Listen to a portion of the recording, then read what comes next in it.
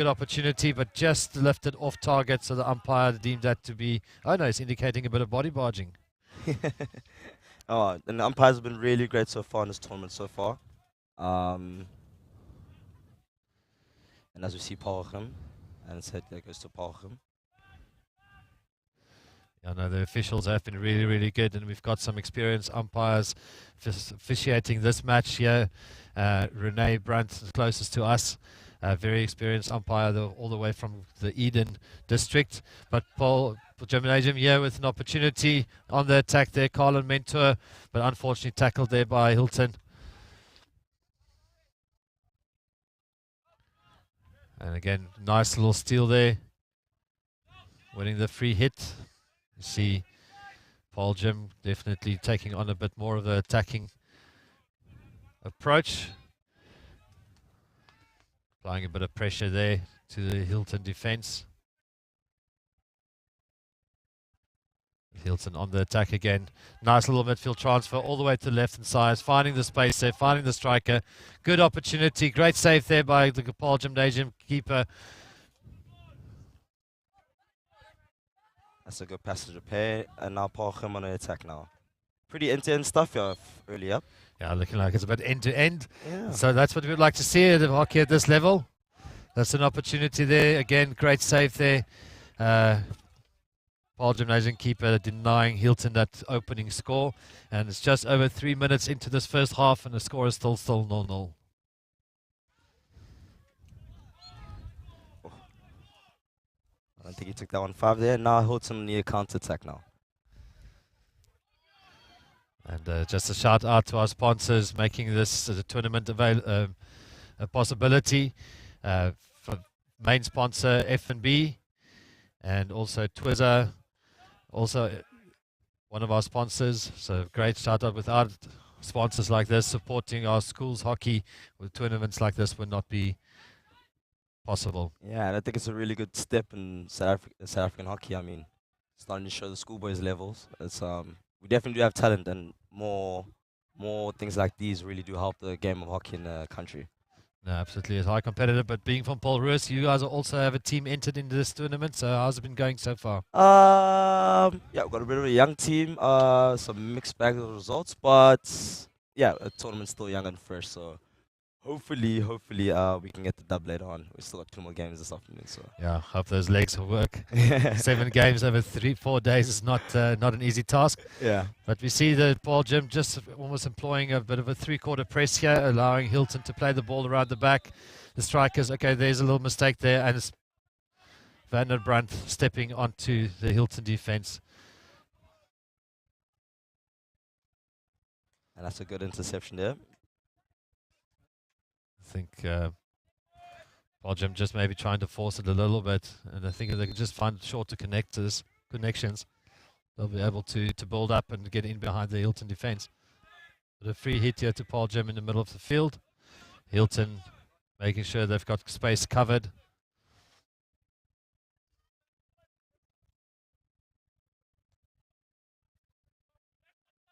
And what have you been thinking about the level of hockey so far, Ian?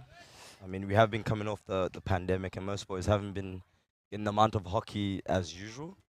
Yeah, I think it's bit of a Dangerous play there. Bit of a wild swing at the ball there. I think in general, it's maybe some teams might have been a little bit inconsistent, Yeah. but that's to be expected. And like you're saying, it's a young crowd. If you think about it's under 17 tournament, so it's a mixture of grade 11, 10, and grade 9s. And some of the grade 9s haven't even seen a full field, hardly played in the last 2 years, played a full field game. Yep. Right through the legs there, and the keeper will not be happy with that one, but that puts Hilton on the scoreboard at Paul Roos, and now also supporting. Yeah, no, it's always nice to see. Whereabouts in Natal are you from? I'm a Westville boy, so Okay. Hilton used to be my rivals, but I guess since they're here, I guess I gotta support them. But I'm currently struggling to connect there in the final third, but they are getting. Looking for those opportunities out the back there, but Hilton applying a lot of pressure, and again, Peter Rousseau not being able to get the ball out. I think he's looking for the transfer ball, but just willy-nilly definitely. playing the ball into the middle there. And I think that's a discipline that Hilton is showing a little bit more than Paarl Gym, is that they really just not afraid to pass the ball, maybe connect the passes with each other, whereas maybe Paarl Gym is just a little bit too hasty with their passes and just throwing it onto players that are being marked. So putting themselves under so much pressure themselves, not even Hilton applying the pressure, but maybe rushing things a little bit. So yeah, definitely. I think it's a mixture. It's a mixture of the two. It's also Houghton being very patient in the press. I think they're trying to make them win the ball in those midfield pockets, and I think they're executing that plan really well at the moment. Here we see Paarl Gymnasium stretching the field a little bit, outletting with the back four, trying to make sure there's a little better connection. That's what we want to see, and unfortunately, just not able to connect with the striker Liam Bass, captain of the Paarl Gymnasium boys team. A little bit of a razzle dazzle there. Yeah. So I'm trying to move umpire, but that's for the viewers at home. That's one of the rules. If the umpire's blown the whistle, the opposition player is not allowed to interfere with the game unless the ball's moved for 5 yards. Otherwise, he could be blown up for interference or even a carded. Like we said, we've had really good quality umpires so far in the tournament, allowing the game to flow, good advantage being played, but very much in control of the game. Definitely. I think all around, even the outfits of the umpires, I think all around, it's been a 10 out of 10 performance from the umpires this tournament so far. No, definitely. What you think about the kit, Ian? Purple. Yeah. And there is a wonder what that card was for. But Louis Dupassani being sent there for 2 minutes by umpire Rene Brandt. And there's an opportunity, but unfortunately there was a bit of an infringement, and it's a free hit to Paarl Gymnasium. Paarl Gymnasium definitely in this first half absorbing most of the pressure, just really struggling to get out. And if you were the coach, what would you be saying? Now we're getting up to halftime. What would you be thinking of saying to your team if you were? Yeah, we see another opportunity here with that goal, but just denied there. Looks like there's a stick infringement there from the Hilton boys. I'll definitely, on your question, I'll definitely be telling the Paarl Gymnasium boys, maybe just slow it down a little bit and more connections. I think manipulating the press of the Houghton boys, I think of the first phase, the Houghton boys are trying to put a lot of pressure on their centre back. So I think the spaces are behind them, the spaces are in their midfield, and if they get higher and wider, I think they can exploit Houghton on these wide areas. So it's all about getting that ball there and having the confidence to play through that initial first phase of that press. Yes. And then, everything will be better. It'll look better when you get up in that press, up on their defensive line. So definitely a lot more attacking needs to be done. I think more ball needs to be played, less ball needs to be played in the Paarl Gymnasium half, if I was the coach, and look to set up our platform a lot higher. So. Yeah, no, seeing that almost implied like a bit of a running press there. In the moment they started running at the Hilton defense, they started making errors. Yeah. So maybe just not being on the back foot so much, but really getting in there, playing with more confidence, like you're saying. But let's give it Hilton. And for those viewers that might have just joined us, well, you've got Paarl Gymnasium on the attack, Paarl Gymnasium playing in the green and Hilton on the white. And we see an opportunity here for Paarl Gymnasium to get a circle entry and hopefully an outcome. And that is a shorty. That is what happens if you query the umpire and start moaning at the umpires for blowing. And Hilton being a little confused there, emotions high. These are still young teenage boys. Discipline. My coach back at school would shout, discipline, boys. I think that's a very valuable part of the game, I think. And that's it. It's an opportunity for Paarl Gymnasium to get onto the scoreboard here. I know they've got a very good drag flick, but can they make it work for them and maybe equalize here just before halftime? Hilton still 1, Paarl Gymnasium 0. But that, like you said earlier, anything can change. The game's not over till it's over. And we see Carl and Mentor there setting up for the flick. Let's see what Paarl Gymnasium can do. I think it's their first attack since the first 5 minutes. It's a good push. And there we go. getting, like we said, top right corner. Great flick there. Paarl Gymnasium on the scoreboard, and that's what Hilton does not want if they can just get their discipline sorted out. But Paarl Gym equalizes, and what a great flick. Let's have another look there. It's an absolute bullet. Don't think the keeper even saw that coming.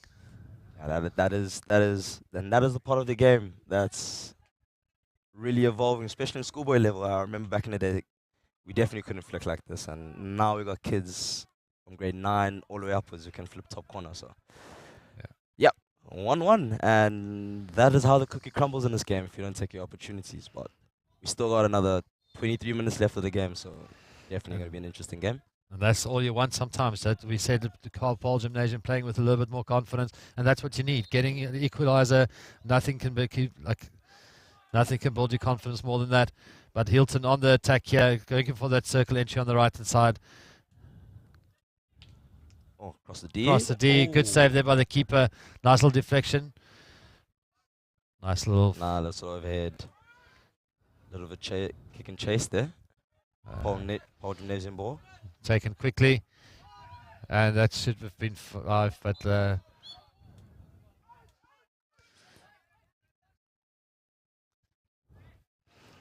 And there we see Carlin flicking again. Top right corner. Not making any mistake. Postman frustrated there. So bit of a direct ball down the middle of the Paarl Gymnasium's press. That shouldn't be able to get there through this so easily. But Hilton, nice little transfer around the D, but well intercepted there by Jacques Buerta. Paarl Gymnasium coming down the left-hand side. Winning a free hit there, taken very quickly by Captain Liam Bass. And Hilton captain now on the counter. Nice little hold up there. Overrun. Trying to find the T-point entry on the right hand side, but just well defended there by Paarl Gym, and it's going to be a long corner for Hilton. They've got 30 seconds left in this half. Are they going to be able to win a PC just before halftime, or is the clock going to stay 1-1? Scoreboard 1-1 before we finish off. Good circle entry there. Still got the ball. Oh. Again, well defended there by Paarl Gym, goalkeeper. He's definitely seen some actions and they've definitely made some good saves there. Theo Oudendal and the goals for Paarl Gym. And yeah, what we're seeing, I think Paarl Gymnasium are very comfortable in defending. I don't think they are afraid to be inside their own half like that, and that is half time. Just going for a short break, and we'll see you soon for this titanic clash here between Hilton and Paarl Gym, and 1-1 at half time.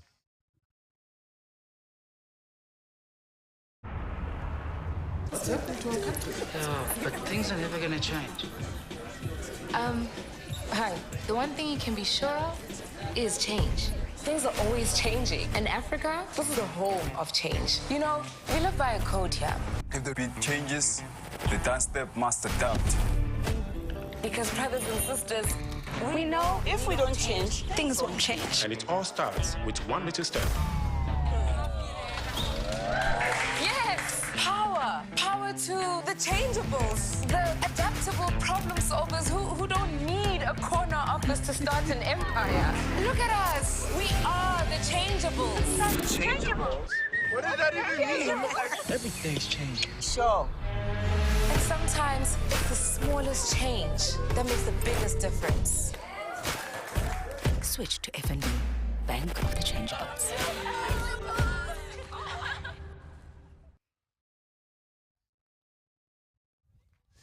It's a great afternoon here in Paarl at the Paarl Gymnasium Top 12 Schools Hockey Festival for under 17 boys and girls. And it's a great way to end the season and also have a bit of a scout for talents for the next year's under 18s. And I'm Ian O'Dear. Joining me in the commentating box here is Simboso from Paul Roos, also another Boolander. Enjoying the nice Boland weather we've got here. Good afternoon, Bosso. Good afternoon, Ian. Good afternoon, Ian. What a first half that was, and I'm really excited for the second half. Yeah, that's very, very exciting. Hilton scored a little bit earlier on with a great shot at goal. And Paarl Gim just equalising before halftime with a great drag flick from a penalty corner set piece. And here we see the second half on the go. Hilton transferring the ball nicely around the back, patient, trying to keep the momentum and the tempo of the game. And Paarl Gim setting up a three-quarter press. Yeah, and if you just join us after that short break, Hilton have been enjoying most of the ball. Paarl Gymnasium have been defending a lot more, but it's two sides of the game, and we're here at 1-1, and yeah, we are on the edge of our seats waiting for how this game will end. I think we're in for an exciting second for the next 20 minutes. Oh, you see a turnover And there. here, Hilton on the attack within the first minute of the game. Circle entry, but can they make it work? But great defense there by Paarl Gymnasium, clearing the ball out, just relieving that little bit of pressure. I think that's the one thing you definitely do not want, is that right at the start of the first half, conceding a goal, because that's going to put you on the back foot quite a bit. Yeah, and I think Paarl Gymnasium really worked hard to get back in the game, so yeah, that would not have been a pleasant thing for the coach. No. I think Jacques could have been off there on the side. You just imagine the coach saying, "That's not what I've told you at halftime." We just spoke about it. Yeah. Nice little overhead. It's a great chuck, but well intercepted by Hilton. Nice little 3D aerial skills there. Captain questioning the tackle there, and I think that's the boys just need to calm down a little bit. The umpires, we've got really good officials here, and just play the game, allow the umpires to control it. A lot of advantage is being played, help with the flow of the game. But like we've mentioned earlier, we are dealing with some teenage boys, and the emotions do run high. It's a very competitive, both sides. As I would say, as a player, easier said than done, coach. Easier said than done. Yeah. And here we got Paarl Gymnasium trying to work it out the back, and then we see another interception there by Hilton. And Hilton really have been pressing real well. It's another shot on target. I see Paarl Gymnasium has changed the goalkeeper. Theo Indal played first half, but now they've got Genre Niemand in the goals. That's a good eye. I didn't even notice that. It's a very good eye, Ian. Yeah, and what we see here again is Paarl Gymnasium really content and not really holding the ball, holding onto the ball. Really trying to catch them on the counter. Try to hurt Hilton on the counter. And you see that Hilton has also changed their outletting tactic from a back four to back three, trying to get the extra players in the midfield. And Paarl Gymnasium was setting up more of a higher press, and that actually created the space that Hilton was looking for. And we see that now with that getting into the attacking half. But Paarl Gymnasium on the counter attack here. Ooh. And that's a foot. It's good to see Paarl Gymnasium attacking high up the field now. A little bit of connections in the final third of Hilton. It's another foot. And sometimes the best way, do it little bits by little bits. Every inch counts. Step by step. Oh, and a little bit of a rush ball. They're trying to force it into the D. And Hilton have the ball now and attacking.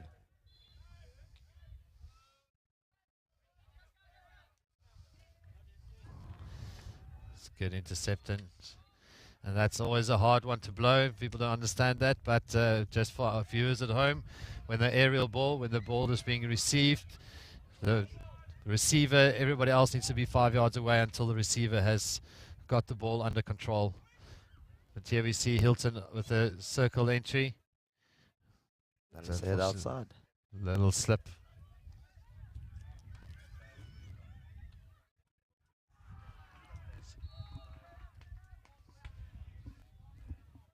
Yeah, and I kind of asked you a question earlier on. Oh.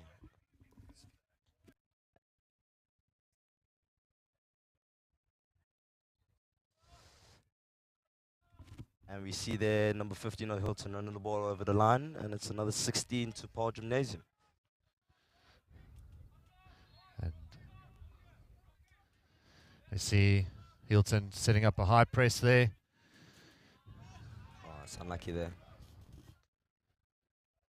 If Paarl Gymnasium can just get those balls connected and get out of this press of that initial phase, I think they'll find themselves in good positions up forward with man-to-man over there. And I think they could really exploit Hilton like that. But so far we're seeing Hilton on the ball, and that's a skipper leading by example, showing a little bit of hands, as they call it back in Durban. Yeah, letting it go all the way back around, trying to get, because Paarl Gymnasium definitely has numbers back there in the circle, crowding the Route 1 and crowding the space for Hilton. And they're definitely trying, but I think Hilton was just forcing that one a little bit too early. Maybe one or two more transfers, waiting for those spaces to open before playing the crash balls in. Yeah. Like you said, we're dealing with teenagers here, so they do get a little bit of frustrated at times. Yeah. But nonetheless, we're seeing some really good hockey all over this weekend. And again, with a tournament like that is not possible without sponsors. So just a big shout out to our main sponsor, F&B. And with all the parents not being able to spectate due to COVID regulations, all these events being brought live to you by School Sports Live. And we've got a fantastic new technology on the B turf, a pixel camera that follows the ball, and has been so. No, you can follow the games now on the B turf on the Super Sports app that you can download from Google Play. And here we see Paarl Gymnasium on the counter attack there. Vandenbrand on the ball, winning a free hit, trying to find the teammates inside the circle. But that was a good opportunity for them. But the strikers just not getting the touch on the ball, being delivered into the circle. I think what we can see when Paarl Gymnasium really get high up in the field is that they've got really man for man with defenders really marking them, and that's really a point of order that they can really attack Hilton on there with less numbers in defense compared to Paarl Gymnasium flooding Route 1 every single time. And here we see another 16 for Paarl Gymnasium. Hilton showing some urgency on that attack and on that circle entry, trying to get that shot on there. And that's what I have to say, the Hilton boys have been doing well, is controlling the tempo. They know when to speed it up, when to slow it down. See, Colin Mentor scored the goal for Paarl Gym. Nice little build up there. Unfortunately, just not being able to get that final connection. Yeah. I think it's Aldianel on the ball.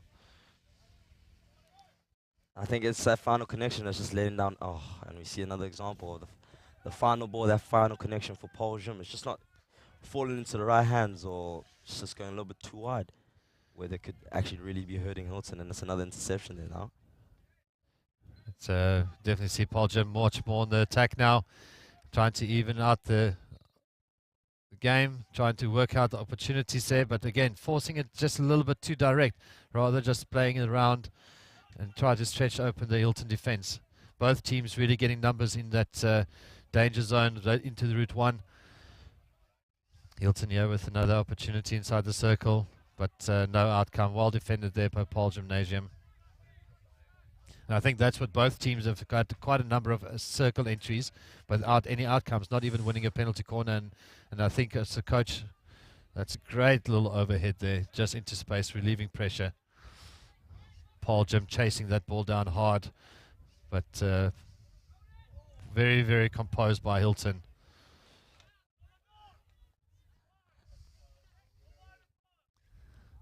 Great little 1v1 elimination there by Hilton. And again, just the double turnovers in this match is a little bit worrying for both sides. And I think that's something the coaches need to be addressed, how easily and cheaply the ball's being given away. And I think if you have a look at the Hilton coach, Damien Kimfley, he's really not happy with the amount of double turnovers. Oh, is that a card here? You see time's been stopped and the umpire's calling over players. I wonder what that was for. I think someone's hobbling off the field. I think both teams now getting a little bit of a breather. The tempo has been quite high, and it's a bit of a heated day here in Paarl. It's a light breeze, but it's not as heated as these games. Yeah, this Boland region and its weather is really confusing sometimes. Like the days are really, really hot, and the nights are extremely cold. I see another bully there. It's the second bully we've seen today, and it says, just for those of you who want to know why a bully has been given, it is because the game has been stopped in mid-play where there wasn't really possession lost by either team, and the umpires called the game to a halt. And now to restart, we just restart with the bully, with the opportunity for any of the two teams to be able to win the ball. And Hilton on attack here again on the circle entry, trying to find the foot again, getting that outcome that they've been working for, congratulating each other for winning that PC, and an opportunity here for Hilton to maybe take the lead. The score is still 0-1 all, and we're 10 minutes into the second half of this clash between KwaZulu-Natal and the Boerland. Well, we didn't have an IPT this year, so this is the closest we're going to get. Kids as are really, really similar, so we'll give it to the boys. Setting up two castles, two flickers. A flicker from second castle, but straight into little high. Hilton boys complaining, but that is dangerous because it was over the knee height. And Paarl Gymnasium not being able to control, but the defender's not 5 meters away. Oh. And can they capitalize here? Can they make it work? And that is the new rule, a penalty stroke being given by Paarl Gymnasium. It is if the defender or brings down an attacker inside the circle to the floor, then it is an immediate stroke. And the umpire is obviously applying that rule at this particular point. And that was a really, really good play there by Paarl Gymnasium. I think they're off the short corner to throw the ball into that space where you can get the 1v1s. Yeah, sometimes you do get lucky and things like these can happen. And again, there we go, see? That was a bit of body barging, bringing him down without really trying to interfere or make a tackle. And again, we see against the run of play, if I could say, Paarl Gymnasium with the opportunity not to equalize now, but to go ahead with minimal ball. And what a save by the keeper there, Van der Brandt. Just a little bit upset not making that flick. But celebrations on the Hilton bench and in the Hilton squad there for a great save by goalkeeper. Wow. And they say great goalkeepers can win matches for you, and this was a good example of such an occasion. Goalkeeper denying Paarl Gymnasium taking the lead in this match.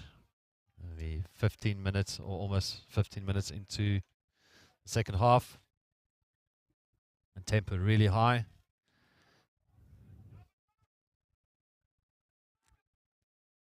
Hilton bring the ball out all the way, trying to drag out the Paarl Gymnasium players, but Paarl Gymnasium has been marking the Hilton boys in the circle quite well. Trying to get... Yeah, and I think defense is part of the game, and Paarl Gymnasium are really showing that you can actually be comfortable in defense. And yeah, blocking out that route one, they really are making it hard for Hilton side has had a lot of possession to penetrate the side. See, Paarl Gymnasium really trying to work the overheads here. It was a good connection. It was well received there by Paarl Gym midfield. I was going to say, I feel like we're watching a Springbok game here with the amount of overheads we've been seeing. Taking, there's a replay on the penalty stroke there. Vanner just going for the top left, but a great save there by the goalkeeper of Hilton. And try to building up down the right hand side now, looking for the 2v1 connecting passes, but just again just not getting that last touches on the ball. Yeah, and if I was the coach of Paarl Gymnasium, it'll be that final touch, Nadi. Yeah, putting the Hilton boys on a lot more pressure and actually punishing them if they're out of shape. So Hilton playing the back three, and a much better. See, that's the pressure we were talking about. What you've mentioned now. If you can just get the backs, there we go. Nice little turnover, and another turnover. And that's what we don't want in the midfield, especially in the midfield, those double turnovers. But again, another turnover. Nick Smith stepping in there very nicely for Paarl Gym, going for a little run, trying to get into the circle there. Tackle there. And they're trying to work. With the baseline or a little bit of skills. Long corner, Paarl Gymnasium.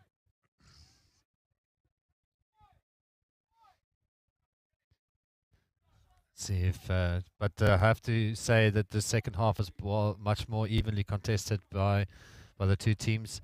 The first half, Hilton did dominate a little bit, especially the first 15 minutes. Carlo Mentonio with a shot, but saved by the keeper.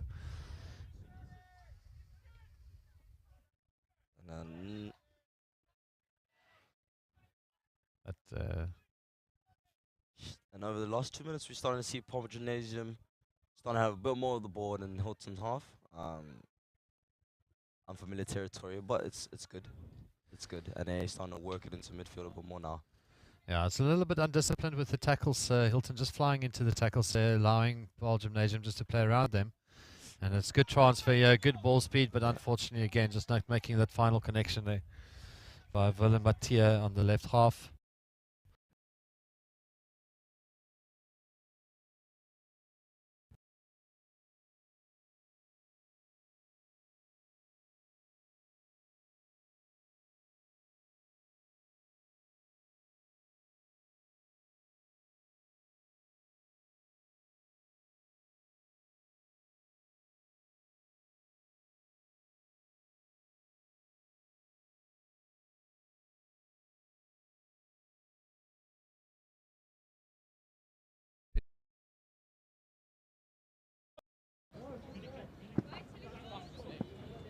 Come right, yeah. There's the left. Man on. Got that, inside. Oh. Multi-force. Yes, now roll it. Hilton have really been good at today is really that first phase press. I think they're putting in the back four on a lot of pressure. Kind of going man to man, literally off the top, as if they have 4 strikes with the outside midfielder stepping onto that outside back on the opposite side.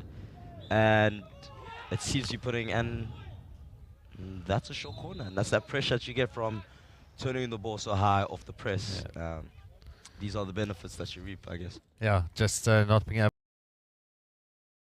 to the ball off the foot, and you can see hands on the head. It's not something you want to do right now. And within the last few minutes of this match, it's only 2.5 minutes left, and Hilton with an opportunity here to go take the lead. But let's see if the PC defenders can keep the ball out. Setting up the 2 castles again. Going from the second castle, little zigzag. And well defended there, and a good opportunity here for Paarl Gymnasium to go on the counter-attack. But can they move the ball quick enough? But Hilton doing extremely well, making sure that they fix and work back to deny Paarl Gymnasium a counter-attack. Nice little side overhead, well received again. Nice little outside play here, going on the right side circle entry. And Paarl Gymnasium here with another opportunity. Can they make it work? And it's a short come. And it's really end-to-end stuff here. The coaching staff and the bench on the Paarl Gymnasium side is getting super excited. Both sides, you can see, it's I don't know if they're enjoying watching this match, but I'm sure we are enjoying watching this very well contested game. And it's turned out to be a really, really tight fixture between these 2 teams. KZN versus Borland. Yeah, so 1-1 with 1 minute 30 seconds left. And they scored from their previous PC. Can they, just before halftime, can they now do it just before end to go 2-1 up? That's again the keeper saving with an upright. Oh, another save, double save by the keeper. Yeah, this keeper has definitely kept the Hilton boys in game. Did I go 5? And I think the other umpire signaling to the other umpire that it did not go 5 there. Less than 50 seconds left in the game. I think we'll be seeing a lot more long balls here and teams trying to press for the W here. Yeah, no, they're definitely going to try and at least win a penalty corner. They just need to get that circle entry. And yeah, we see another look, but not there. Bit of an early celebration there by Paarl Gymnasium player Nick Smith. VAR. But here we see Paarl Gyms really setting up the press, trying to win the ball, try to get up there, they really need to get to move the ball a little bit quicker. The urgency on the ball was just not good enough. The dying seconds here, we've got 5 seconds. Can we get a circle entry? And there's a penalty corner. The Hilton defense not moving 5 yards before interfering. And I think the umpires are going to meet in the center over there just to chat about that one. But we do have a Hilton boy who seems to have a head injury on. I hope he's okay. I think while we had, I think another special mention has to go out to the medics out here who are keeping the boys safe. Definitely. All in all, a really well organized tournament so far by Paarl Gymnasium. I know that the tournament organizers have done a really good job and making sure that everybody is also COVID protocol safe. And it's that's the final whistle going there, and see, it's a bit of confusing. There should be a penalty corner that was indicated, but now it seems like the decision maybe has been overturned.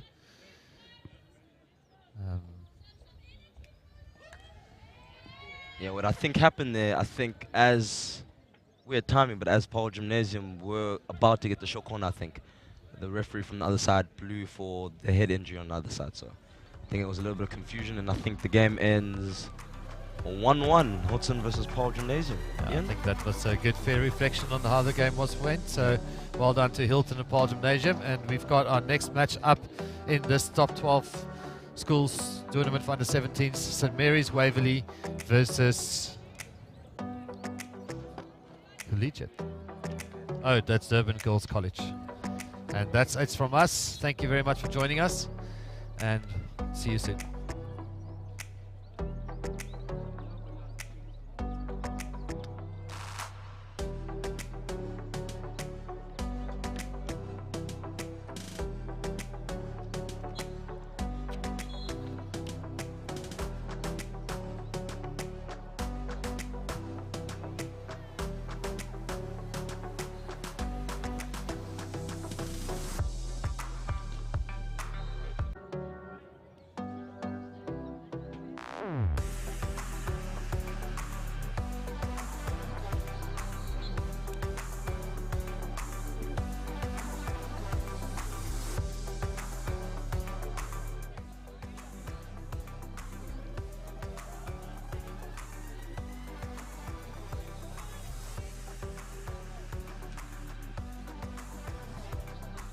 Hello, my name is Mbuso, and welcome to another fixture here at the Paarl Under 17 Top Schools Tournament.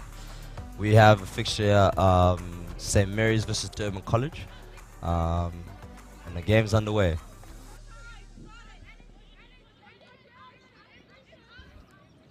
I'm joined by my fellow commentator, Elise, am I saying it right? Elise? Ilse. Ilse. Hello, Ilse, welcome. Thank you. Yeah, Muso. Thanks, Muso. Here we go. Locked in over here with the St. Mary's match against Unisi.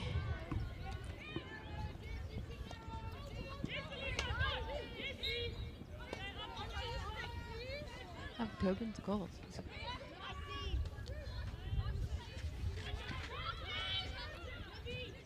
I see St. Mary's on the ascendancy now with the ball rushing into the D, attacking the D.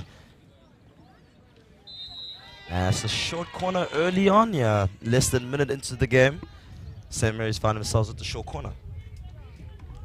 Yeah, I think really great attack over there by the St. Mary's right striker and owning a short corner in the first minute of the match. Welcome.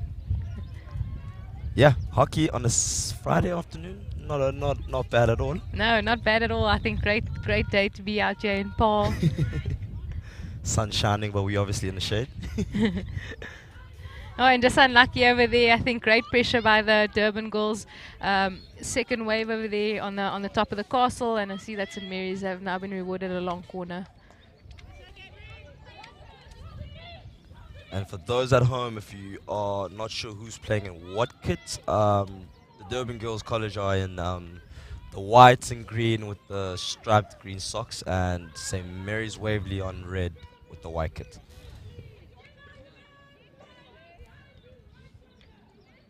St. Mary's really enjoying much of the possession early on, but it's only been 2 minutes attacking the D again. think it's great to see just the attacking power of St. Mary's over here in Durban, just absorbing the attack after attack, and yeah, they've just earned themselves a good free hit outside of in their 25.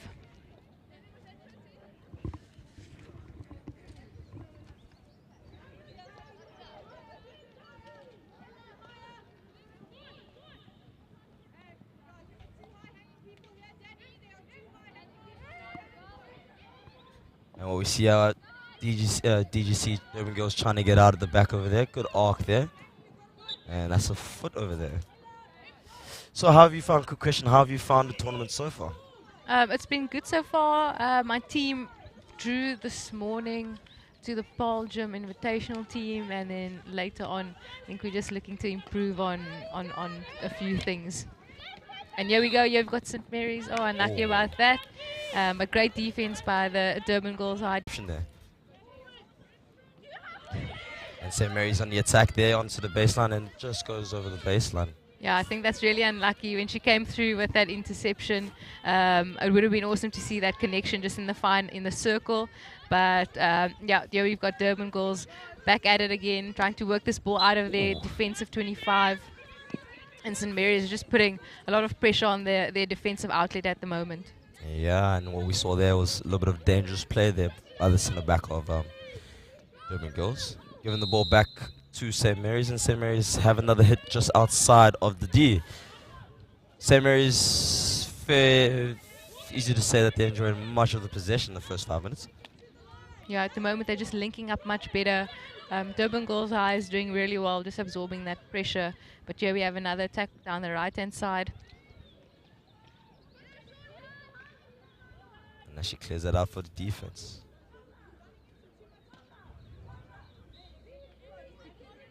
And we have a 16 here. I mean, a long corner. Sorry, my bad. A long corner, my bad. Another interception. Yeah, and DGC really struggling to get out of their own 23 right now. But yet to concede.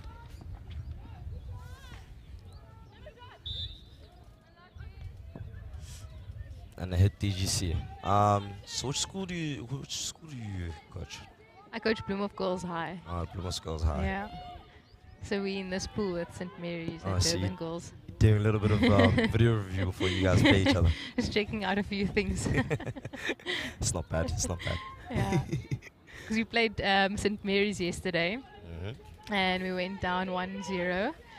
So looking obviously to get on the scoreboard again. Yes. In this afternoon's match. Yeah. As we can see, St. Mary's still have the ball, still got possession, and she's moving around.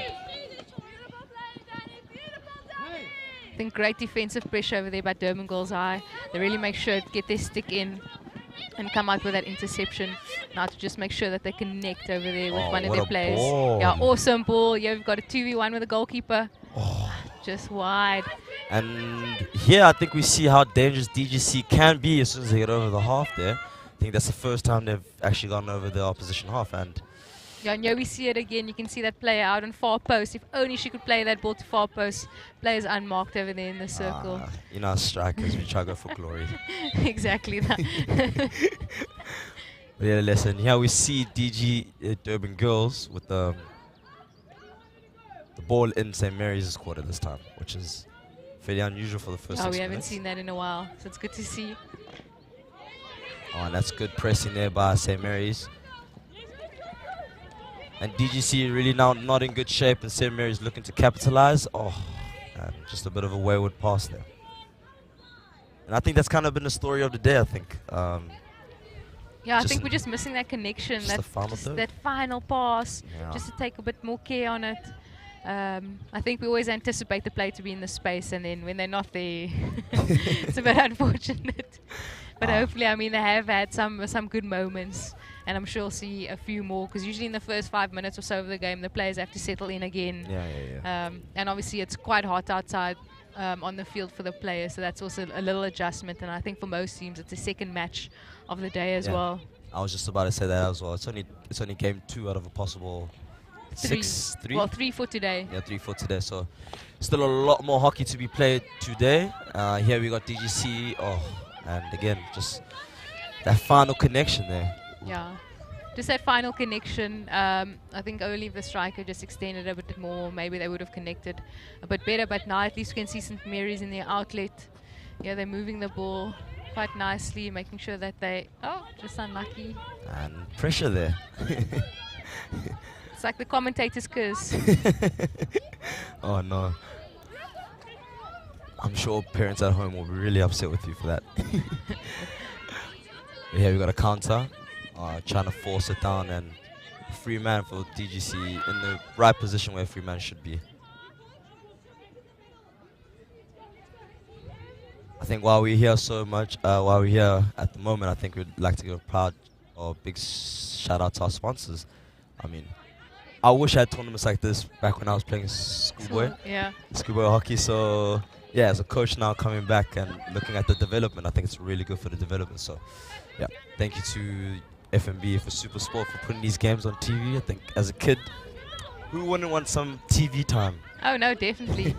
And obviously it's the first time, a nice competition for everyone. Yeah. I know quite a few of the schools have missed out on their hockey season, so this is actually a great way just to showcase some of the talent and obviously look towards next year with the under-16s and the under-18 squads. Yeah.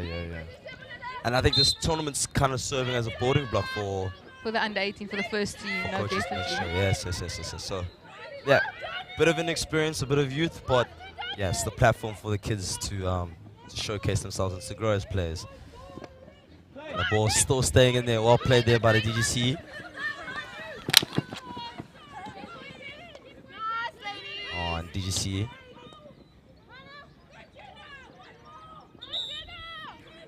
And it's a short corner. Yeah, I think really well worked over there by Durban girls. Started in their defensive 25, worked it all the way up to get rewarded with a short corner, and they also had that extra man on far post, so they're doing really well getting behind St. Mary's structure. Yes. 10 minutes gone in the first half. It's still don't know, and Durban girls have a short corner. I think it's the first short corner of the day. Yeah. Second short corner. Second, because of St. Mary's. Yes, it's first for DG for Durban girls. DGC, yeah.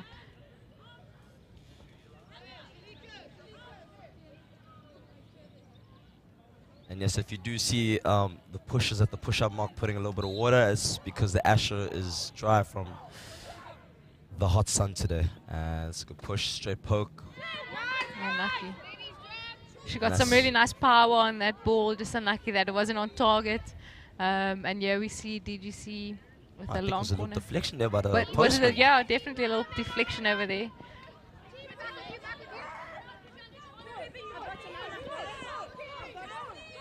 That's a good drive there by the DGC girl. Still got the ball.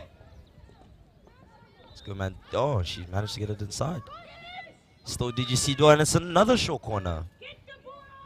And pressure.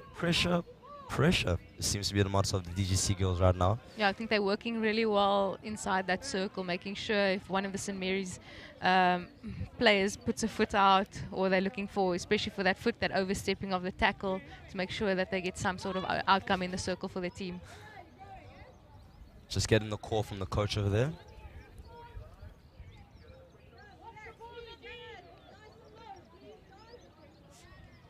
Let's see what they got in store for us here.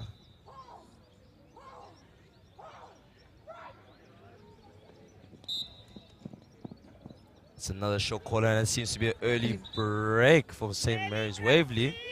And they'll have a retake of the point into corner with one less person. I think this makes the job just a little bit harder.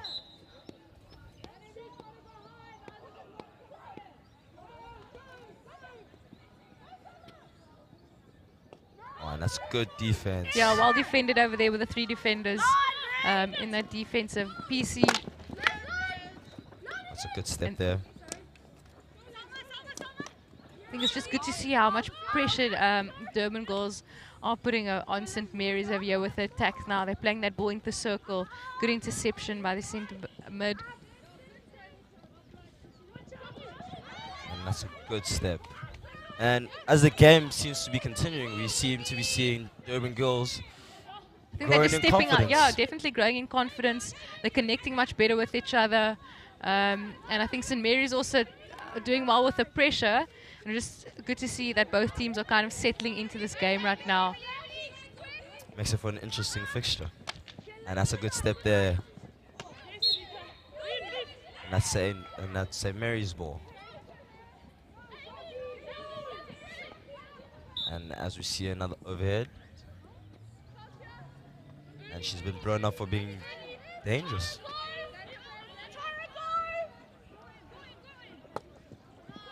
That's a good ball.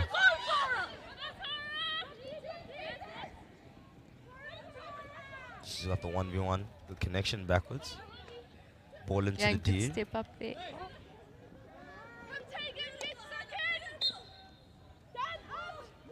I think it's also good to see that Durban girls just taking their frees much faster. And yeah, we've got them back in the circle. Can it be? Oh, what a great save by the goalkeeper. Oh, and a little bit of a cheeky back pass over there. I think as we're going into the game, I think we're starting to see they're just playing a bit more with flair. So yeah, we can see in the circle, great back pass, but a superb save over there by the goalkeeper to keep the Durban girls out of St. Mary's Waverley's goal box. Yeah, definitely a superb save by the goalkeeper there. And St. Mary's seems to be under the pressure over here, under the pump. Under the pump. Under the pump, yeah. They do, but I think they're doing really good under the circumstances.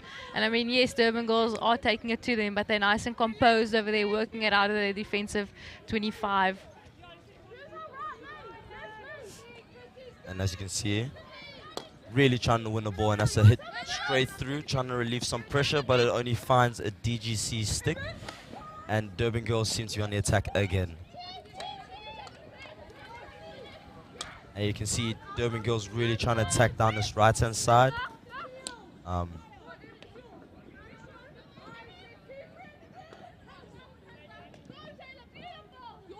think St. Mary's just have to get some composure and calmness, get the ball, disconnect, bring it back to your game plan again, because I think it's a bit frantic both sides. So they're attacking and then defending. But I guess that's a game of hockey, eh? It flows like that. So as we enter in the last 5 minutes of the first half.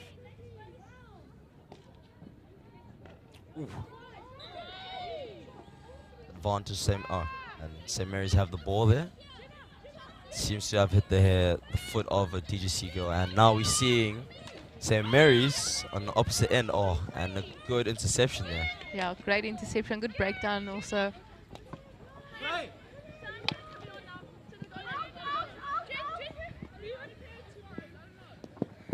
Unlucky with the pass there. Seems to have just gotten hooked on a stick when she tried to pass it on the back stick. But yeah, 16 minutes into the game, less than 16 minutes in the game, and it's still no on either side. And St. Mary's have the ball. Yeah, I think the teams just have to go back to connecting over here with each other, clearing it out there. And here we see St. Mary's on the attack. Oh, good drive there. And it's a short corner for the stick tackle there. And against the run of play, St. Mary's Waverley have a short corner. It's their second of the game. Yeah, their second of the game. And I think well worked short corner as well, taking all that pressure.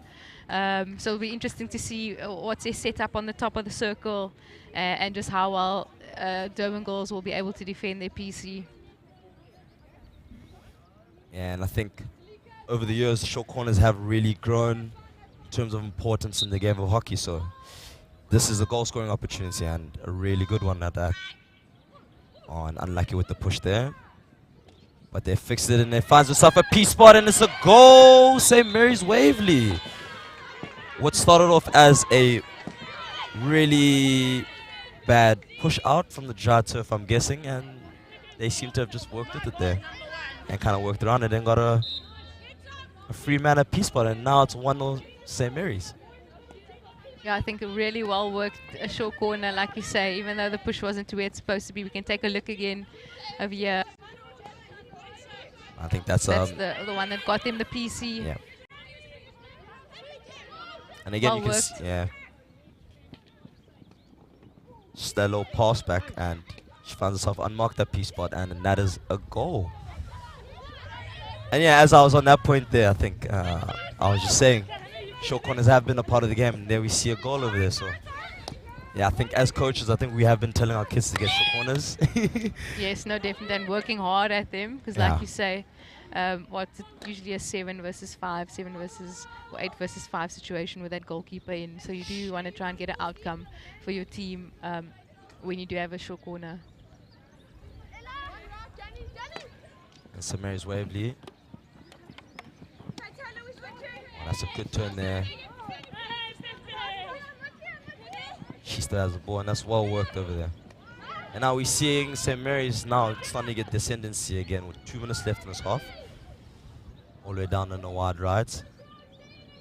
I think sometimes you work so hard just to get that goal, and once it happens and once it comes, you know, everything just falls into place again for your team, because now you can breathe and you can be like, okay, we've got this. Yeah, I think as coaches we get so frustrated because we've worked on plays and worked on passing the ball 1,000 times. Oh no, definitely. And I think it's a common saying of that first goal, get that first goal first, get that first goal. So things do tend to settle down after that first goal, and we're seeing St. Mary's again starting to settle in after that goal. And that's the ball into the deep, but great step there by the free man of DGC. She seems to have winning a lot of ball in them areas over there, especially when St. Mary's Waverley are trying to hit the ball from deep and force it down Route 1. But again, we're seeing St. Mary's now with the ball. And yeah, back with it and back with possession and playing with a different, like more confidence actually. Yeah. Now they're taking on, getting something. And that's Durban Girls' ball. 1-0 down. As a coach, what would you be saying to the girls going into half-time now? I think just sticking to our game plan. I know it is a bit hot out there. Just have to keep working hard for each other. Just maybe 1 or 2 changes, maybe apply a bit more pressure when we're out there. Take care on that final pass. And they've gotten a few, 1 or 2 pieces now. So we've taken a look at how they run out and where we can execute a bit better. Yeah, definitely. Wise words from a coach. And again, we see a long ball attempt there by St. Mary's, but it's just been intercepted by the defense of the Durban Girls College. And unlucky there. I thought they had the ball there, but seems to have been a mistrap or foot. And that is half time.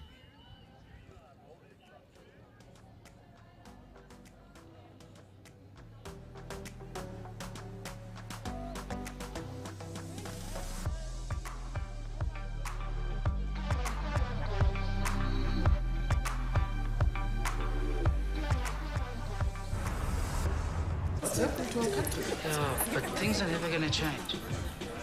Hi.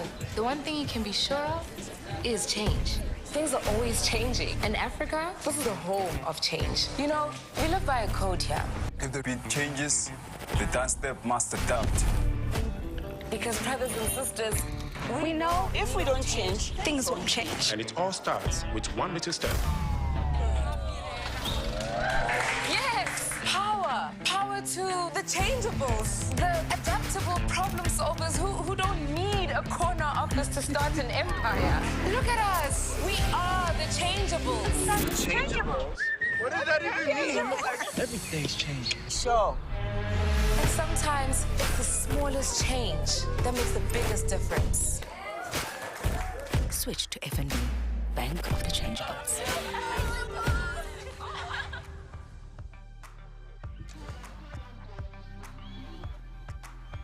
And hello to those back home. We are back after a short break.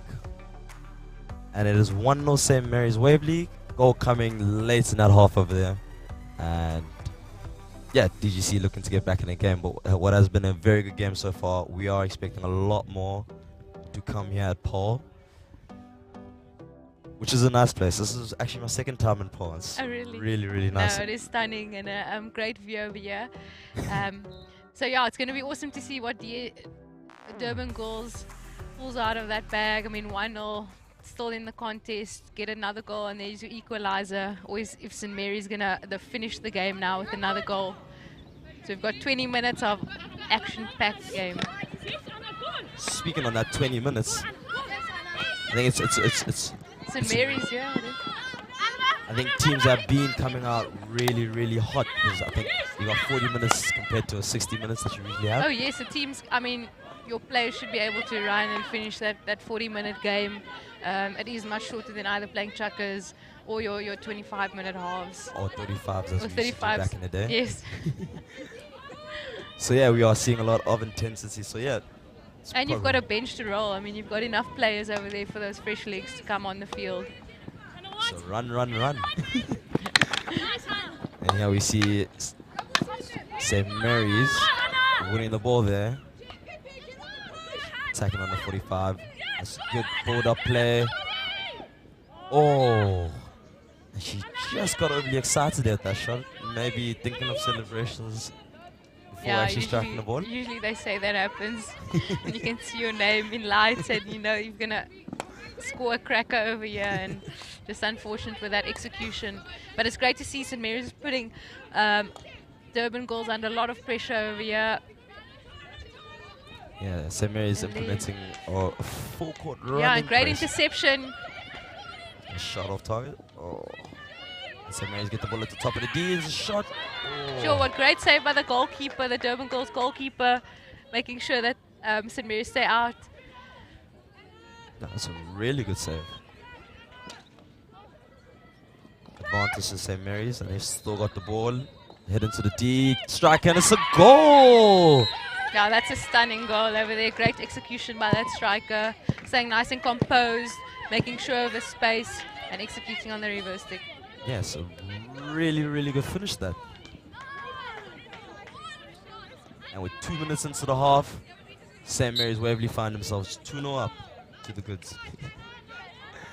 And DGC with everything to play for, yeah. Yeah. I think that's also what you want. I mean, when your team's playing in that second half, you want them to score early, just to get that bit of relief. And now we see St. Mary's again on the attack and Durban goals on the defense. Any Liverpool supporters out there will be shaking, will be nodding with you in agreement because, yeah, they like to score early. And just another...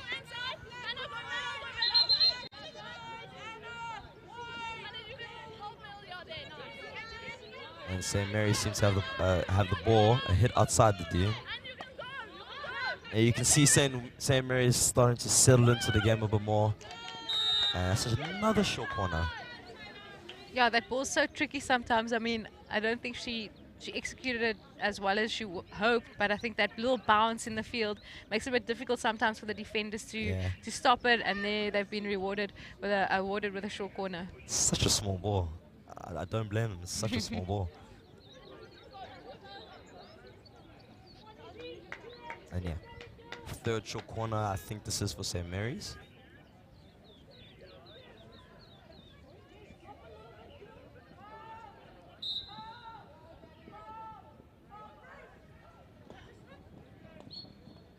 Oh, a little bit slip. And a shot. And it goes wide. Yeah, I think well defended over there by that second runner that came out to the first castle. And you've got Durban goals. Senesi. Unlucky, they're really trying to force it down. And good recovery deep by St. Mary's Waverley after that short corner. Now they find themselves in attacking position. Oh, good execution of the score there.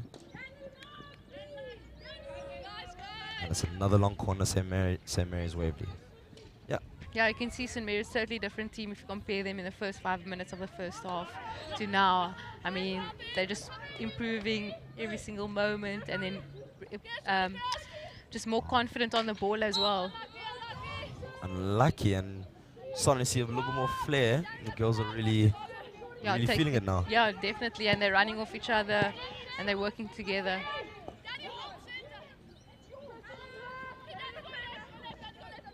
Yeah, and if I was DGC right now, I'd really be trying to take the sting out of the wings of the St. Mary's team.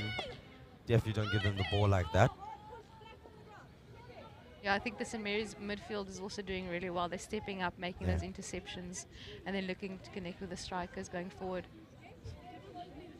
Yeah. And I think DGC needs to start doing a little bit of that, just a little bit of step-up play from the back, getting into the midfield from the midfielders into the forwards and starting to play a little bit more hockey in St. Mary's' half like they did in that middle period of the first half. Like we're seeing over now. Oh, she would have been crying for the advantage there. But nonetheless, DGC ball.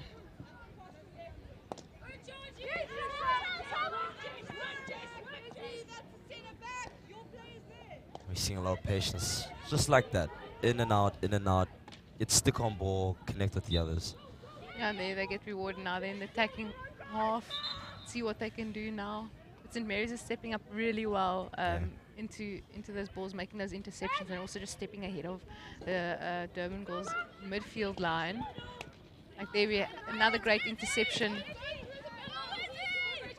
I think as good as they are in attack, I think in defense as well, especially in counter D, they are really in shape, good shape to try and win that ball back there. And as we see a ball hit across the D to the top of the D. And it's another short corner. St. Mary's Waverley really stacking up the short corners now.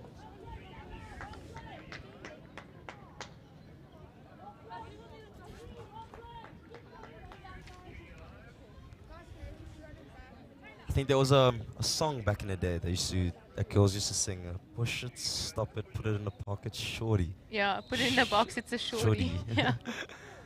And yeah, I think St. Mary's Waverley really leading by that. They really are trying to get the ball in the D and really are making it dangerous. Yeah, I think they just want to make sure that they also execute on the short corner now. Yeah. So they've had quite a few. It's a good push. Slip all the way to the slip. Good save by the keeper. Another good save by the keeper. Yeah, great, awesome save by that keeper. And a nice little execution over there, variation with a PC. A little bit of razzle-dazzle. Yeah, it's always great to see that. Express yourselves, kids, express yourselves. I know a couple of coaches will be shaking their head at me now. Just like, no. But St. Mary's with another long corner. That's a good drive. Into the D again. Referee saying play on. And possession back in the hands of St. Mary's again.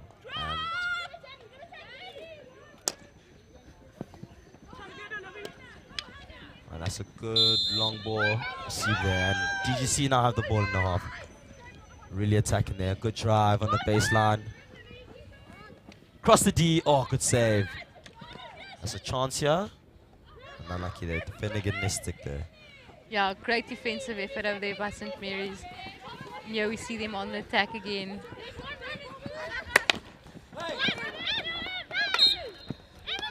Referee saying play on. DGC ball. Now they are taking the ball. Quick hit.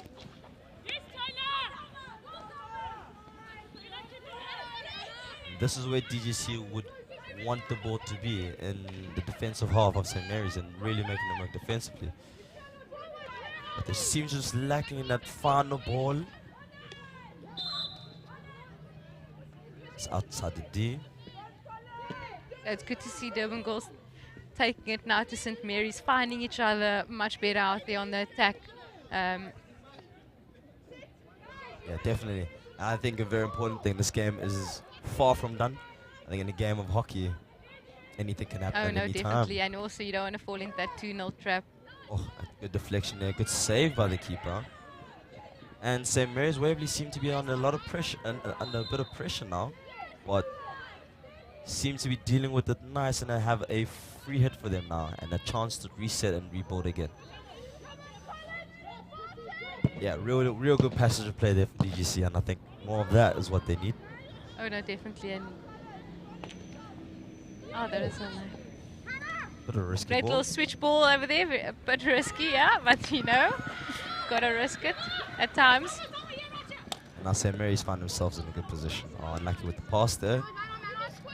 Definitely saw what she was doing, just lacked an execution part. And now DGC have got the ball. Oh.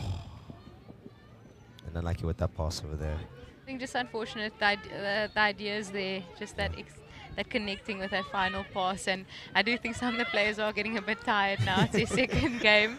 But yeah, it's great to see that they're still pushing through and making sure that they connect with each other. And here we have another attack. Oh, and up. It was a good idea, just falls a bit too far of that outside play there for Durban Girls College.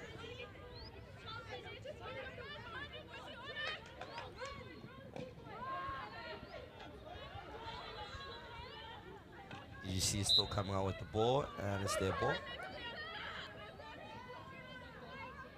And DGC now really starting to pile on the pressure onto St. Mary's. Yeah, they're taking their frees nice and quickly.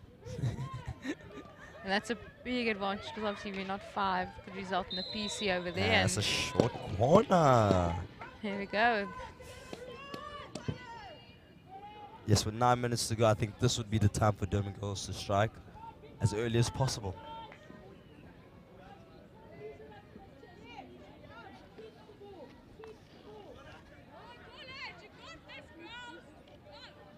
I think it's Durban Girls' second PC, yeah. Second PC.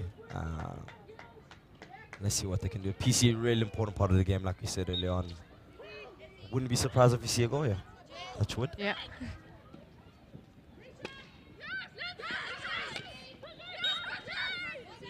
Yeah, well run down by the St. Mary's first run over there, putting a massive amount of pressure on that Durban Girls strike. And yeah, we can see again, great run down, and there she wins the ball for St. Mary's.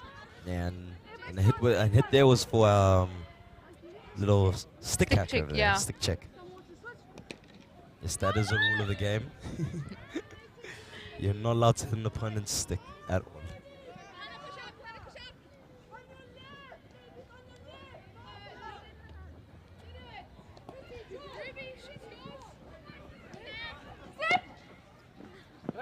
Around there, and you see have found the ball again.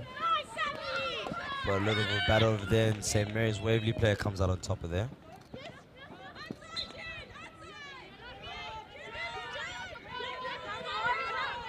With 7 minutes left. Also, what would you be saying to your players as DGC coach? Sure, we want to try and change something, put some fresh legs on, get the momentum, just keep building it, connect with each other, building the important in the defensive half of the field, and then just play a bit with some more flair as we enter in that attacking 25. Yeah. And that's a good ball across. Finds the intended destination. That's a really good ball. Another hit. Oh, that's unlucky over there. Intercepted by the Durban Girls player. Yeah, a little bit more urgency now by DGC, the Durban Girls. Really trying to force the agenda now, trying to get a goal. A great step up. Oh, unlucky with the blow. I must say, I'm really impressed with these umpire kits. Some nice, glowy, bright colors. Yeah, can't miss them on the field. I like the choices of colors as well. Purple, pink, green. Orange. We should get a gold one soon. And a long ball attempt there by GGC just to relieve pressure. Finds a St. Mary's Waverley stick. And now St. Mary's again looking to build up play. A little change of channel there by the Waverley players. Now they're attacking on the left hand side and a good interception there. Yeah, it's just good to see, like whenever Durban Girls play as a ball, there's always 2 to 3 St. Mary's players swarming it to make sure that they get that either intercept or turnover moment. Yeah, and what that does to the player on the ball is they look up and they see a lot of red shirts and little of your opposition. It really makes you feel alone out there. Yeah. Which it's good pressure. Again, another misplaced pass. Unlucky with that pass over there. I think she was looking for the runner there, but I don't think they were on the same page.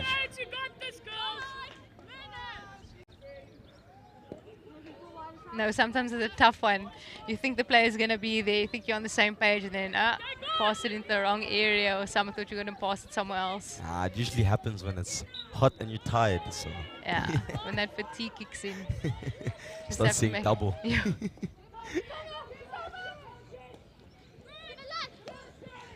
DGC really pushing out 5 minutes to go. Diving attempt to keep the ball in there. And that's just an example of how much this really means to the players.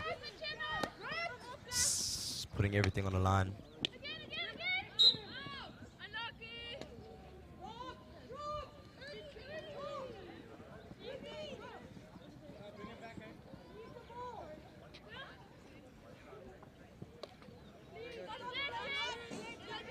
St. Mary's Waverley, if I were them, I'd really be really confident now.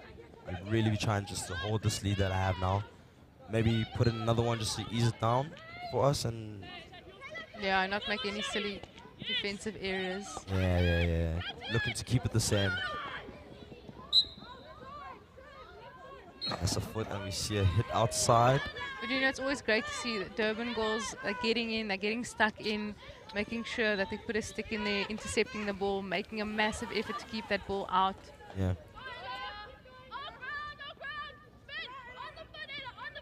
Listen, St. Mary's still with the ball. Looking for that third goal. Possibly the one that will kill the game. But there's still plenty of time in this game for Durban girls to come back and get something out of this game. So it's far from over.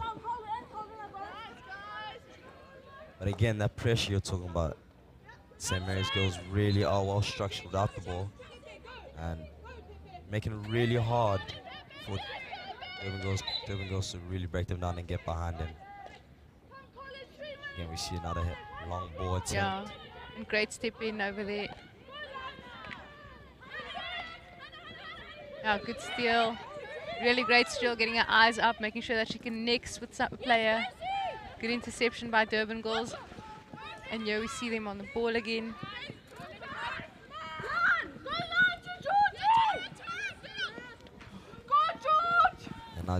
And unlucky there with the receive.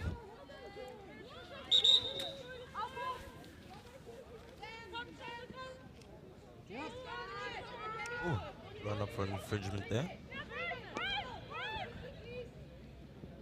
DGC Durban girls searching for that goal, and unlucky there, interception at the top of the D. And another turnover.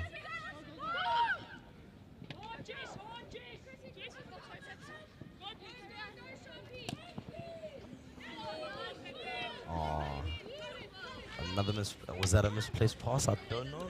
Maybe a strategic pass. Yeah, just to relieve a bit of pressure, put it back in the Durban girls' high defensive 25.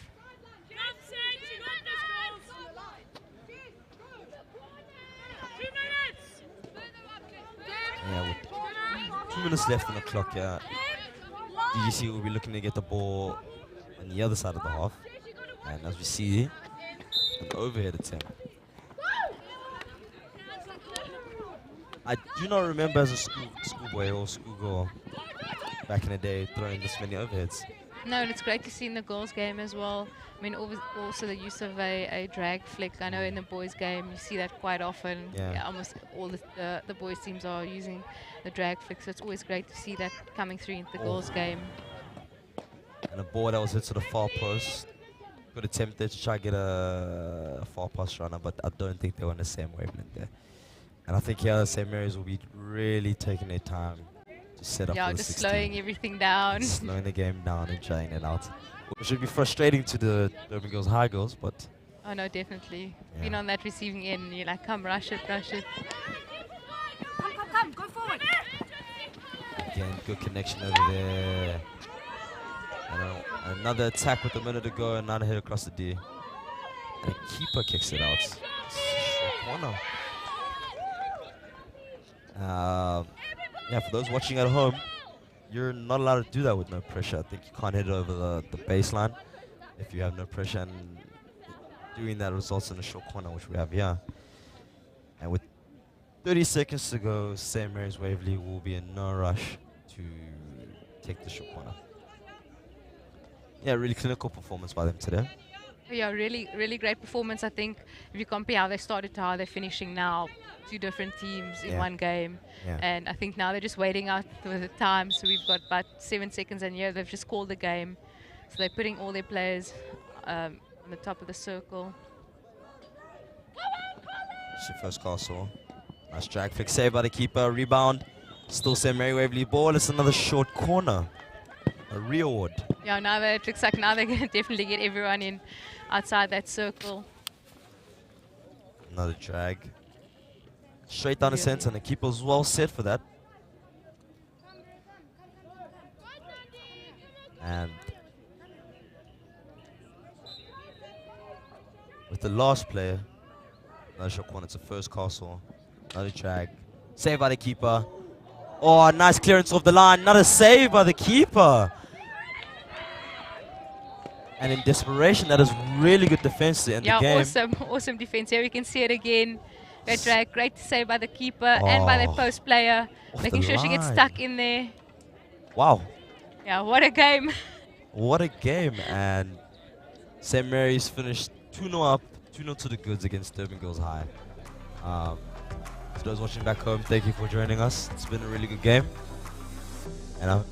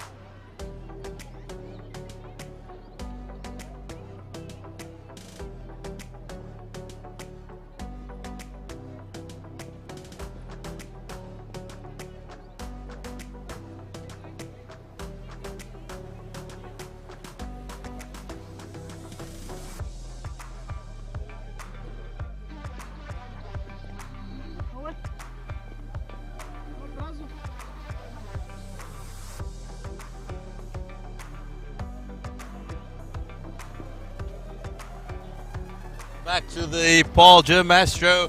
It is St. Andrews versus Stellenberg. It's the afternoon game. The sun is shining beautifully down in the winelands. What a view, such a picturesque view that will be the background for this clash that we have been anticipating. St. Andrews have been struggling, unfortunately. They've gone 2-0 down in their 2 games that they've played.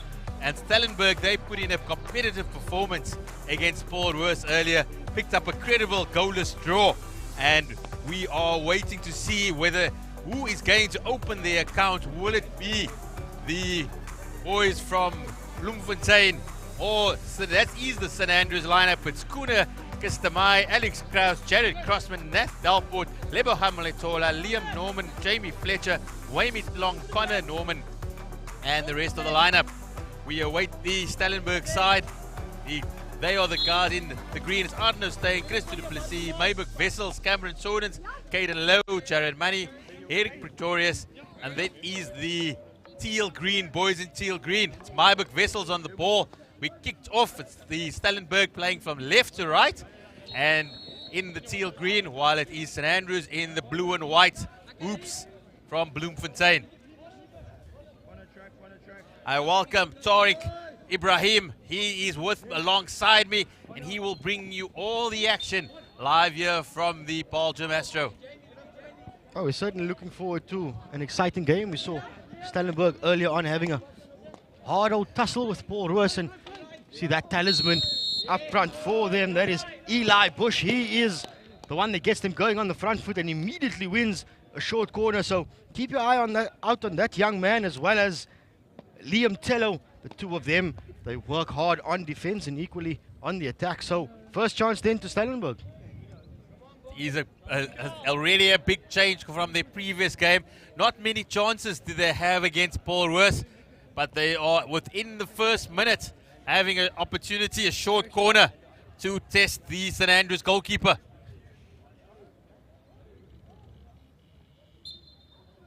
The push out comes. Eli Bush with a flick. Unfortunately, just going wide of the left post. Definitely an opportunity early on for Eli to show his attacking skills. He was more having to play a defensive role in the previous game, but already we can see what he can bring on the offense. And that's that man Tello on the ball, looking get his side back onto the front foot. Plays it back though, just to realign his, or at least allow his attackers to realign as Eli Bush is on the ball, gives it to Maybook Vessels with the bright orange Gray's stick in his hand. But now it is St. Andrews coming away with it on the breakaway, the shot from a tight angle. Fortunately though, John's Garner begging, perhaps the decision making on that occasion let him down.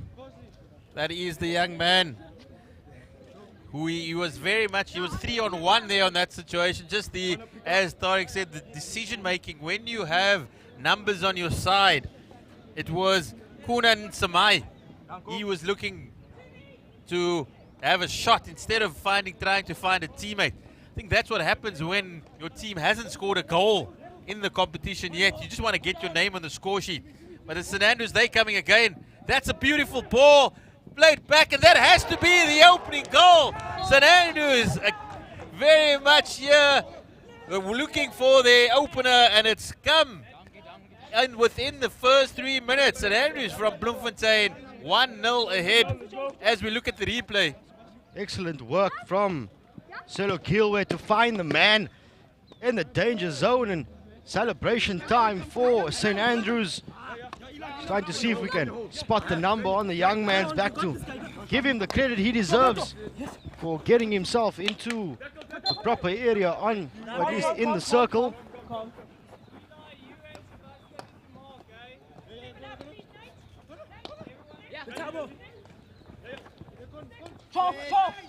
So then, it's St. Andrews with the early 1-0 lead, and as Zaire mentioned, it's their first goal of the tournament, and that seems to have sparked some life into them as they come on the attack once again down the right-hand side. Baseline, though, is an extra defender, and it wins it on this occasion, but danger's not gone as St. Andrews maintain position in the far right corner. Tariq, there certainly seems to be a game that's going to be a lot more open than we saw previously with Stellenberg. Ball into the circle, taken away there by the right off Charles van Niekerk. Marburg Wessels on the ball again. Definitely a much more open game, a lot more chances than we saw in Stellenberg's previous game against Paul Roos. Both teams looking to play a much more attacking brand of hockey than we saw earlier today.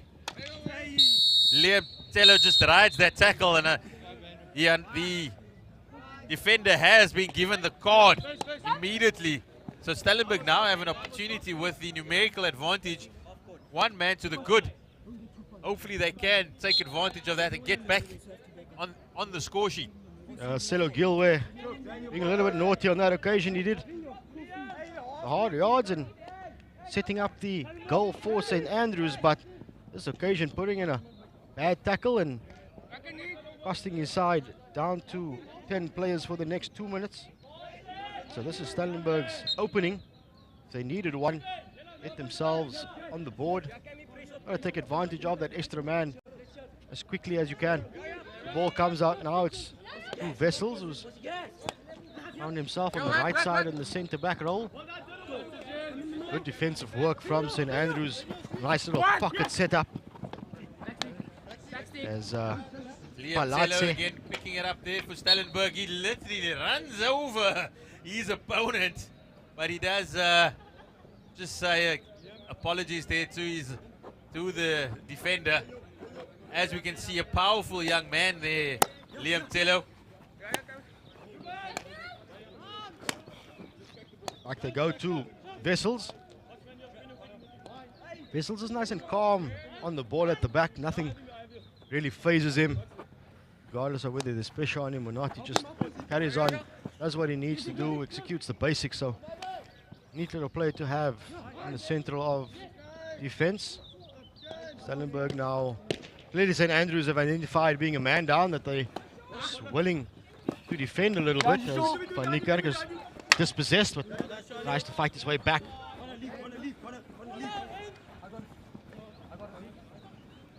Is Nath Dalport on the ball, decides to play it back and change the direction. St. Andrews looking for the option down the right-hand side.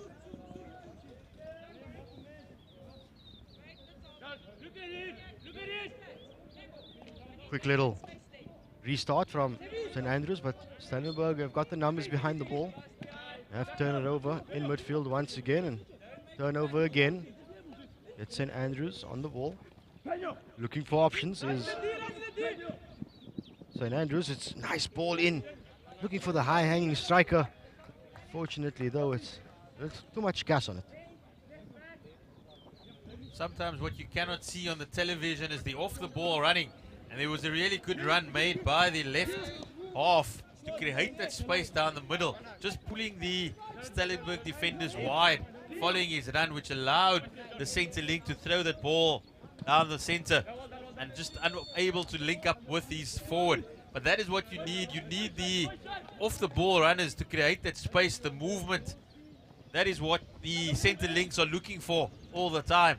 They want options, and that is exactly what happened on that occasion. And unfortunately, not always able to be seen on the television or the screens, but definitely good work being done off the ball.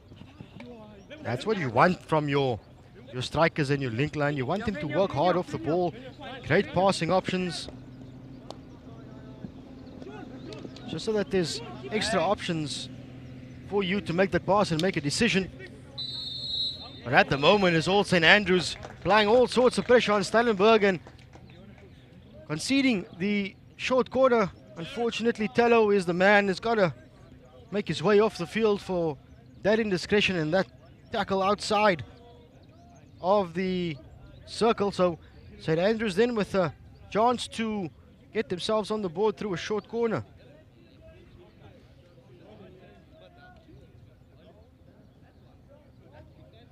So what does St. Andrews have in store? Just see the pusher getting some water just to assist. It is hot out here in the sand-based Astro. Once it does dry out, it is very hard to get the ball away. And there we see it's happened on a few occasions in previous games that the ball just sticks on the AstroTurf. It doesn't go out of the circle. So, had that ball gone in, it wouldn't have counted as a chance. The rule is that the ball on the short corner first has to exit the circle before going back in and having a chance at goal. So, you just hear in the ambient mics that the players telling each other that it's dry. I threw a little bit of water, but it is dry.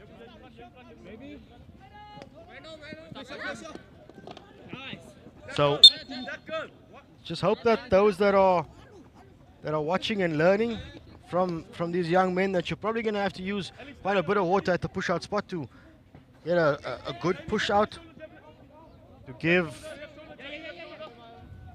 side a chance to execute the short corner. But it's 10 minutes gone. The first quarter of this game is behind us. And it is St. Andrews who are one goal ahead at this point.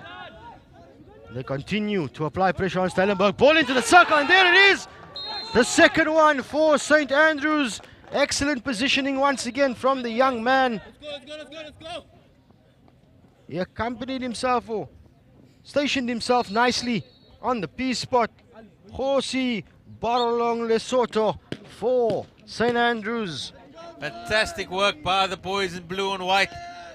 Everybody back in Bloemfontein is smiling at the moment. It's been a tough couple of days for St. Andrews.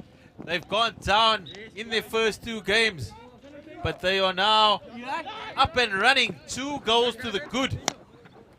And it is the blue and white leading Stellenberg by 2 goals to nothing in this first half.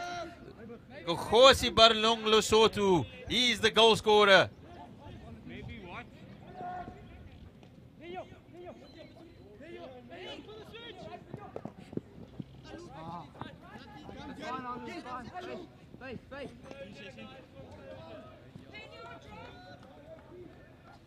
Stellenberg have it all to do now.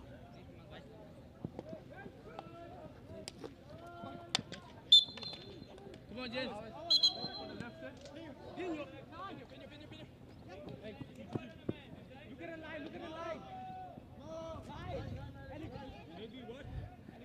St. Andrews on the attack again, looking for their third goal. They've all been all over Stellenberg in this clash, who have yet to find a way through.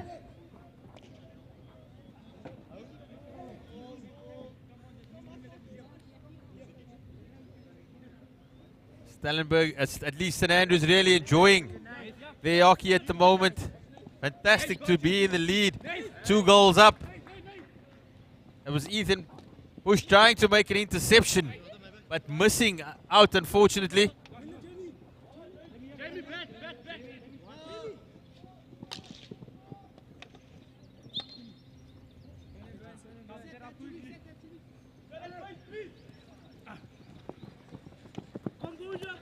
Wide, Liam.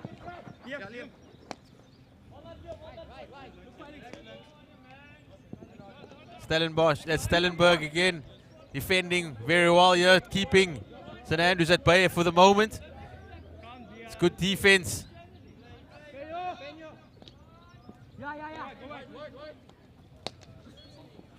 Got you.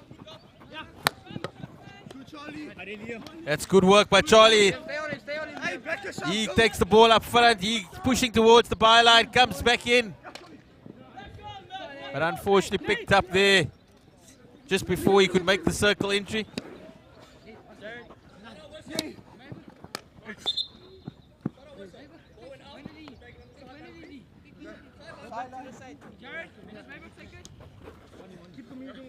So it is St. Andrews after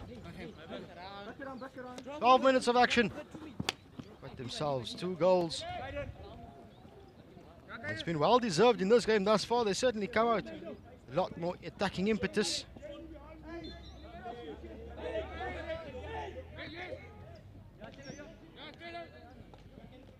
So Stellenberg under a bit of pressure inside their own half, trying to find a way through the St. Andrews defense.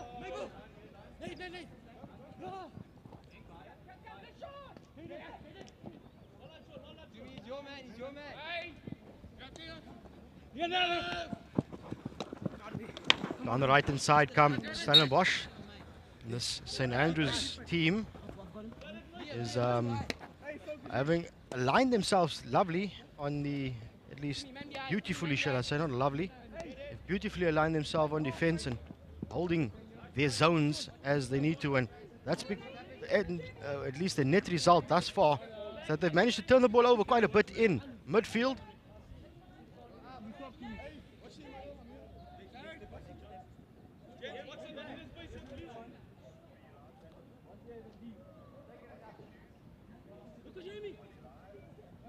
So it is St. Andrews once again down the right hand side.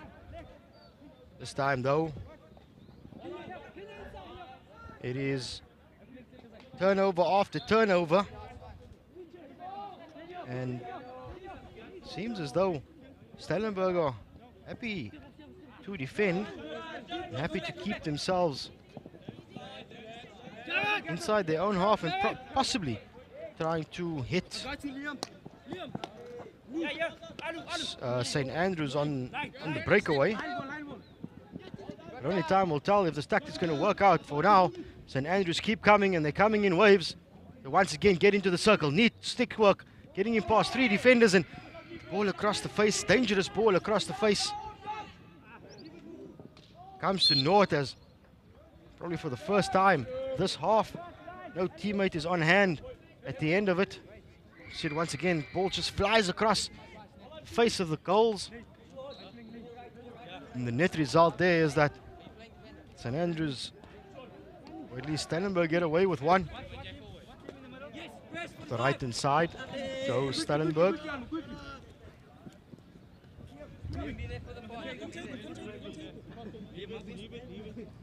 Plenty of chatter on the park for St. Andrews, not much for Stellenberg. Stellenberg have had their backs against the wall for the majority of this half. They had the early chance early in the game through a short corner where Eli Bush wasn't able to convert his drag flick. Since then, it's been the team in blue and white who have asserted themselves on the game and have enjoyed the lion's share of possession.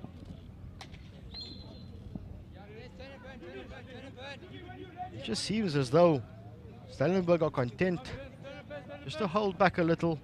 Haven't seen much of Eli Bush. He's their playmaker. We haven't seen much of him thus far. Liam Tello as well. Haven't seen him on the ball for too much. So It's up to the players around them just to try and get something going and then slowly bring them in. So once the two of them get going, certainly make things tough for the St. Andrews defenders. So that is that man Bush on the ball, finds Tello. Tello weighs up his options, decided on the overhead, and it's a brilliant overhead in behind the St. Andrews defense, but unfortunately though, the striker not high enough to get himself on the end of it.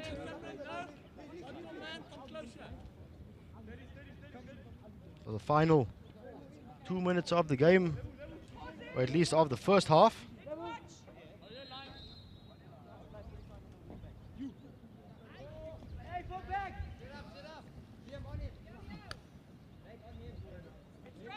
So Stellenberg has got a little bit of position at the moment, so trying to make it count. Here's Eli Bush trying to get his way down the left side of the touchline.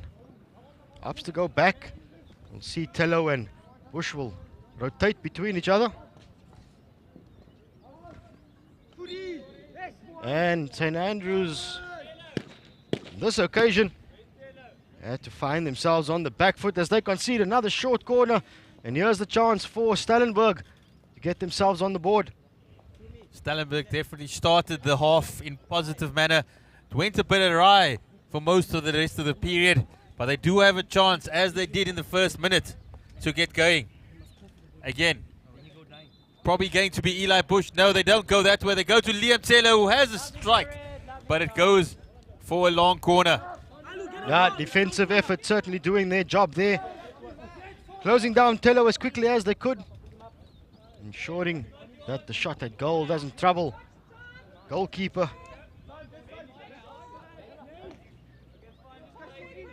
It is now Stellenberg who remain in possession. Yeah, up onto the right-hand side of the field, looking to find a way through, but Tumelo Kasumba is there to snuff out that attack on the right-hand side. It's route one now. Stellenberg trying to smash their way through it.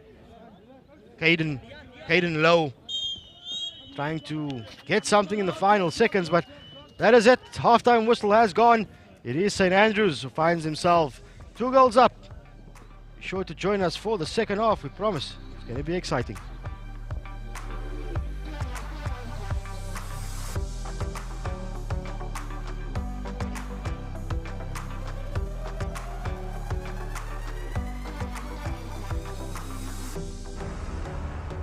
Yeah, but things are never gonna change. Hi. The one thing you can be sure of is change. Things are always changing. In Africa, this is the home of change. You know, we live by a code here. If the beat changes, the dance step must adapt. Because brothers and sisters, We know if we don't change, things won't change. And it all starts with one little step. yes, power. Power to the changeables, the adaptable problem solvers who don't need a corner office to start an empire. Look at us. We are the changeables. Changeables? What does that even mean? Everything's changing. Sure. And sometimes it's the smallest change that makes the biggest difference.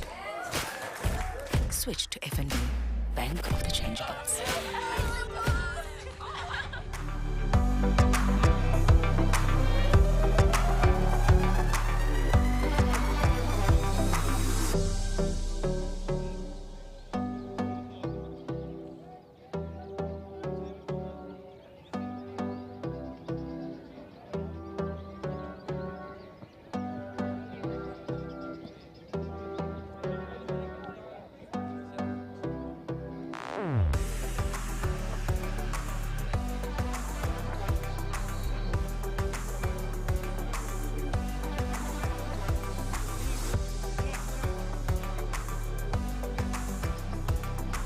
Welcome back to the Paarl Gimnasium show. It's St. Andrews that have dominated this clash. The boys from Bloemfontein leading 2-0 with Stellenberg in the teal, green and navy blue. They are the ones that are chasing the game this afternoon. with the boys in blue and white being the dominant force in the first half. It's a very hot afternoon out here in Paarl. Sun beating down. The little bit of breeze that we had this morning has settled, so players out there feeling the full might of the sun as St. Andrews with a chance on the backstick. Well done, lads. Well done, well done. For them through Daniel Devil. He is the guy that grabbed the first goal for St. Andrews. He wins them a short corner, so an early chance then for the blue and whites to push their lead out to 3.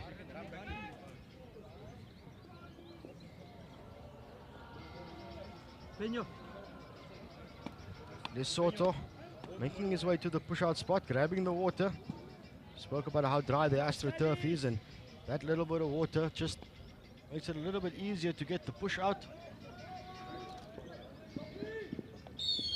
So we'll see what St. Andrews can come up with.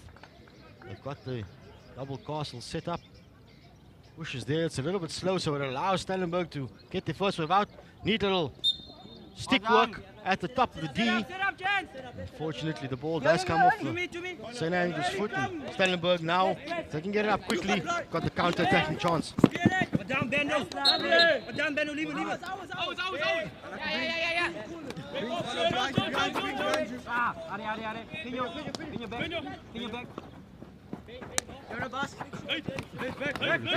On the right-hand side, finding Pino Singilwe.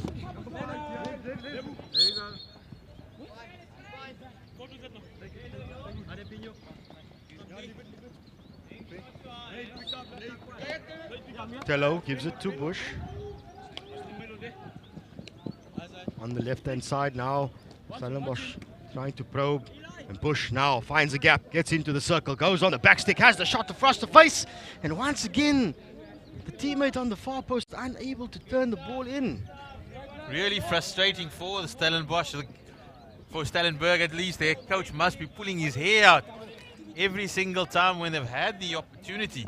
There's just nobody on that far post. The cardinal rule of hockey, somebody always posted there, just looking for that deflection to ensure the goal does come. So St. Andrews, they survive that scare. They continue to lead by 2-0 here on the Paarl Gym AstroTurf. Stellenberg now turn the ball over, and once as soon as we say it, there's another turnover by Nath Delport. Loses his shoe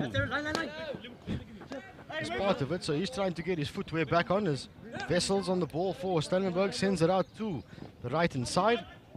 And once again, another turnover, and it's those turnovers that have really been killing Stellenberg. It's probably also the reason why they find themselves 2 goals down.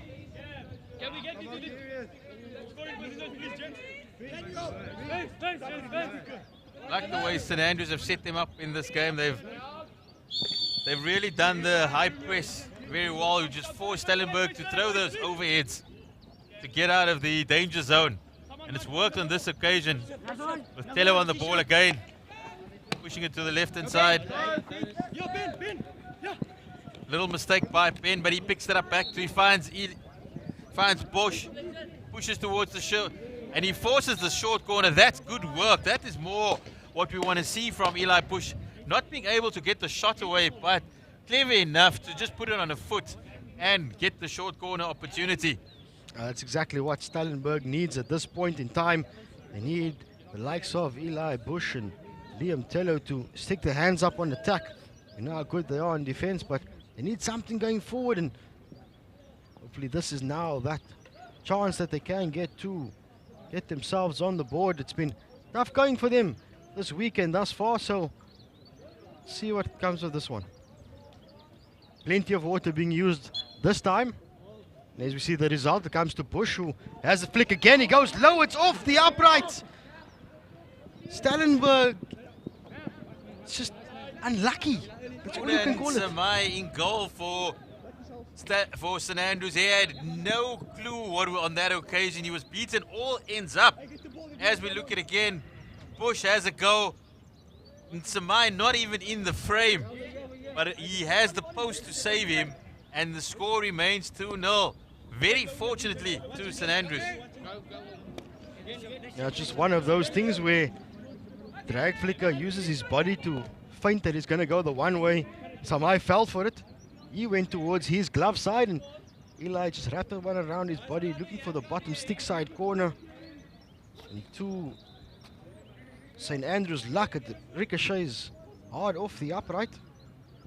But Stellenberg remain in position. It's Caden Lowe on the ball, trying to draw a foul in that far corner. He does get the pass away, and that's well done to him. The foot is found, so Stellenberg remaining on the edge of the St. Andrews D. Low sends it in low, and here go St. Andrews.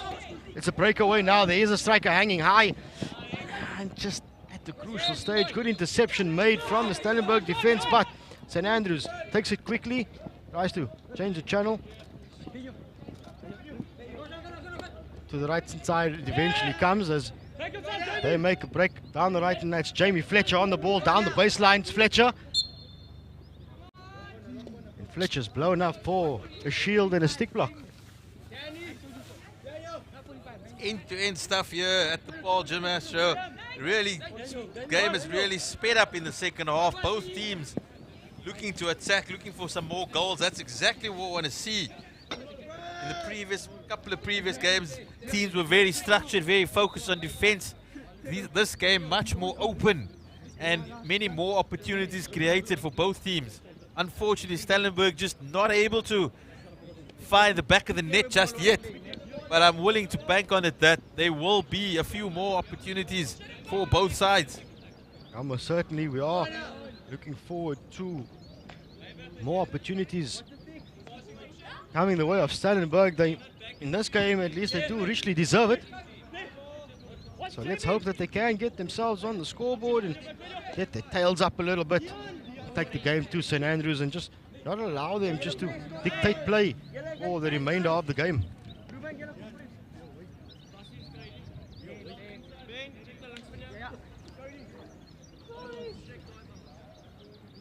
The moment at Stellenberg, they are camped in the St. Andrews quarter.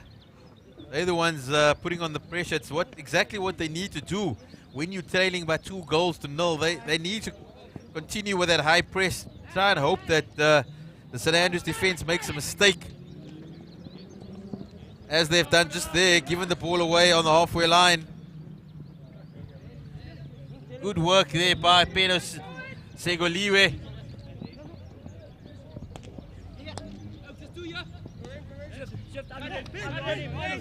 So Stellenberg come again, looking for circle entry. The ball thrown finds Ethan. Push on the Eli. Push on the edge of the D. Unfortunately, just not able to pick it up the pass cleanly. It was really through the heart of the St. Andrews defense.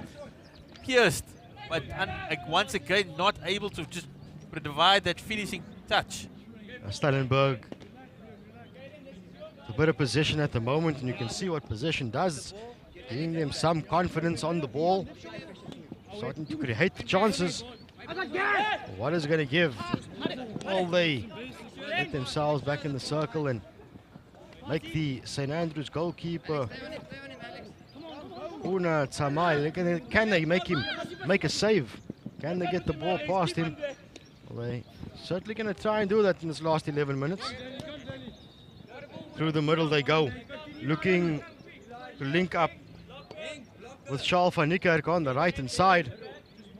Fortunately though, the ball a little bit out of reach. Just allows St. Andrews to breathe a little bit, send that overhead and get the ball up the other side of the field, and here he is now, breakaway. It's a 3-on-1 situation. Keeper to beat, and 3 St. Andrews boys goes on his own. The save is made. Excellent work by the Stellenberg goalkeeper, Philip. He proved himself in the previous game. He's one of the better keepers out here. You see it once again coming out, making the space small. And perhaps the option was to pass the ball instead of going on his own. The Sean Mufajani He had the numbers, but he went for glory. He does know that he's playing on Super Sport schools. Wanted the goal to show his mates, and unfortunately on this occasion chose glory instead of teamwork and was foiled by Philip in the Stellenberg goal. Fortunately enough though, St Andrews, they remain 2 goals ahead. Don't know whether his coach would have been all that happy had the scoreline still been equal. So therefore Stellenberg have another opportunity to stay in the game. Pushing forward there through Charles van Niekerk on the right wing. Working hard, the little youngster. But it's St Andrews who will restart from the 25.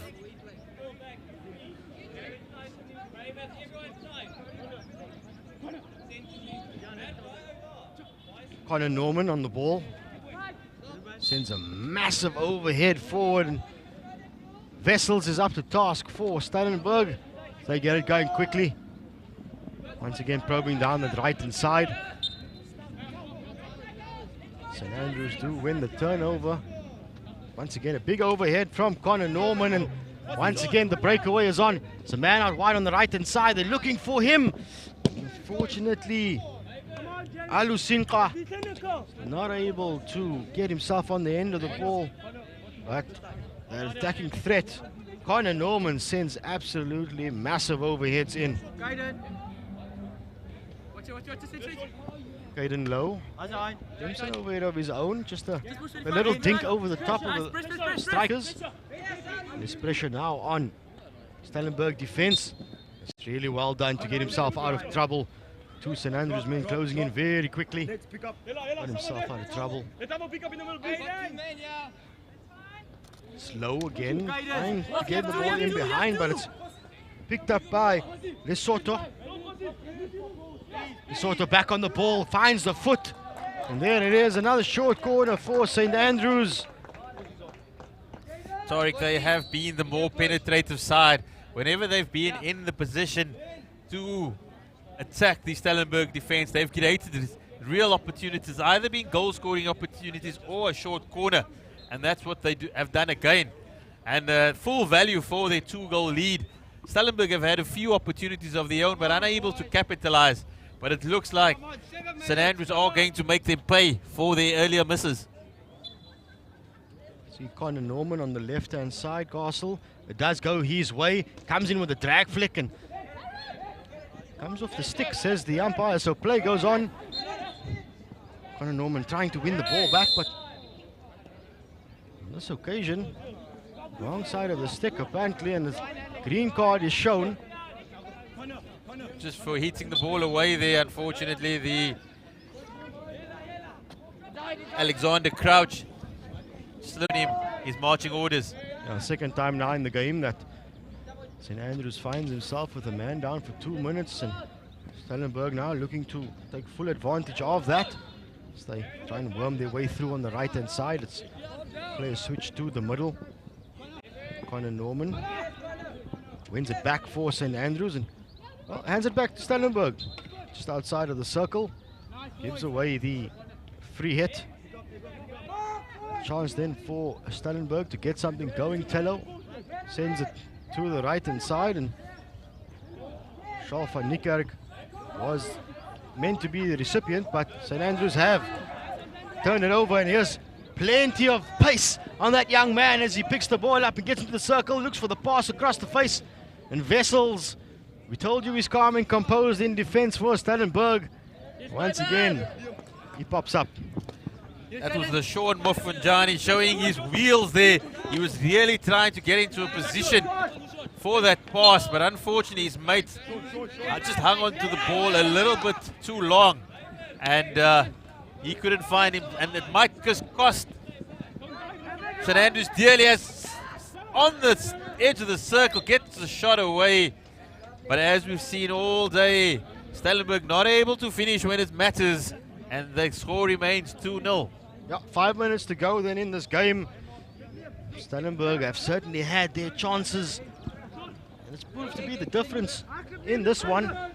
St Andrews, given the opportunity, they've taken it on two occasions as Eli Bush tried to spark something for his side, and unfortunately the ball just running over the baseline, and what was a promising attack for Stellenberg comes to naught. St Andrews will their game management will be on display in this final 5 minutes. They are the side that are 2-0 up. They will just want to hold on to the ball, not give it away in dangerous positions. If the opportunity does arise to go forward, continue that.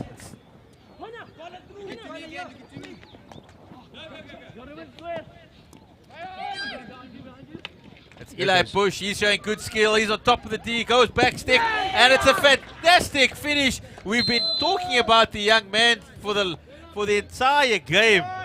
We knew the talent that he does possess, and on this occasion, it's Eli Bush that pulls one back for Stellenberg. And we have set up a thrilling finale with only 3.5 minutes left. Yeah, Eli Bush showing exactly why he's so highly rated. In the ball on the back stick, off the wrong foot, and just easily slotting it into that far corner pass. Samai in the St Andrews goal. So the deficit is now down to 1. Clock ticks away, 3 minutes to go. And Stellenbosch staged that dramatic comeback. As we've said, it was the discipline that let St Andrews down.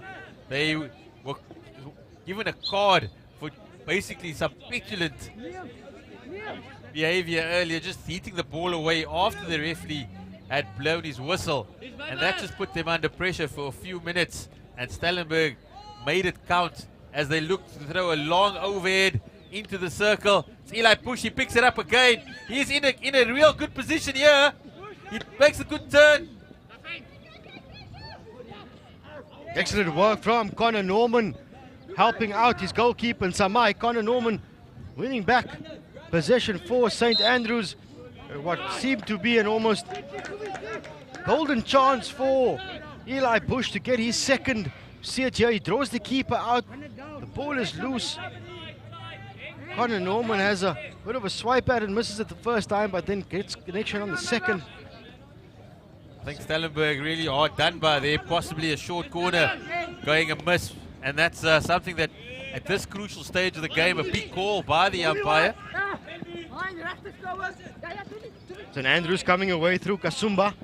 Kasumba trying to find the wheel up front, and fortunately his attempted reverse stick pass comes off the wrong side of his stick, so a chance then for Stellenberg as Tello throws a huge overhead looking for Eli Bush, the high-hanging Eli Bush, but it's Connor Norman who picks it up as Low gets the ball going forward once again.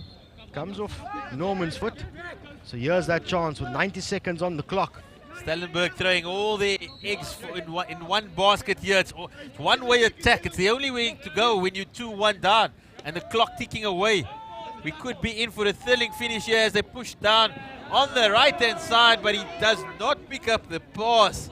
And the chance goes a-begging with the clock running out. Just 1 minute remaining and possession turned over. St Andrews just need to hold on to the ball for 1 minute to close out this game. You certainly want to see St Andrews start pressing a bit higher in this final few seconds to try and get themselves back into the circle. Playing the ball around the back at this stage is not really going to help you, and St Andrews knows that, so they're not going to be pushing the tempo of the game. They're just going to be sitting back and allowing Stellenberg to do what they need to do in this final 30 seconds.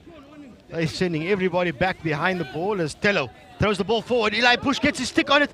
It's loose in the circle, and there's a chance, and unfortunately for Stellenberg, it goes agonizingly wide, and one feels that that was the chance to draw level. Ball plays in, the goalkeeper just makes himself big, and he gets the plaudits by his teammates, and that looks to be the final chance for Stellenberg as the clock runs down. It's a 2-1 win for St Andrews. They hold on by the skin of their teeth for their first victory. Well-deserved victory, we do have to say, as the boys from Bloom open their account at this Paarl Gym Festival.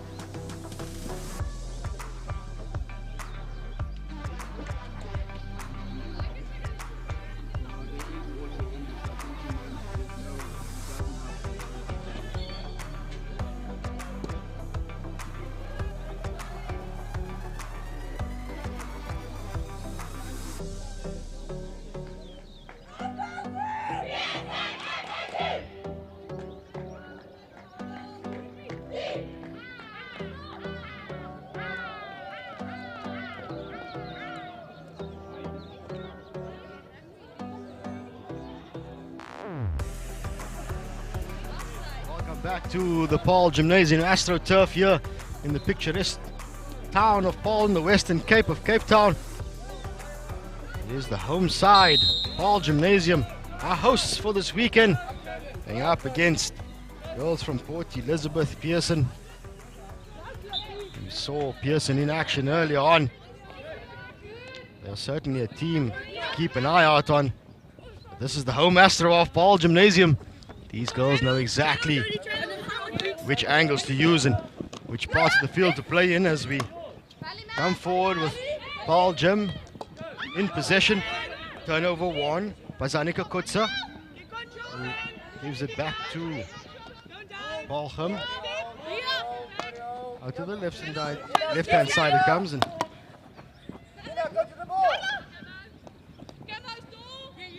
upfield they go with space on the left-hand side. There's acres of space now on the top D.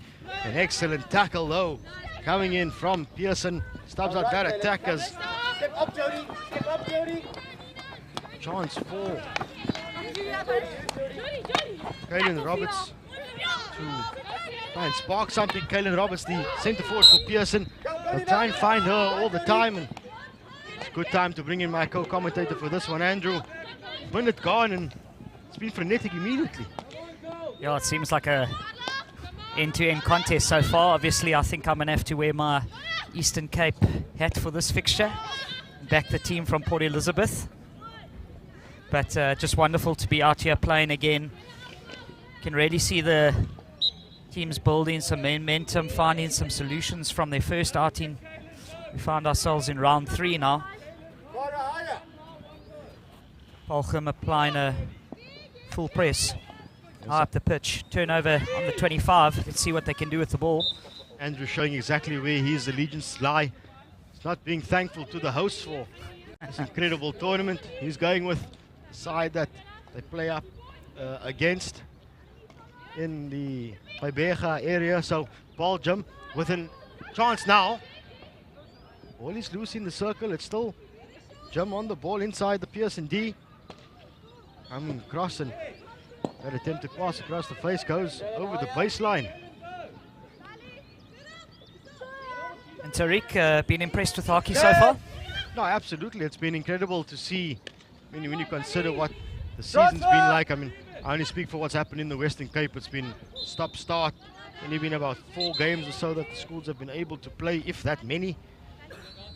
So for the sides in the Western Cape, certainly say that they've been highly impressed with their standards. I'm not sure, Andrew, maybe you can let the people know what it was like in the Eastern Cape.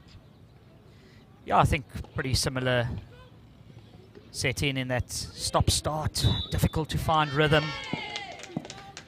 We kind of found, especially in our region at the time, when school sport was halted, the COVID numbers and infection rates were quite low.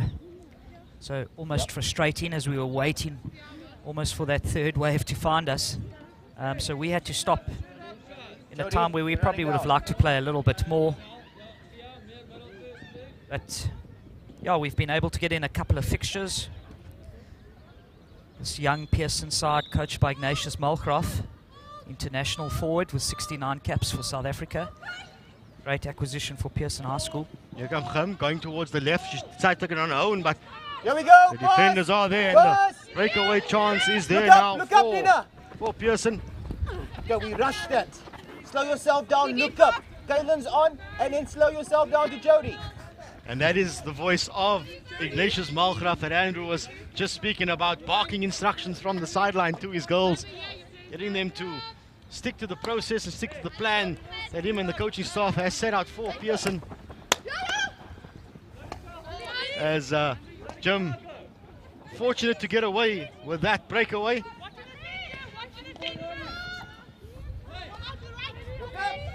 This Paarl Gim side is certainly looking to impress on their home field as comes away now through Jody van Aert for Pearson. A right leg, is that strapping or is that just a protective cover? No, I think she's been in some of the wars already. So here comes Gim with space on the left-hand side, quickly turning defense into attack. Entering the circle through the left side, and as a ball gently rolls onto the foot of enemy de Villiers. And it's another short corner that Pearson will have to defend. If you can't get away, play for the foul. Once you know the foul happened, because you know the rules, stop it and take it. If they touch you, we get another foul. Paarl Gim will definitely be looking to turn this pressure into scoreboard pressure.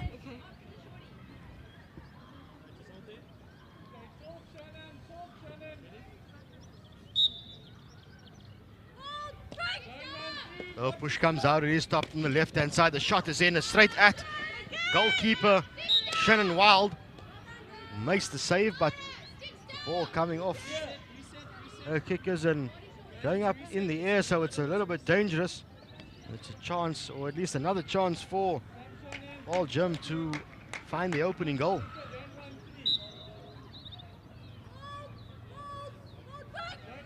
Once again, another solid push. The stop is there. Looking for the 1-2 zigzag, and the third consecutive short corner for Paarl Gim.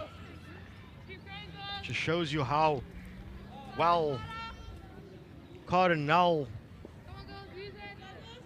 and Zanika Kutsa are coming out as first and second waves for Pearson.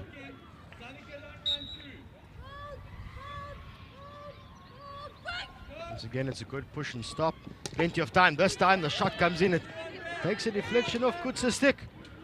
And once again, those first and second waves of Pearson are certainly doing the duty.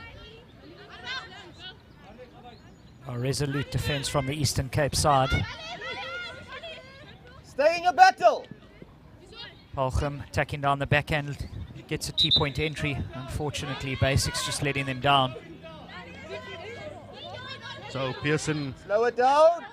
Getting rewarded for the excellent defense as Cardinal throws the ball around the back. But it's intercepted at top D. Shot comes in, looking at the near post, save by Wild. Gets the ball away.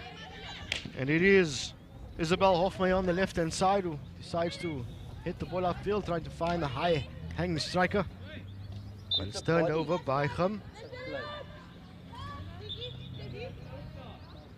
Singleton on the ball. Gets it going for Pearson. Upfield around the back. There's space in the middle. And good pass to find players on the outside. Jody van Aert on the ball once again. Changes her direction infield and wins the initial hit as Pearson now on the attack. Van Aert sends it to the middle and it's out onto the left-hand side to Hofmeyer, whose first touch unfortunately lets her down. Interesting to note that the Pearson captain employed a lot deeper for this fixture. Tends to more often than not find herself in the midfield line, playing as a centre-back in this fixture so far.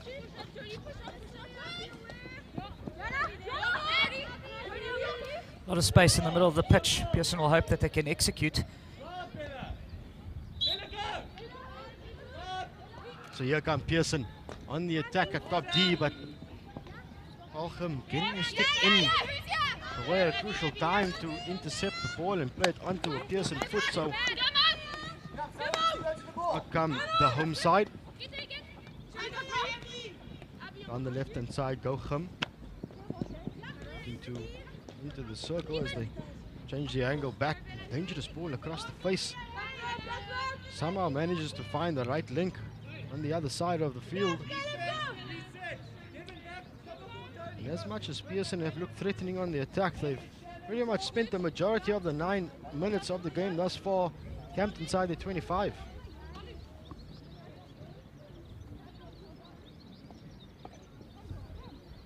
Ball comes in, it's easily dealt with by Pearson, but the danger isn't gone as Gim come again on the right hand side.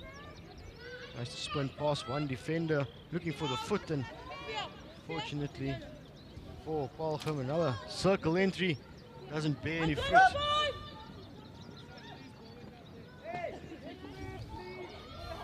Once again, Silvio Ferreira being tasked with outletting the ball from the back. being the first phase distributor. To the right it comes to Abby Fouché. But her long ball easily dealt with by Gim, and another long ball. Somehow Gim have managed to retain possession.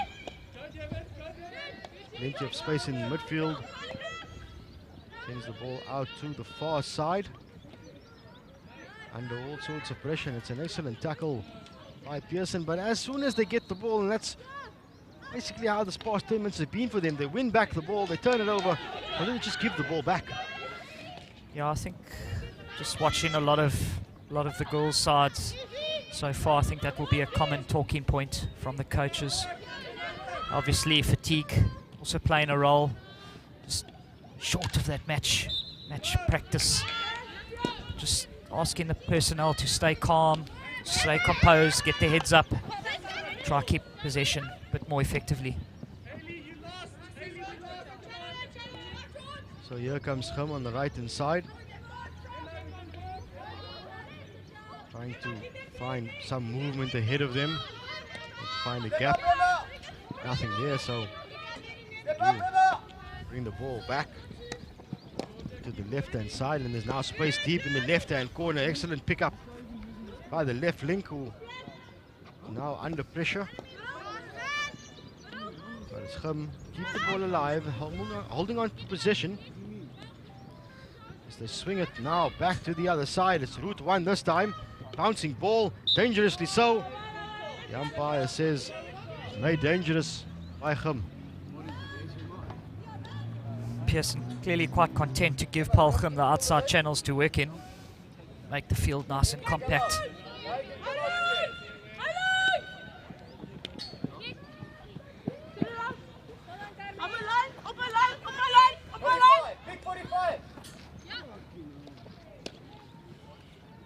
So Pearson going to change the angle a little bit, trying to go up the left-hand side, and once again just spilling possession far too easily.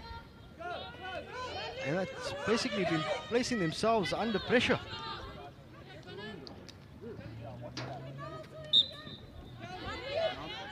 Just feel that this game's crying out for one good opportunity. Just a little bit of quality needed. And look, it is very hot out there for these girls, and the pitch is dry. The feet is going to start burning. The chest is going to start burning because of that heat as well. And they have played a game. Real massive space on right inside for Gim. Excellent lead as they link up with the strikers, get in the circle. Well dealt with by Pearson, who come away with it, and they've got a chance on the breakaway. Two strikers hanging high, but as we've seen time and time again, it's almost as if Pearson, once they get in and around that halfway line, they don't want to play another half.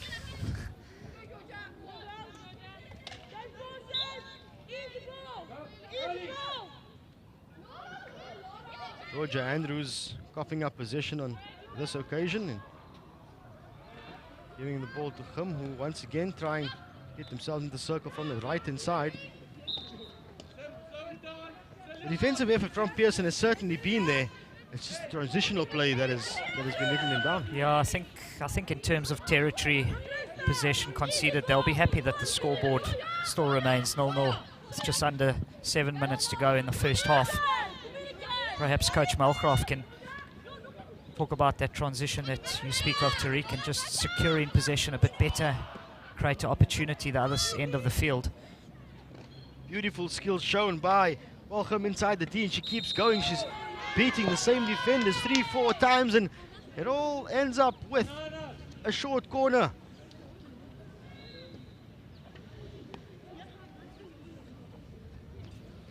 Heard the call from the coach, Banana. Interested to see how this turns out. So for all the other coaches from the other sides, if they're taking note, if you hear Banana, this is the short corner that's attached to that word. Some more water being used by Gim. Short corner time to ensure that the ball does come out. It is to the top D, the attempt to drag flick, the ball just getting stuck in the astroturf a little bit, and that is what happens on the sand base at times, especially in this heat. It dries out and makes things a little bit sticky. But it's still Gim in possession. It goes back to the pusher. Somehow, in some way, the ball has found itself in the back of the net. Unlucky for Pearson. Yeah, I think the term scrappy might be useful in this instant. Just couldn't quite seem to clear their lines. You see the replay, ball across the face of the goal and just unable to trap the ball. Yeah, unlucky for Celia Ferreira, whose attempt at clearing the ball just caught the wrong side of a stick and the ball dribbled in to the net. But in a way, things are never gonna on change. the one side, it's fortune, or at least it's reward for Gim, who have kept themselves, or at least who have made a lot of the attacking play. So Gim have been rewarded with a goal. It's just unfortunate that all that hard work Pearson did on defense to keep Gim at bay. They end up conceding a pretty soft goal. It just shows how dangerous Gim can be when they've got the ball on their sticks, but it is Pearson who get going once again down the right hand side. Jody van Aert. Seems as though, Andrew, that Pearson in much of this half has been favouring this right hand side. Yeah, definitely. It seems to be a consistent theme.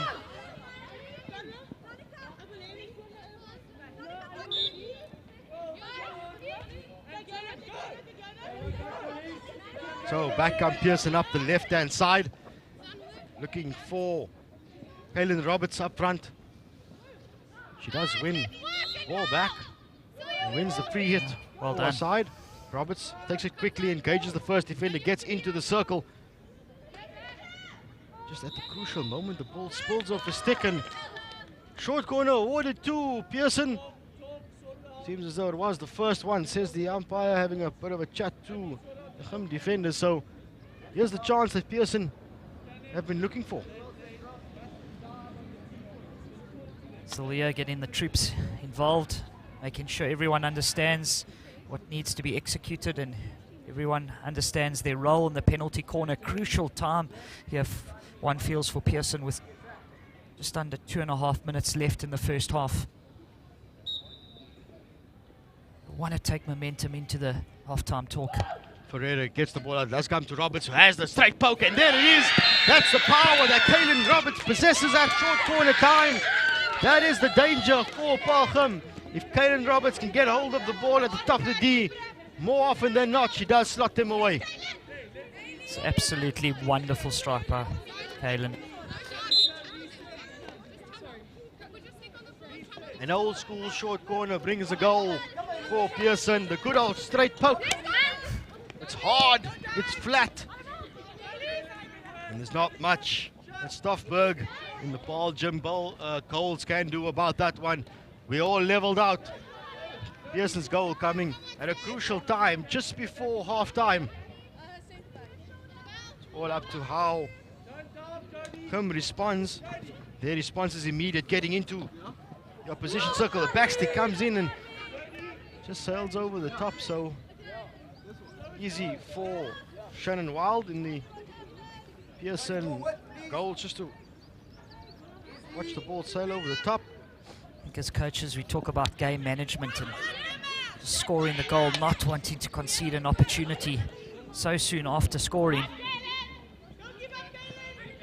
Kaylin Roberts unable to pick up that connection. The ball rolls over the baseline for 16 for Paarl Gim.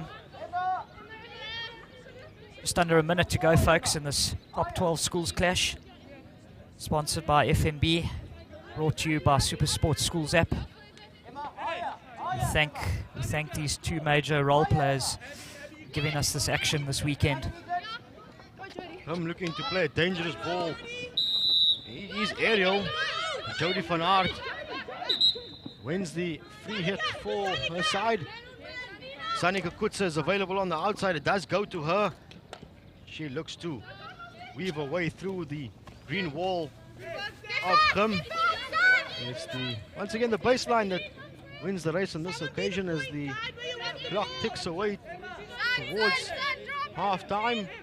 Shochem will be looking just to slow things down, eat as many seconds away as possible, just so that they can maintain possession as the half-time hooter goes. The first half ends as the game started. The teams level. It is Paarl Gim 1, Pearson 1. We'll be back shortly with the second half.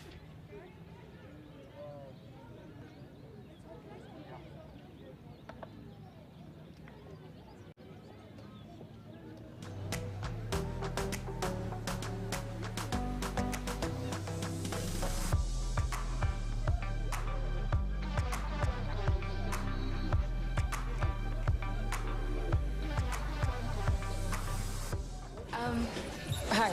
The one thing you can be sure of is change. Things are always changing. In Africa, this is the home of change. You know, we live by a code here.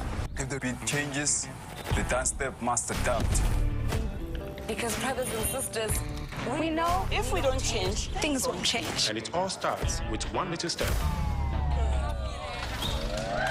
yes, power. Power to the changeables, the adaptable problem solvers who don't need a corner office to start an empire. Look at us. We are the changeables.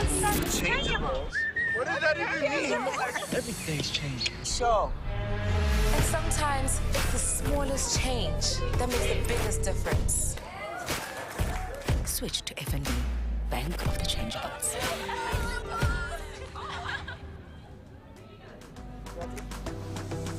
We're back at Paarl Gimnasium for the top 12 schools hockey tournament. Just joined us. We are about to get the second half underway between the hosts, Paarl Gimnasium and Pearson from Gqeberha. It is all tied up at 1 apiece. It was Pearson who got themselves 1 goal ahead. Well, at least it was the home side, Paarl Gim, that got themselves the lead. And Pearson fought their way back and managed to grab the equalizer with around 2 minutes to go in the first half. It's a crucial time that they did manage to get themselves on the board. And Andrew, when you consider the overhead conditions, it being as hot as it is, what would you do differently in the second 20 minutes? Yeah, look, I think both coaches will be happy with the effort put in by the players.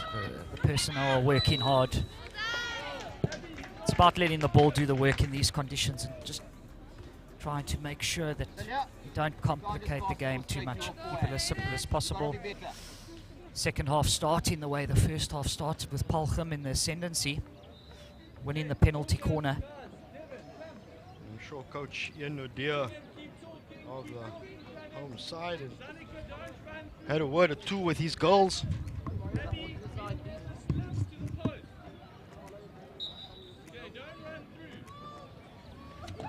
So a chance for Gim on the short corner, does go to the left and the shot is in, and there it is! It's the goal that gets them ahead once again early in the second half. Paarl Gimnasium finding a way through the Pearson defense and getting the ball in the back of the net. Slight variation from Paarl Gim. Moving the ball into the 45-degree angle on the circle. Shot coming across the face of goal. Nothing Abby Fouché could do on the far post for Pearson. Shot was a little bit too powerful to attempt to keep it at bay, but that is pretty much the way the first half went, as Pearson now through Van Aert. They have favored her side a little bit in the first half. They've looked to get her on the ball as often as they can, and puts her as well, makes a good tackle and a good turnover as she goes down the right-hand side. Puts a beat 2 and then coughs up position. Pretty much that moment and that phase of play pretty much has summed up Pearson's performance in the first half. They've worked hard in defense. They've managed to get themselves in position. But as they go forward, they just cough it back up. But here's Pearson now. Isabel Hofmeyer is dispossessed. She works hard to get back, and Cardinal joins in to try and get the side to play on the other side of the field. Waltham looking to transfer and recycle. Once again, Pearson happy for them to play in the outside channels. So here's Gim, sends the ball dangerously in, so they in the circle, and it's once again seems all too easy for Paarl Gimnasium. Get the ball in the circle, half a turn, and release the ball onto the foot.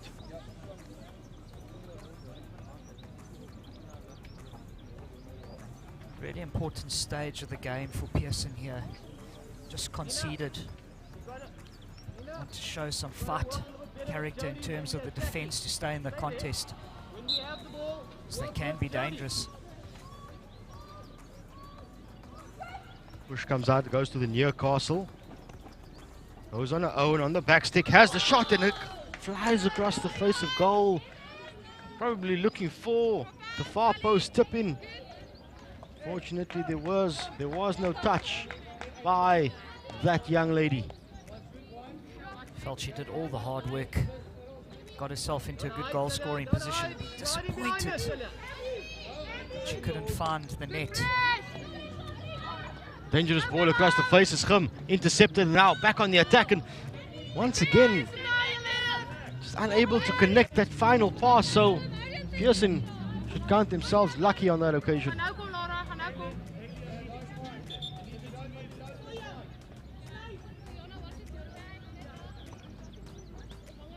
Pearson under a little bit of pressure as Silvia Ferreira on the ball.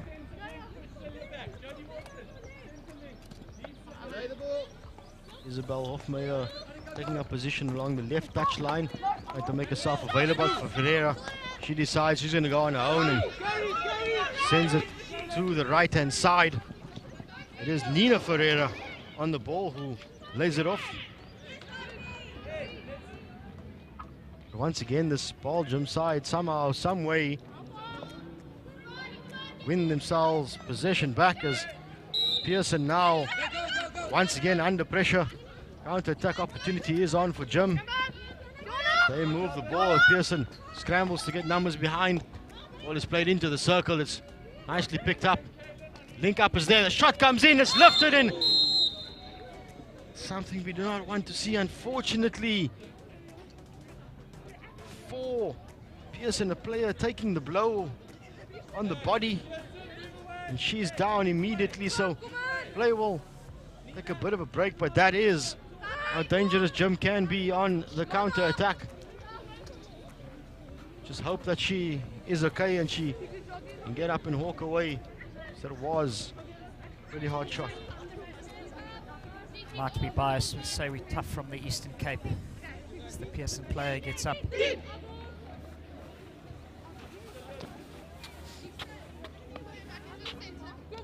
That's good to see that she's walking off the field. Even though she's walking with the medical staff. Any sort of injury on the hockey field is taken very seriously. Just couldn't see which player that is. Try and get that information to you. As Pearson comes away with it through Ferreira. Ferreira rides a tackle, but she's blown up. Now Gim on the ball, sending it to their right-hand side. Looking for the big ball, the diagonal. It's picked up by Pearson, who win the free hit, and now you have to build from their 25.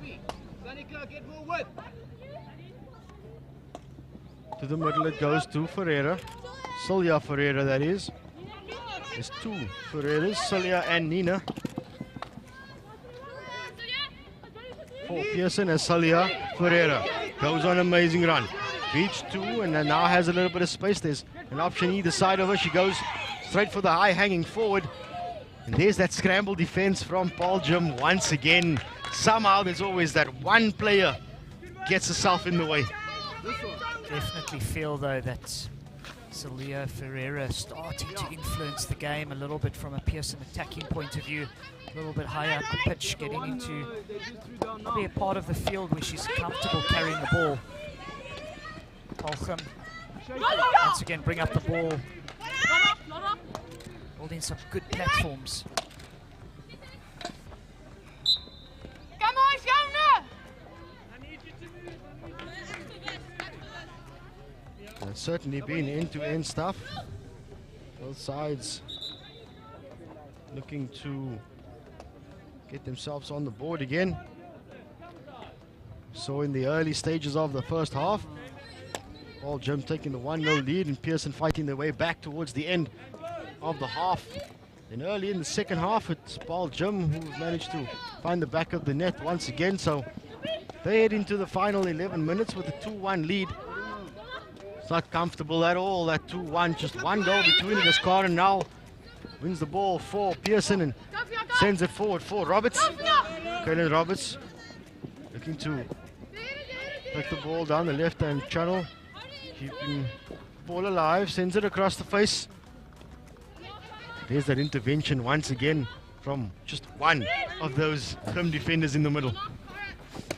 Yeah, I think Paarl Gim will be very, very pleased with their defensive structures. Good work from Kutsa to win back possession for Gim, and she sends it to Van Aert, who unfortunately on this occasion can't maintain possession. But Gim with a chance then to just settle things down a little bit. It seems to have been a little bit frantic this last 5 minutes or so. You know, possession changing hands very quickly, so you probably just need one of the sides just to settle things down and calm things down and rebuild again. Pearson looking to enter on the backhand. Isabel Hofmeyer looking to get something going for Pearson. A mazy run has resulted in a free hit just outside circle. She does have Null, who's on the ball now, sends it into the circle, looking for Roberts.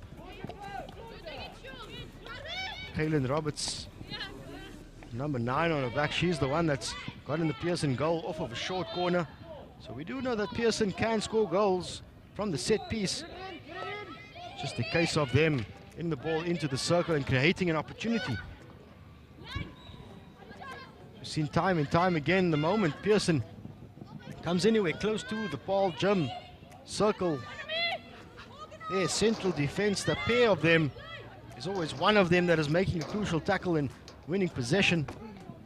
Pearson have done really well from the back towards the circle, but in and around the 16-yard area, that is where Gim's defenses come to the fore as Null picks up the loose ball.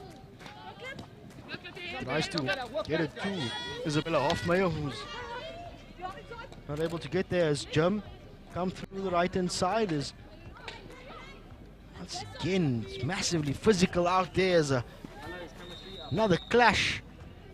It seems as though that Abby Fouché got off worse on that occasion. Definitely in a cat and mouse phase here, just two sides sussing each other out. Neither side able to create that consistent momentum. Pearson somehow, some way, just get the ball out as they come away with it through Annemie de Villiers, but just spills it immediately. And that's what happens when you're under pressure. You have to make hasty decision. There's a chance now for Gim. Another chance, good save from the goalkeeper. 3 saves in a row from the Pearson goalkeeper, Sharon Wild. But at the end of it all, the end of all the freneticness inside the circle, it is Gim that'll have a chance to a short corner. Absolutely wonderful threaded pass there through the seam. Okay, we've got 7 minutes. As you said, Tariq, Pearson goalkeeper making herself big and closing the angle for the Paarl Gim striker. And Paarl Gim convert. Goes to the near side, a little bit skew, but there is space on the left. It is a double slip. Shot comes in. Another save by Wild. And just like that, this Pearson goalkeeper, Shannon Wild, has made 4 saves in a matter of about 30 seconds. But the pressure doesn't stop there as here comes Jim once again, running the ball through. It's a 2-on-1 with Wild. Wild comes out, and on this occasion, excellent work by the striker to secure the ball. She rolls around, arcs onto a strong side, and managed to get the ball past Shannon Wild in the Pearson goal. Yeah, that was probably the composure we were talking about. Just a little bit of quality in the six-yard area. Unfortunately, Pearson will be a little bit disappointed in turning over possession crucially down the middle of the pitch. And the green wave just consistently coming at them. So we see that excellent Maisie run and just rolls the ball onto a front side, onto a strong side, and manages to get the ball underneath the diving Shannon Wild, who despite her best efforts in the Pearson goal concedes her 3rd of the game, and it's Paarl Gimnasium with just under 6 minutes to go in the game. It's the hosts of this Top 12 Schools Tournament brought to you by F&B. Enjoy a 2-goal buffer, the first 2-goal buffer we've seen thus far in this game. Paarl Gim definitely looking to utilize that deep space behind the Pearson centre half. Singleton on the ball for Pearson, under a little bit of pressure, looking for options. Once again, the ball goes into the midfield. And Paarl Gim turns the ball over and comes back to Singleton again, under pressure. The loose ball is picked up by Gim. Looking to change the angle, but turnover 1 by Van Aert. Jody Van Aert sends it onto the outside, looking for Georgia Andrews. The ball wins the race once again. Good 1 ball for Gim into the midfield.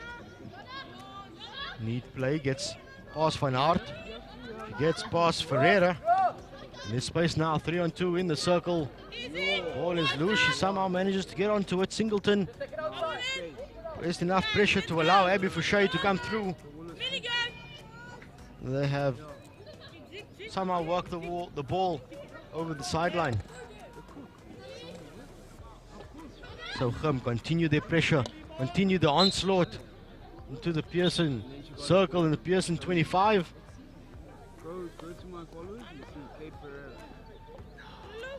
Green wave definitely creating momentum here.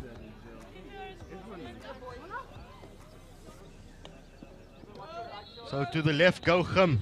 Acres of space there. It's sent forward to the high-hanging striker. She turns, has the shot, and Shannon Wild clears the ball. Another Pearson player taking a blow to the face, it seems.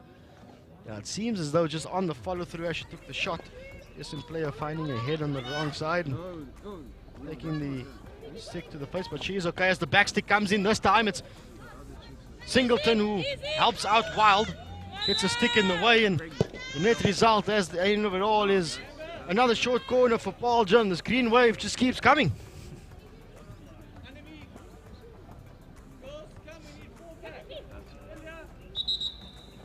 Seems as though the Pearson girls thought it was a 16-yard, while the Gim short corner battery is getting themselves set.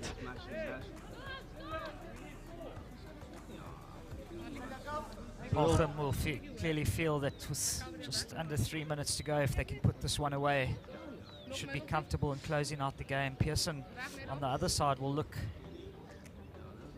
try counter as quickly as possible and get in on the right side of the hockey field where they can actually score.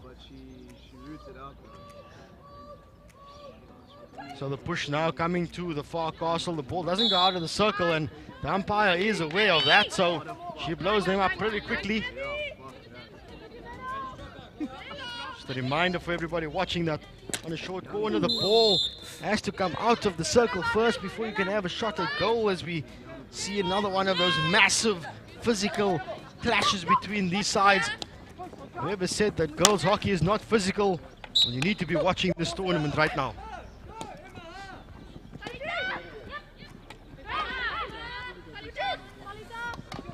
Oh, back comes Paarl Gim through Kalita Botha.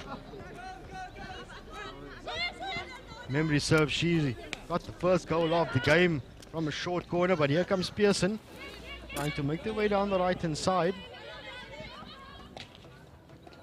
Ball smashed forward, but it is intercepted, and there's a bit of space, and once again, just as one side wins possession, they cough it up as Annemie de Villiers tries to take the ball quickly, but is brought back by the umpire as Georgia Andrews now on it down the right hand side for Pearson. Smashes it across, comes off a Paarl Gim stick, so nothing there for Pearson. I think credit to both teams who are showing desire to go forward under these, let's say, humid conditions, dry pitch. Still wanting to go forward, wanting to create. Step! With just a minute to go then in this game between Paarl Gim and Pearson. It's Paarl Gim that enjoying a 2-goal buffer, a 2-goal cushion. Shift! Everyone shift! As Pearson tries to apply maximum pressure onto Paarl Gim just to try and get at least one back, just to help the goal difference average a little bit, as Van Aert sends it wide on the right hand side to Andrews.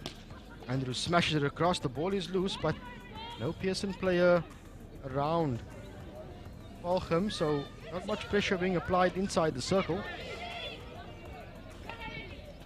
It's a good tackle from Hayley Engler.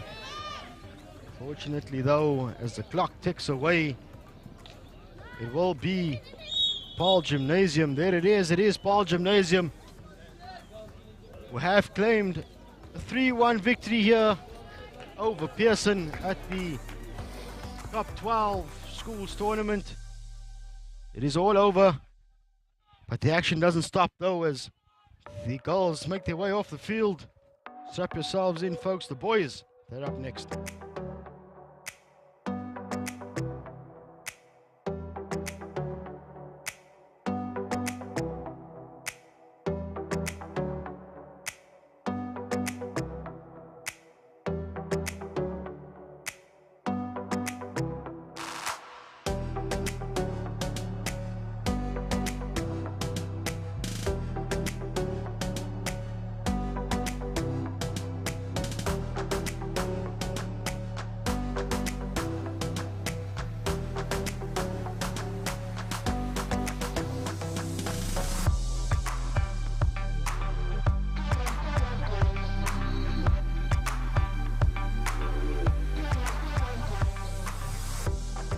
We're back live at Paarl Gimnasium for the Top 12 Schools Festival.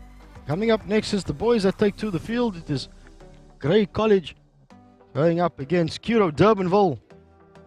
Grey College from Bloemfontein. The juggernaut that is Grey College out in Bloemfontein. Their lineup is Audrey Lloyd, MJ Bam, Henrik Hoffman, Ayana Tlaki, Hubertus van Rijswijk, Andrew Kopus, Leandro van Niekerk, or van Skalkwyk rather, Luan Prinsloo, Matthias Visser, Luke Musala, GF Fourie, Jaden Leach, Rikus Prinsloo, Sibusi Sundaba, Gianni Tripolis, and CF Duplessis. That's the way the Grey College coming out in the orange jumpers. That's the way they'll line up. And on the other side, it is Kuro Durbanville through.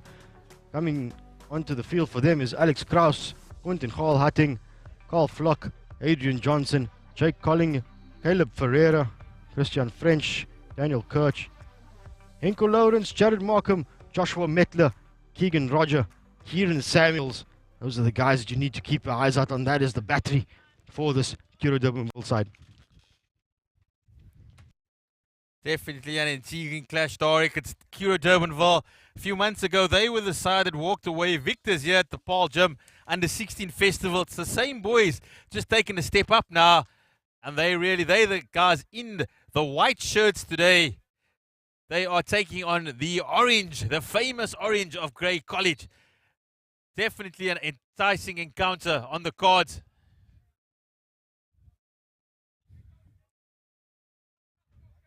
Ball being played out to the back. Just misses the pass, doesn't find Daniel Kirk on the right-hand side.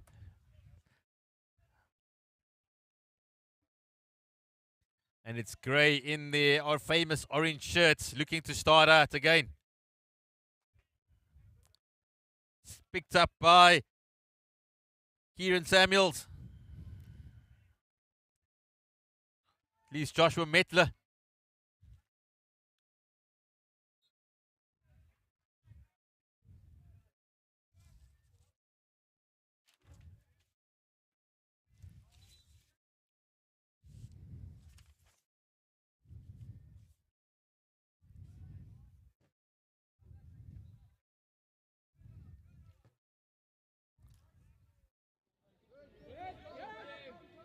Grey College. They on the fence here, taking quickly. Not at the right position, and they've got to just retake that free hit. A little bit over eager. Overhead thrown, picked up by Gray, but dispossessed by Kieran Samuels. The diminutive Kieran Samuels, a real live wire on the ball.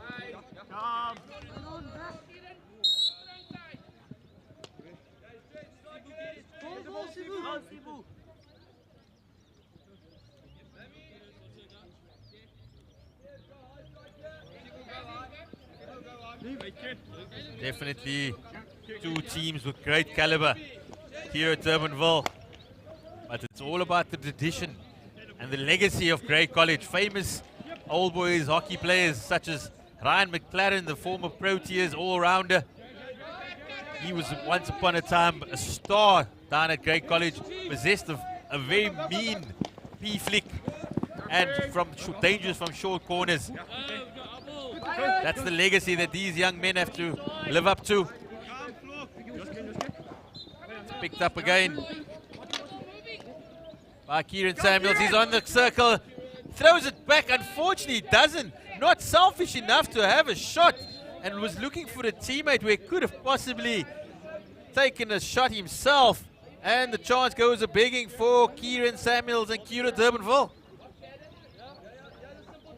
Really showed good skill work to get in, create the opportunity. Caleb Ferreira. He finds Carl Flock, who's still playing.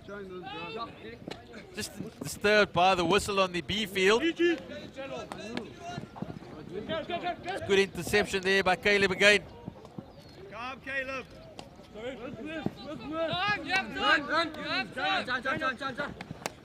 Daniel Kirk on the ball. Tries to find Carl Flock. But Grave intercept, and they play a pass straight down the middle. That's given Kira Durbanville opportunity. A suicidal pass by the Grey defense. The first rule of hockey, never down the center. And it was picked up immediately. And a shot saved by the Grey goalkeeper. But unfortunately, conceding the short corner. Whatever they have, but no coffee.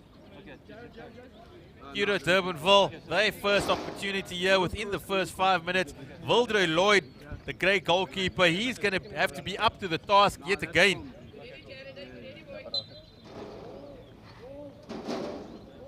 Ball's pushed out. The big drag flick by the captain.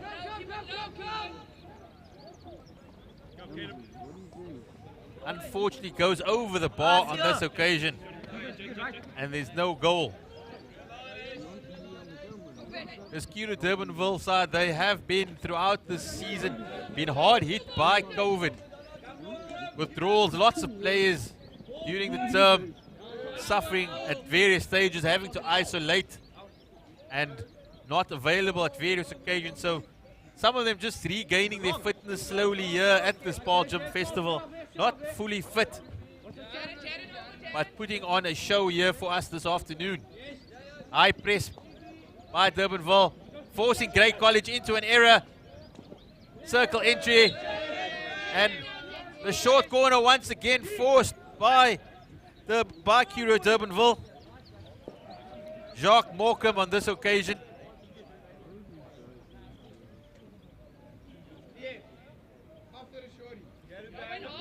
Kuro Durbanville really piling on the pressure, the early pressure. It's all about the team in white and navy at the moment. Push comes again. The second flick, and on this occasion he doesn't miss. It is the opening goal by the Kuro skipper, Keegan Roger. He doesn't need a second opportunity. Scored immediately to open the goals. There's it, comes back, and he pushes it past the Grey goalkeeper. 1-0 to Kuro Durbanville. Plenty of power behind that from Keegan Roger for Kuro. That just shows you the danger that there is at short corner time for any team. You've got a potent drag flicker like Keegan Roger in your team, then an attacking threat you certainly have. This Kuro Durbanville side definitely well coached by someone who's been in the game for many years. Someone who I actually watched as a little picky out on the grass fields.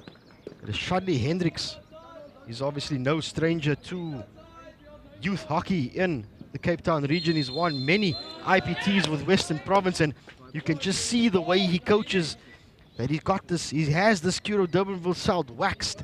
They know exactly what to do when they are in the 25. First option, if you can't get the shot away. Second option, short corner.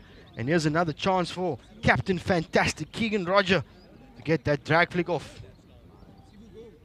That's the third short corner by Kuro Durbanville in a very short time. They've stuck one away already. What are they going to do on this occasion? And that's the goal for Dion Lowe. Kuro Durbanville absolutely on fire here. It's Dion Lowe. He's got number 2 on his back, and he's put away the second goal for Kuro Durbanville.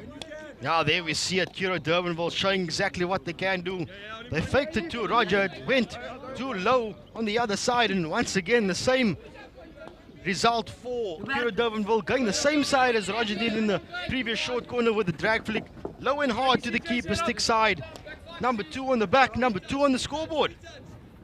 Definitely a high action game that we've had here. We promised you from the beginning that this Kuro Durbanville side, they were the champions here in the Under-16 Festival at the beginning of the term, and they come to show that just another level up. They're not going to be any slouches. They are going to take the attack to the opposition, and it's been all about the men in white and navy blue who lead Grey College 2-0.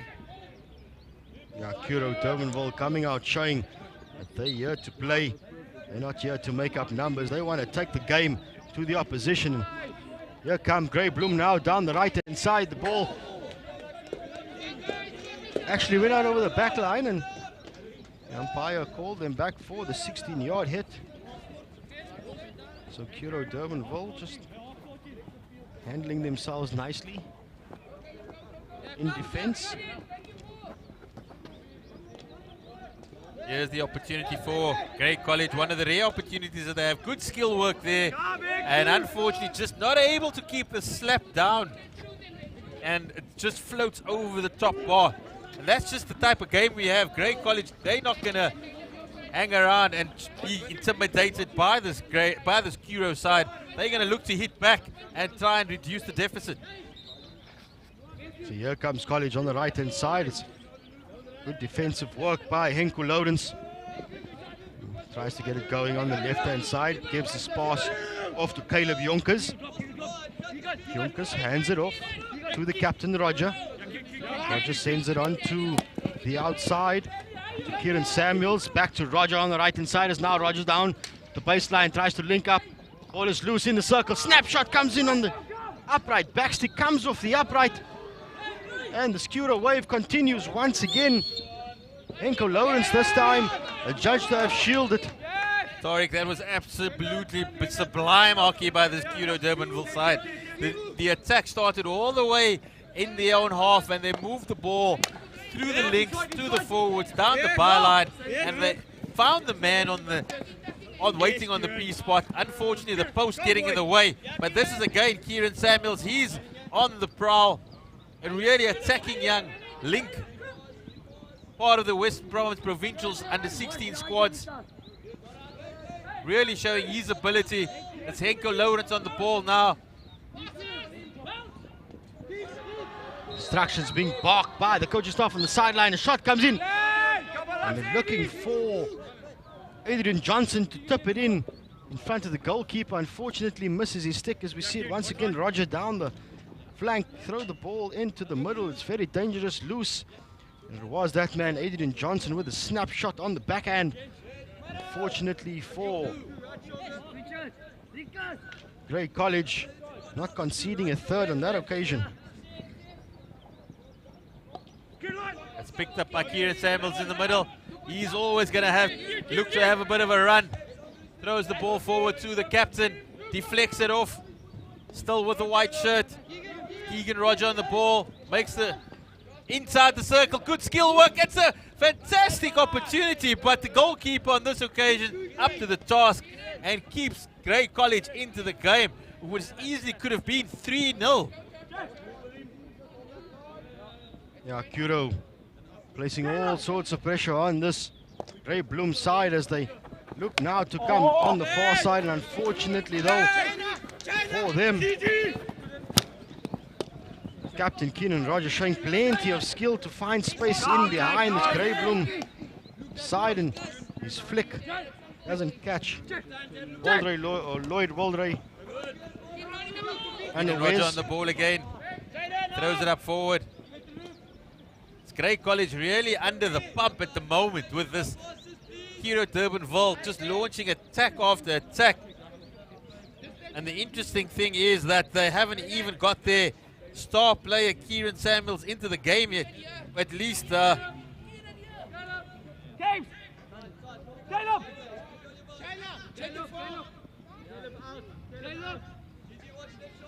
Joshua Metzler hasn't touched the ball, yet he finds his team 2-0 up already.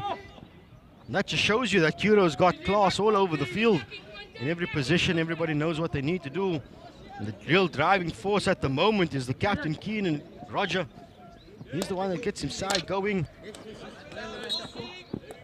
Daniel Kirk placing pressure on his opposite number, but there is an interception from Metler, who's quickly dispossessed. And now Bloom sending the ball long. Timely intervention as Kuro comes away with it. But Jared Markham dispossessed in midfield. Probably the first time that we've seen Kuro under a little bit of pressure, coughing the ball up in midfield and just not stringing passes together.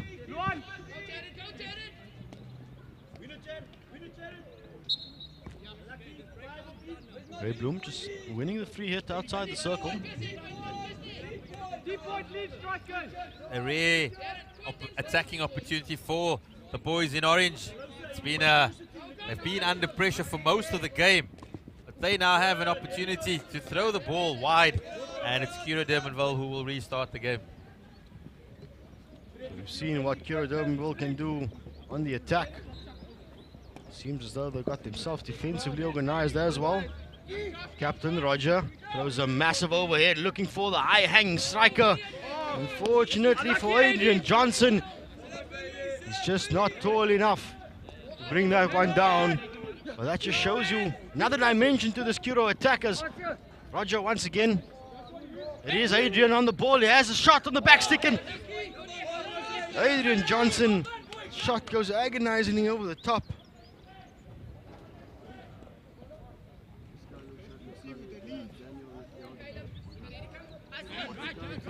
So Kuro trying to keep Bloom pegged in. There's that man, Josh Metler, finding himself on the ball. Links up with Roger, back to Metler. Metler has the shot and excellent save once again. Metler looking for the top stick side corner. For all money, that should have been a goal. It was fantastic work between Metler and the captain, Keegan Roger. They're in sync, the symmetry between those two. And it's Josh, it's at least Keegan Roger on the ball again. But the symmetry as we watch it, they throw the ball to each other, finding each other with ease. Just unfortunately, Metler not able to finish on that occasion. It should have been 3 goals to nothing. It's the first time Metler got himself on the ball in an attacking space and he got a shot off on target. So that certainly shows you what that young man, number 14 on his back, is capable of and what danger he does bring to the game. Metler on the ball right now. He goes on a run, takes them wide, brings it in. And that is the 3rd goal for Euro Durbanville. Quinton Carl Hatting, he had the final deflection. The umpires are just going to debate whether it was indeed a goal. We'll wait for the umpires to have a little bit of a conference as we have a look at it. It is Metler down the baseline. Hatting makes the touch, and the final touch actually coming off the man stationed at the far post, Adrian Johnson. So it's Johnson that gets the 3rd goal. He's probably had a few attempts, and finally he's managed to get one to hit the backboard. He's probably had some better attempts than that, but it's always the ones that count, and that's the one that landed in the back of the net. So he's got the goal for Euro Durbanville to make it 3 goals to nothing.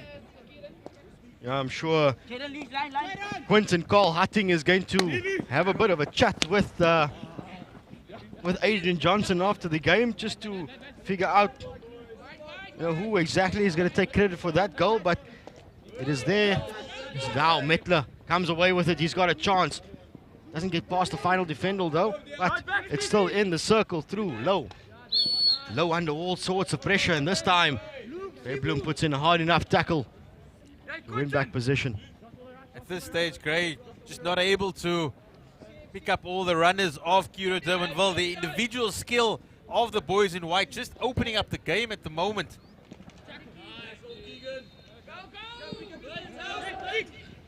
That's Metler on the ball again. He looks for his captain. Doesn't find him on this occasion.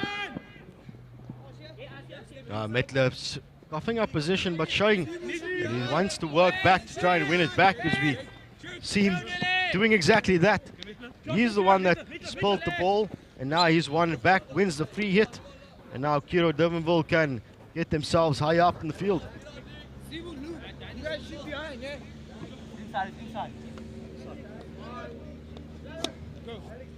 Euro Durbanville starting from the back. Out to the left, it's Kieran Samuels. Gets the ball back.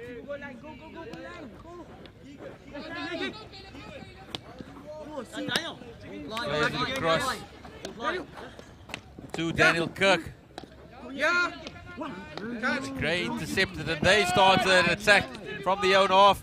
That's good skill work, but unable to pick up possession.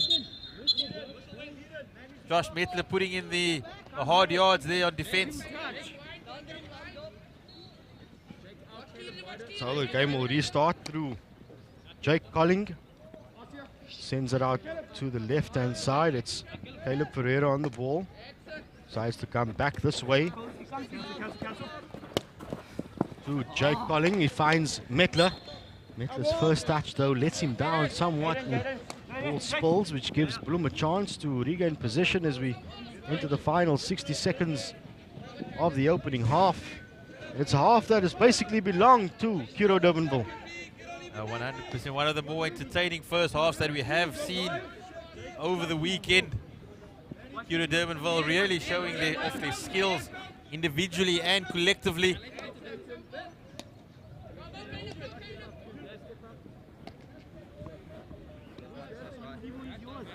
Showing good game management here, just winding down the clock to go into a half time, not trying to do anything fancy, just keeping the possession, knowing that Gray is not going to create any form of pressure on them.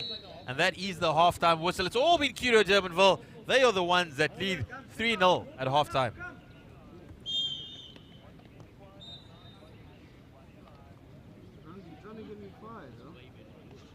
Yes. Go home.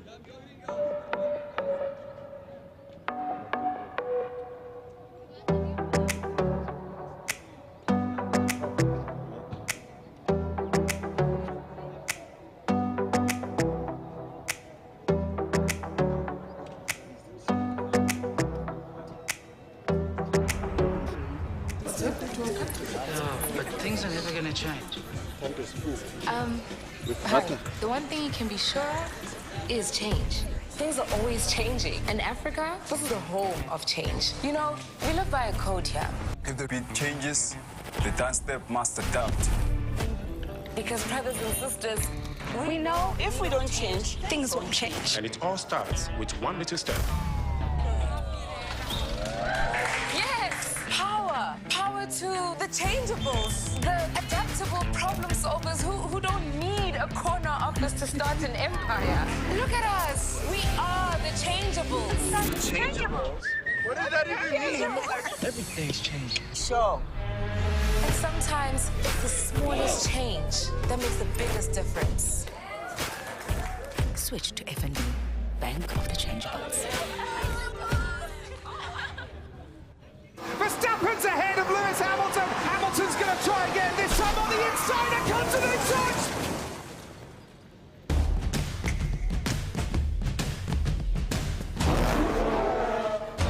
A case of what if, all in one moment. I am hungry for more action right then.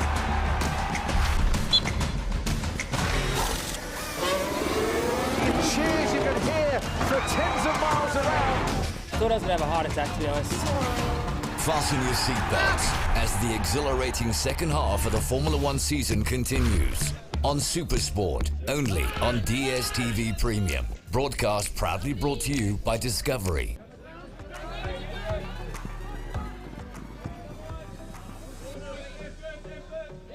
We're back here for the second half between Grey College and Kuro Durbanville.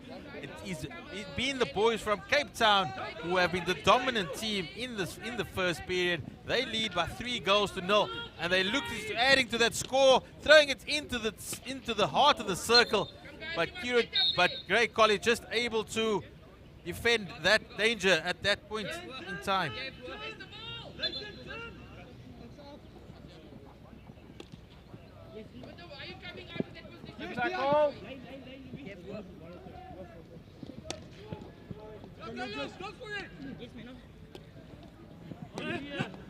Kuro Durbanville who've intercepted it. They started another attack. Big ball through by Grey College, but picked up by Kieran Samuels. He throws it pass in the middle. Unfortunately, not able to be picked up by Josh Mettler. And it's Grey College on the attack. And it's Josh Mettler who gives away a short corner. He is flabbergasted by the umpire's decision.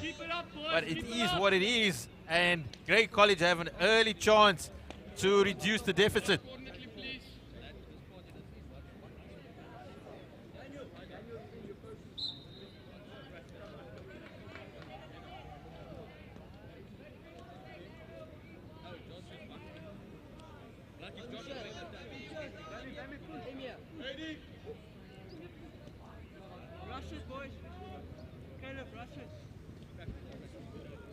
It's a short corner for Grey College.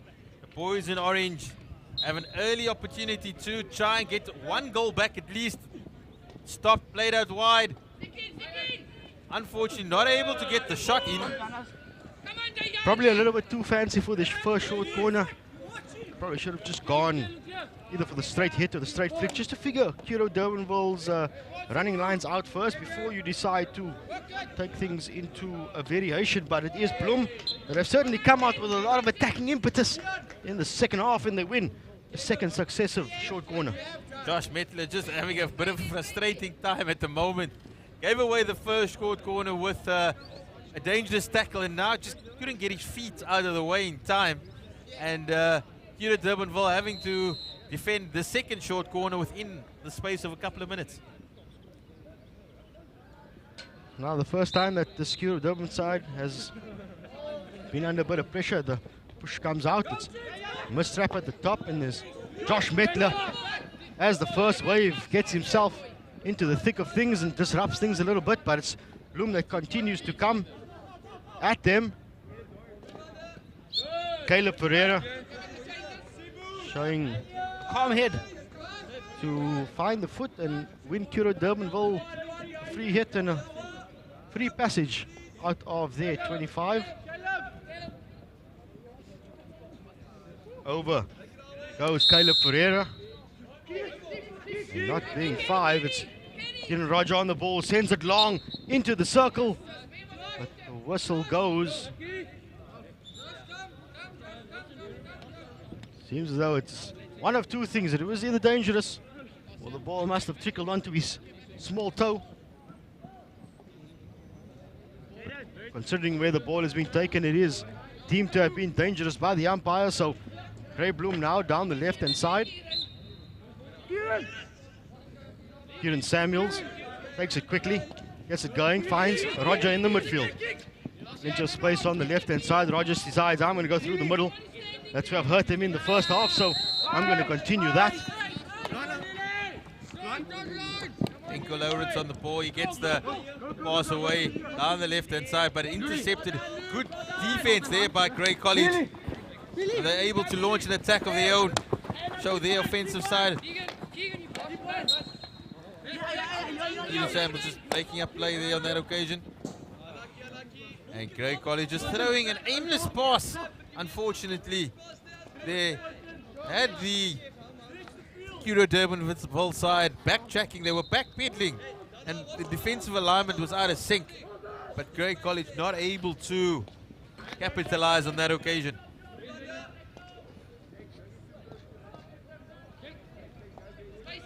Slow build up here by Curo Durbanville. But Grey College intercepted, and they've got a chance in the circle. Back stick there, but it goes wide of the left post. Just the direction on that occasion, just not good enough for Grey College. Would really have wanted to get on the score sheet 5 minutes into the second half, just to get a foothold back into the game. But it's Curo Durbanville who gift away possession, and Grey College have another chance. Get a free hit on the edge of the circle. Jake Collin getting himself in a bit of a twist there, and allows Bloom now to enter the circle, and Kieran Samuels has his foot found just outside the D as we see that shot from Grey Bloom. One that just sailed over the top, and Alex Kraus just watching it fly over his head. No real danger for the goalkeeper as Bloom gets it going. Tries to find the player on the outside, does find him. Goes through and into the circle is Bloom. There's a chance, it's a bit scrappy. Caleb Pereira keeps calm as he has done throughout this game thus far at the back. When he does have the ball in the circle, he just slows things down a little bit and creates some space for himself to get the outlet. Couldn't double this on this one from deep. Samuels who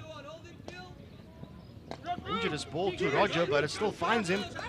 Roger now sending it on Leighton Alkers. Leighton Alkers maintaining possession despite being under pressure. Shows that he too has got a little bit of skill. Alkers gets past one that opens up for him. He has the shot, and when finding the target probably was easier than anything else he will have for the remainder of this weekend. The young man, Leighton Alkers, pushes it wide. There we see once again, he showed all the skill to did all the hard work to get in the circle, acres of space and time, but unfortunately not able to keep his composure for the strike at goal. And that's possibly something that he will haunt him when he watches the replay later this evening, realizing that it was his opportunity, his chance to get on the score sheet, his name in lights. But unfortunately, it remains 3-0 to Curo Durbanville. He comes again. Is he going to prove us wrong? Olkers sends it back to Captain Roger. Roger under pressure. Concedes the free hit.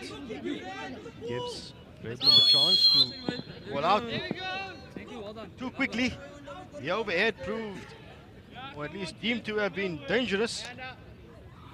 This now gives Euro Durbanville a chance to get an attack going from the halfway line. It is Enku Lawrence on the ball. Beats the first man and loses the ball in the process. Enku Lawrence, really rounded individual.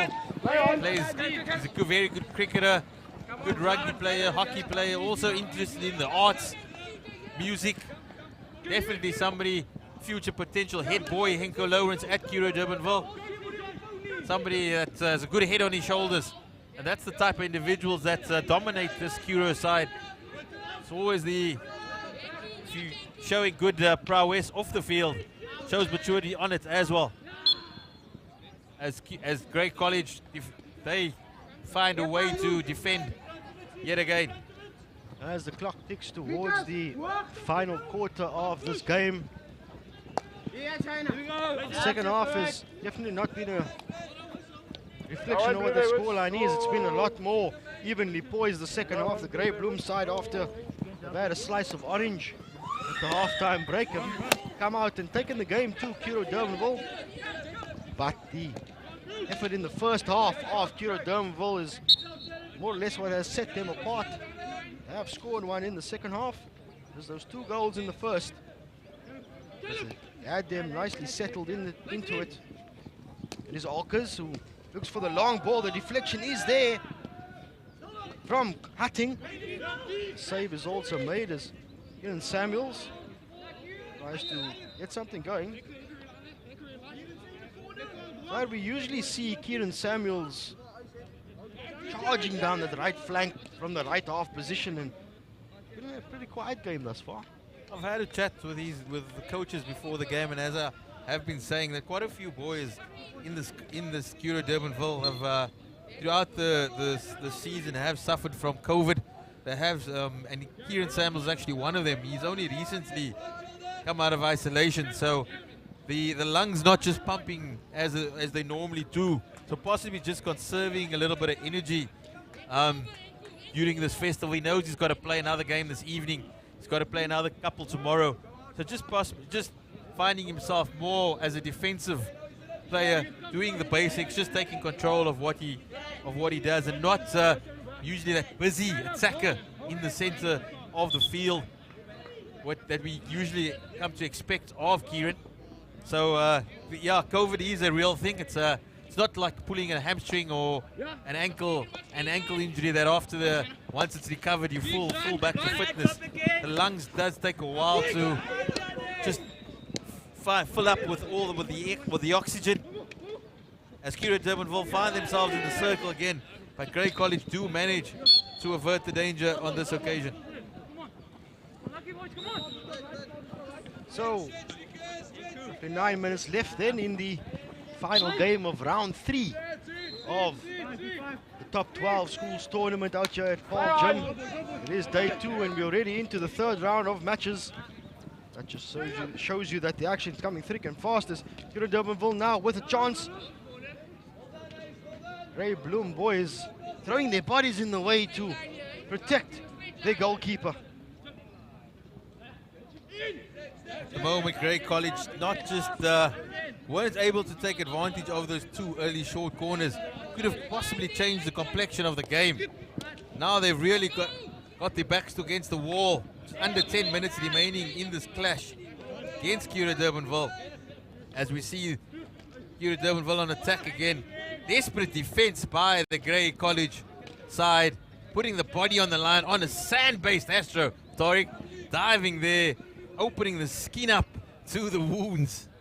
That's going to burn later on when he gets into the shower. That little Astro burn. Astro burn from a water-based turf is already one thing. When you don't have water, when it's purely sand-based and there's no moisture in it, it's even worse. So here we see once again a little bit of overzealousness from Grey Bloom, and for the next 5 minutes they'll be down to 10 men, a yellow card being brandished. So if the challenge was hard with them being at 11 men and 3 goals down, they're now down to 10 men. So that hill has just become a lot steeper.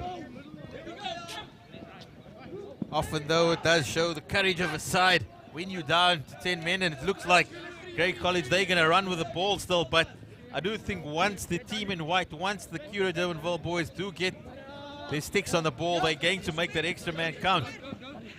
As I say it, they gift away possession. Yeah, usually going down a man kind of galvanizes the other 9 that's still on the park, and they've got to put in extra shifts, so that lifts them a little bit, because they know they've got to put in an extra bit of effort that'll assist those around them to make up for the guy who is not on the field. So if there is a chance for Cura Durbanville to extend their lead a little bit and perhaps create a bigger cushion, this is it, as Metler on the ball tries to turn in field, and his second challenge on him in a row is a bit hard, and the umpire, he enjoys the custard slice. I'm sure he's been to the bakery just before this to stock up on that custard slices, because right now he's handing them out. It certainly sounds that Tariq Ibrahim has a sweet tooth right now. He's missing that dessert. Talking about custard slices here at the Paarl Gimnasium. Definitely sounding out a word to the caterers, wanting a piece of sweet to keep him going for a long afternoon, Mr. Ibrahim. But it is Cura Durbanville that are not handing out any sweets. They're the ones giving it to Grey College. 3-0 at the moment. They've got another chance, but it's a save made by the goalkeeper. And it's Grey College who, with their 9 men, throwing the ball up front more in hope than in heat. So Bloem, that's probably all they can do at the moment, is have that one striker hanging high. And if you manage to find him, he does hopefully can create a chance for you. But it is Cura Durbanville. They've got the lead. They've got a 2-man advantage, and here they come again through Ockers on the left-hand side. Elimination skills is there. Ball finds Metler. Metler into the T-point and into the circle. Throws it back, and there it is. Goal number 4 for Cura Durbanville. The work done by Leighton Ockers, linking up with Josh Metler. And the man we said has been quiet, the man who has just come out of isolation, just recovered, Kieran Samuels, the danger down the right-hand side, gets the ball into the back of the net.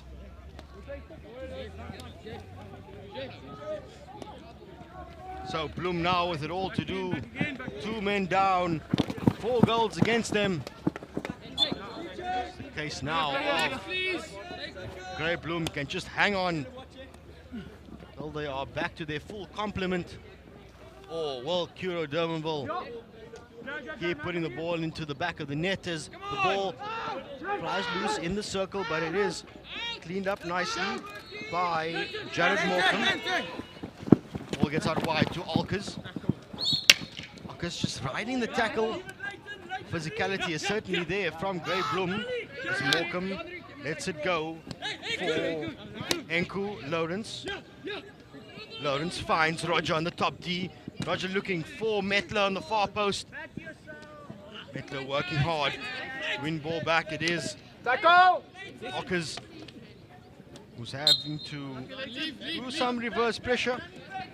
And the net result is Grey Bloem coming away with it, as we see Roger trying to find the player on the far post.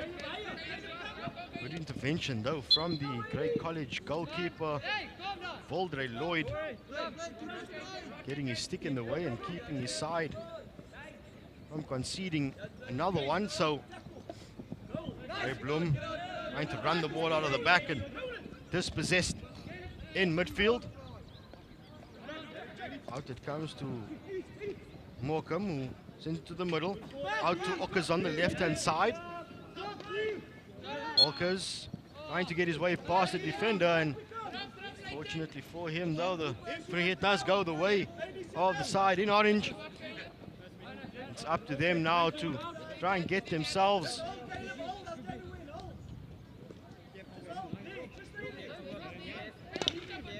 So Grey Bloom are still under pressure. Josh Mettler, the number 14 for Kuro Durbanville, showing that this first line of defense for any side is the strike line. You always knew that 2 extra men that Kuro Durbanville had was going to pay off at some time, and that's exactly what happened. Didn't take them very long to make the advantage count. Grey College always going to feel the pressure being down to 9 men, and that's exactly how the 4th goal came. The time's running out here on the Paarl Gym Astro. It's been all Kuro Durbanville, the boys in white, navy and red, down from Cape Town. They were the champions in the Under-16 festival, taking the step now to Under-17. We've been waiting all tournament to see this Kuro side. They've got lots of excitement, lots of talent available, and they have clearly shown off this afternoon. Henko Lawrence, they just gained a good time management. They play a lot of tournament hockey. They know what they need to do when they up at this stage. They'll run the clock down. As I say that, Josh Mettler, he's not going to run the clock down. He's looking for the 5th goal, but it's a good save by Grey College keeper. Leighton Olkers gets the ball at top D, works away, get the back shot on. And once again, a shot going over the top of the goals. Leighton Olkers working hard. We see the shot from Josh Mettler, not enough power on it. Sure, he would have tried to get that one over the keeper's head, just unable to get underneath it. We have said all along that Sachs and Hilton teams to beat. Well, let's throw Kuro Durbanville in that discussion right now. After this performance, being able to see what they can do, Kuro Durbanville has certainly thrown their name into that hat. Okay, as the clock winds down, you know that we're big fans of this Kuro Durbanville side. They just play an entertaining brand of hockey. And that is the final whistle. Dominant performance by Kuro Durbanville. They are 4-0 victors over the men from Bloem. Unfortunately, the boys in orange not able to show any dominance today. It all belongs to Kuro Durbanville, 4-0 victors.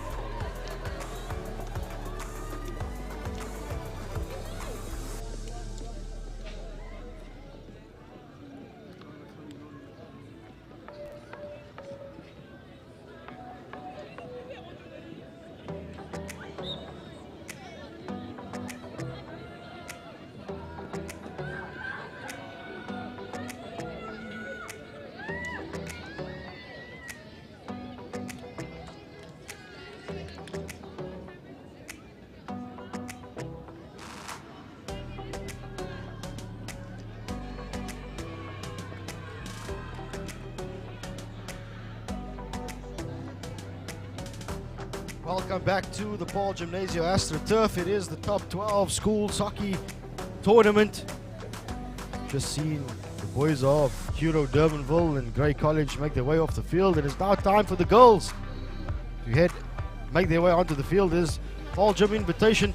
In their side is Monet Forster, Zane Botha, Lisa Thomas, Nina Fulscher, Sumari Rademeyer, Renel Viljoen, Marne Allo, Mia Burger, Lisbeth Matan, Anke Woods, Janne de Winnaar, Dione Hugo, Anu Grobela, Nicola Thomas, and Zane Stay.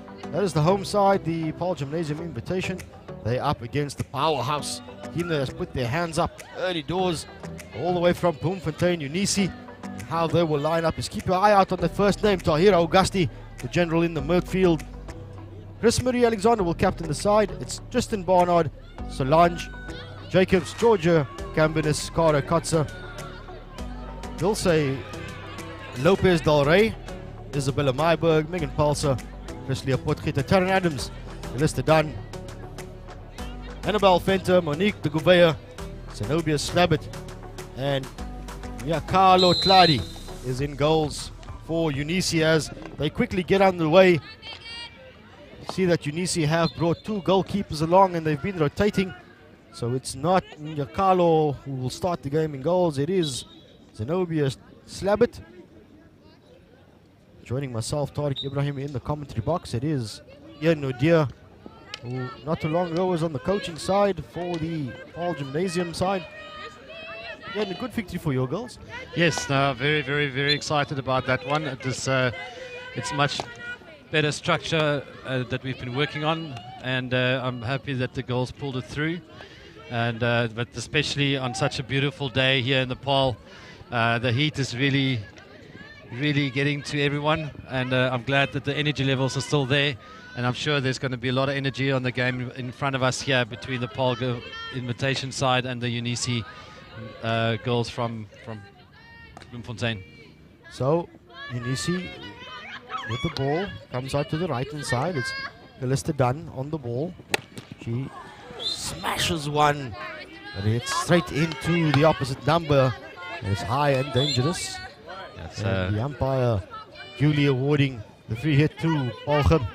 Anya Grobler really feeling that one, but Sumri Rademaker taking the free hit quickly and get it right up into the circle, but unfortunately not connecting with one of the strikers up front. So play will restart through Unisi's number 5, Georgia Cambinis. She's also a junior SA swimmer, so multifaceted are these Unisi girls. As Tahira Augusti comes away with it, but he's tackled in midfield. You know, I got to let you know that prior to this game, I went to get some information from the Unisi girls, and Tahira actually gave me a bit of a tongue lashing for calling her by the wrong name in the previous few games. So seems like, and I was actually told by the manager as well, the manageress, that Tahira she's the cheeky one out of the squad. Definitely character, and it shows a lot of confidence, and she shows a lot of confidence when she's playing. But with a team like Unisi on the build up now, trying to connect with the strikers inside the circle, making sure they get in there, can they pull one off, and a high flick on the reverse, and a great finish there for the Unisi, opening up the scoreboard with just over 2 minutes in this first half. And it's Unisi 1, Paarl Gym Invitational 0. Well, there you have it. Megan Palser gets Unisi on the scoreboard early doors. Nicely taken reverse stick flick from Miss Palser. Gets it high and past the goalkeeper. So it's 1-0 to Unisi. Just under 3 minutes gone. And here they come again. So they try to get themselves onto the front foot. Neat little turn there. Back it comes to Palser on P-spot. She finds some space in behind. Goes on the reverse stick once again. The shot is in, and it's turned in at the near post. Unisi just getting the people there, players right there in the key areas, and making no mistake there. Yeah, Megan Palser with the powerful shot that got saved, as we see it once again. She makes the space, goes on the back stick, and it's Taryn Adams on the near post who calmly and nonchalantly just slots it in. It make it look so easy sometimes, don't they? So Calista Dunn finding Palser once again. It seems as though that this Unisi side are looking to find Palser as often as they can. Let's say United Venard, they're rushing out only grade 8 goal at Paarl Gim, but a feisty little player, making work there in the midfield. Nicola Thomas now centre link, and Thomas's another 2 sisters in the field, in the side. Lisa Thomas in the outside right half, and Nicola Thomas in the centre. It's a hockey family, older sisters, all first team players for Paarl Gimnasium. So hopefully the sisters will follow in their footsteps. Adams placing Gim outside half under a little bit of pressure, and pressure pays off for Unisi as they get the ball on the sideline. In fact, infield, says the umpire, so a little indiscretion there as Unisi gets play back underway. There's a bit of a gap, so she accepts it. But the interception is there, and here comes Gim. Nice on the counter-attack. Mia Burger there on the ball. Strong grade 10 player for Paarl Gim, newly imported from Namibia. So we're quite happy to have some new fresh talents from Windhoek. And showing the great opportunity here at the top schools, top 12 schools, under 17 tournament here at Paarl Gim, proudly sponsored by F&B. and live stream brought to you by Super School Sports Live, Super Sports Schools. So here come Unisi once again up the left-hand side.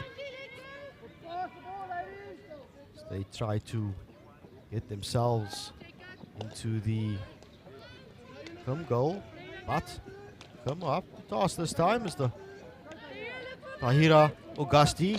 Wins back possession. Some neat aerial skills from the central midfielder. And gets aside a free hit. There's that centre link for Unisi. She's certainly been the standout player thus far for their side. She gives aside the attacking impetus. Back to Palsa. And this time, though, Megan Palsa unable to find the target. A quick little snapshot flick flies past the face of the goals. And that definitely, there's another shot. Look at that. Just missed it. And unfortunately, Adams couldn't get a stick on there this time around. But Unisi is looking very dangerous every time they're coming to the circle. They're either getting a shot on target, but maybe there's Nicola Thomas on the ball for Paarl Gim, trying to connect up with Uneda Venar, but not making that connection. Tahira on the ball again, driving, single run. Can she get the shot on? Goes on the backseat, does Augusti. It's a straight at the keeper. Good save. The clearance made. Finds Palsa. Palsa's on the ball. It's laid off. Snapshot comes in, but fortunately for Gim, they do come away with it. But the danger's not gone as Palsa once again throws the stick at this one, and good intervention from the Paarl Gim defenders. Snuffs out that one.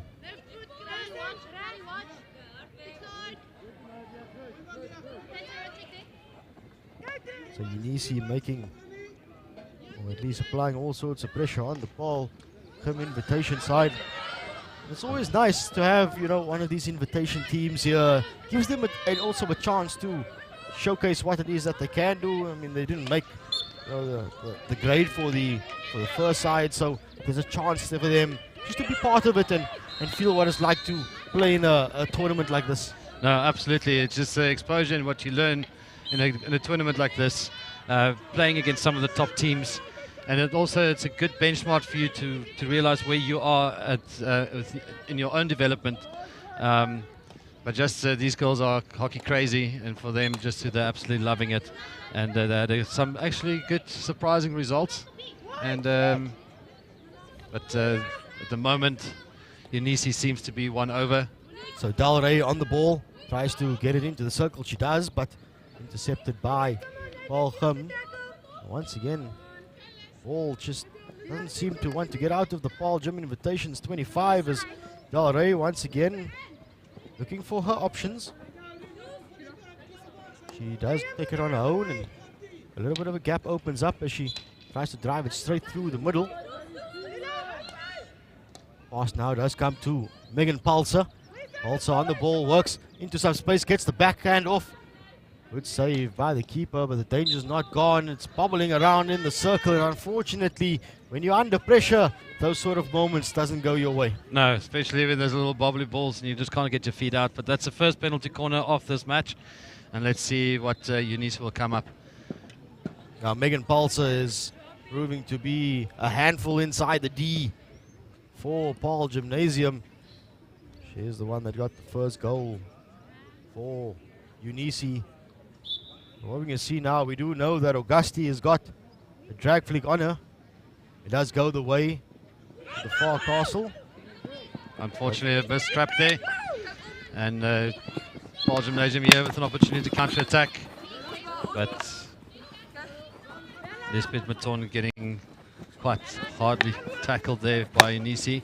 Simri Rademeyer just clearing the ball up down the side, but not being able to, again, not connecting with the strikers. It feels like the Paarl Gim strikers are hanging a little bit too far back, not really getting in behind the Unisi defenders.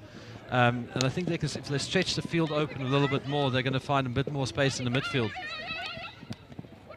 And we do know that this Unisi side, they are potent at short corner time. Unfortunately, on this occasion, it was a missed trap from Monique de Gouveia. That has allowed Paarl Gim to get out of the red zone and try and play the game up on the other side of the field. But here come Unisi once again as the ball's played onto that far side. Ball does unfortunately win the race to the sideline.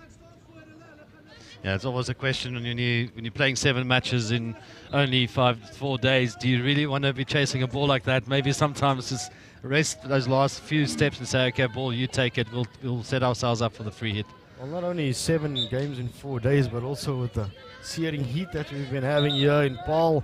And in fact, it's probably starting to get a little bit cooler as the sun starts setting behind us.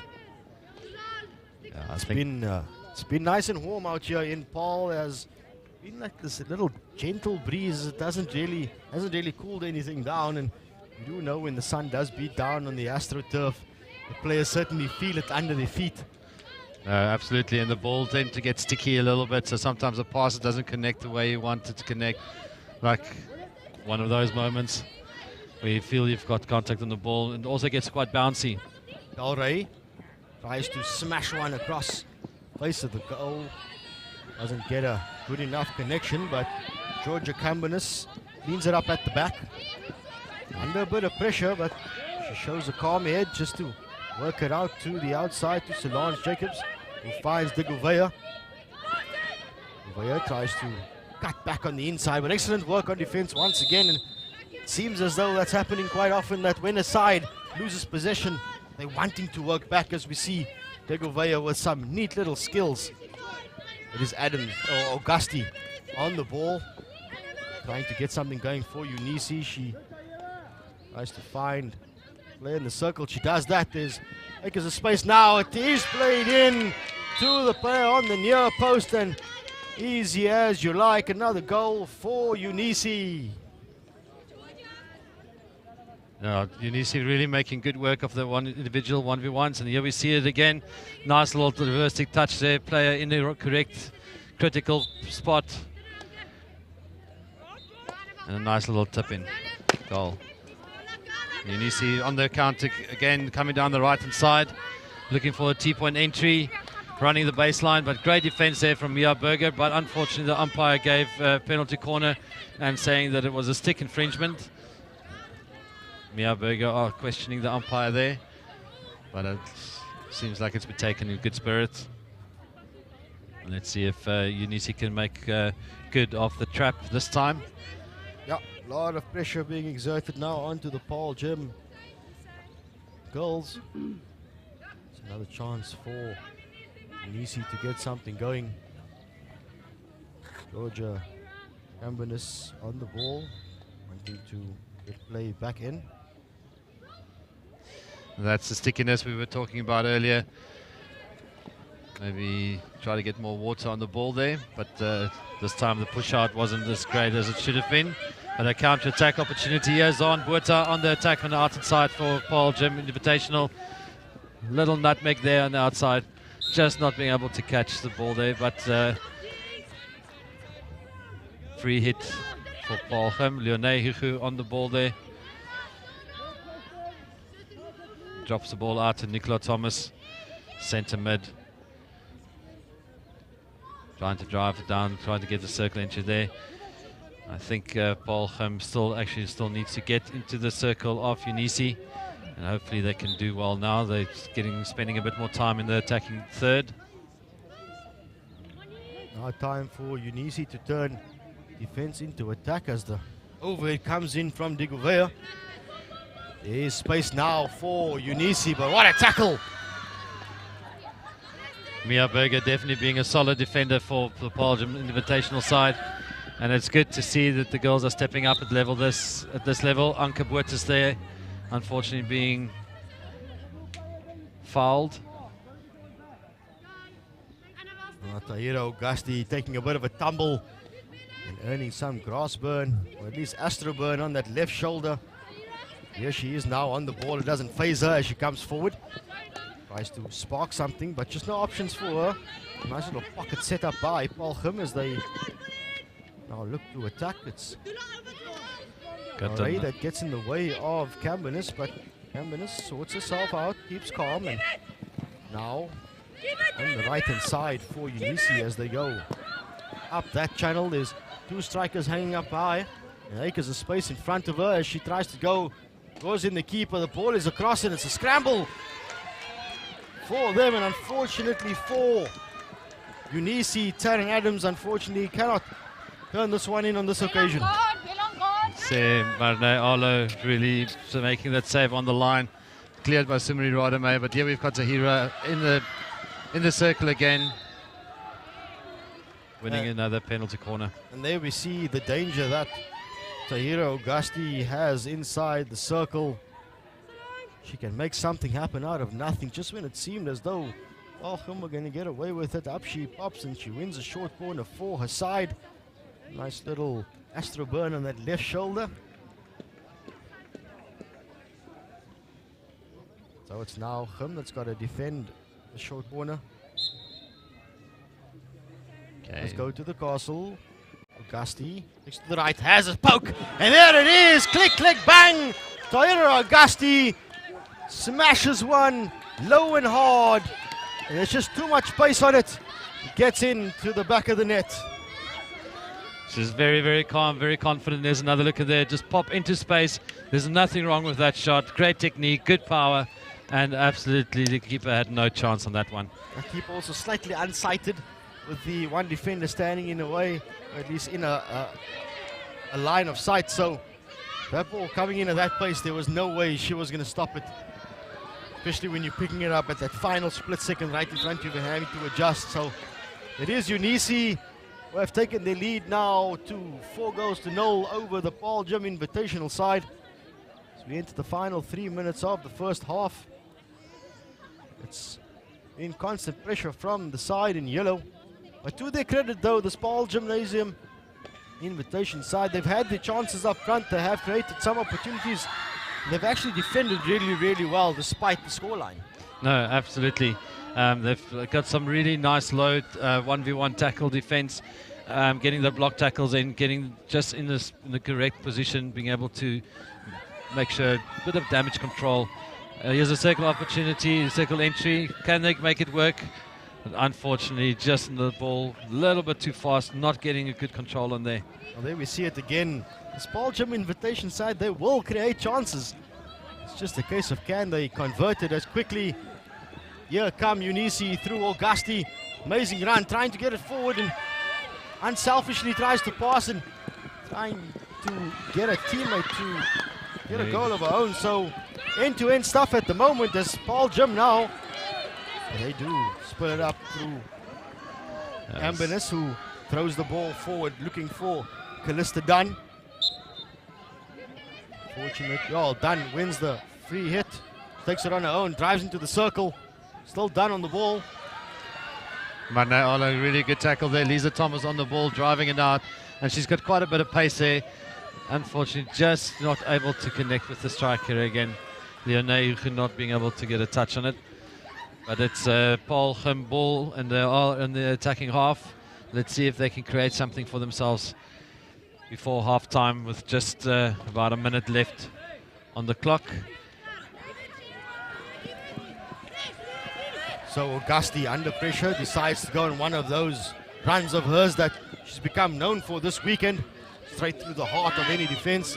Rolls out of a tackle, creates some space for herself. She does find the teammate Adams. Adams with a snapshot, and there it is. Goal number 5 for Unisi on the stroke of half-time. Monet Foster being left in the middle there with a 1v1, and it's very difficult to make a save for a keeper when you're faced with a shot like that. So it's all Unisi at the moment. The opening 20 minutes is coming to an end. They've got 5 goals. We see Taryn Adams with all and acres of space. All she needed to do was get some power behind the ball. She did exactly that, and the ball has made its way crashing into the backboard as Augusti runs out the few remaining seconds of the first half, and that's the way it ends. Unisi heading to the halftime break with an all too comfortable 5-0 lead over Paarl Gymnasium invitations.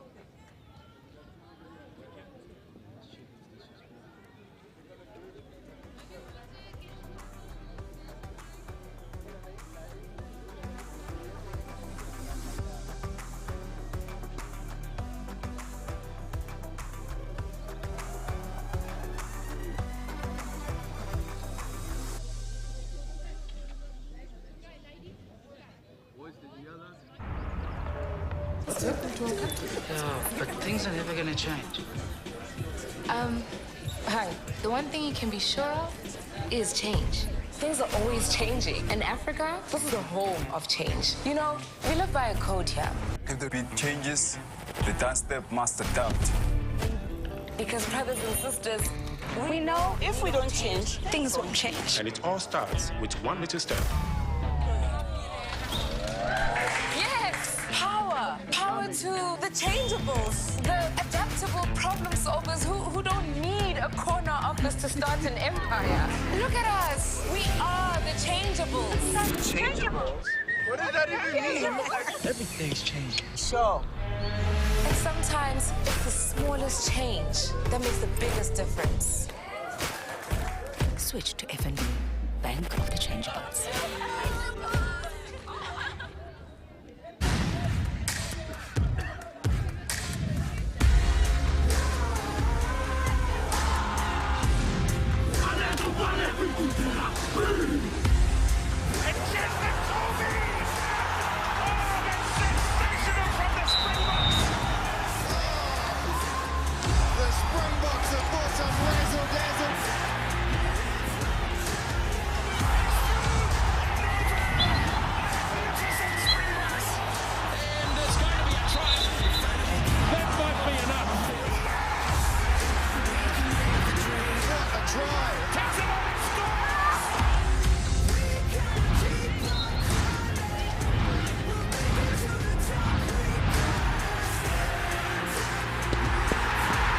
The best is yet to come as the year of rugby continues on Supersport on DSTV Premium.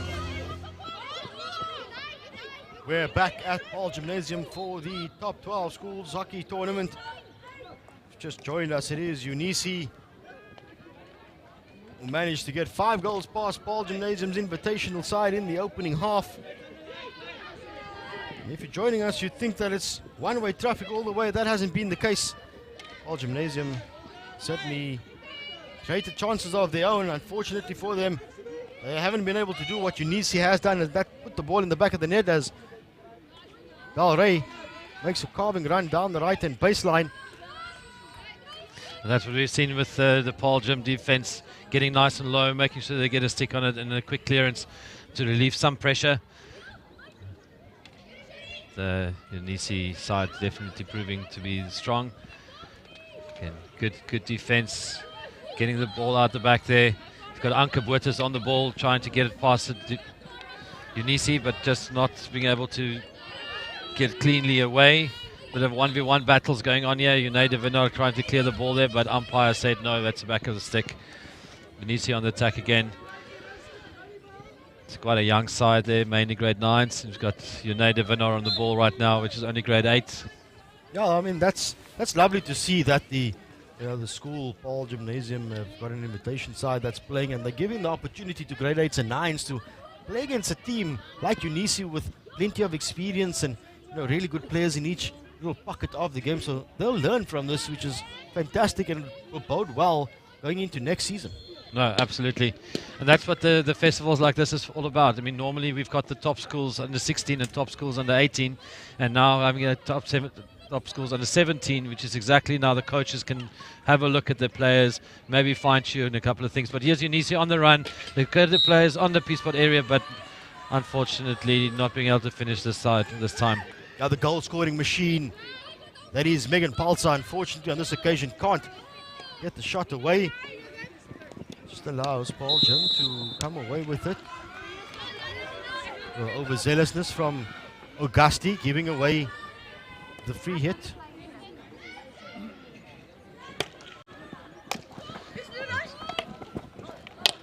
Big ball up the middle for him.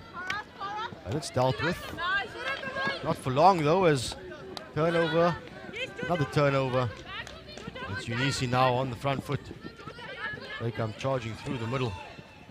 Once again, another neat little steal out of nowhere from the blind side from Paarl Gim. Yeah, umpire Renee Brent having a bit of a good chat there with Augusti, saying no more pushing. Saying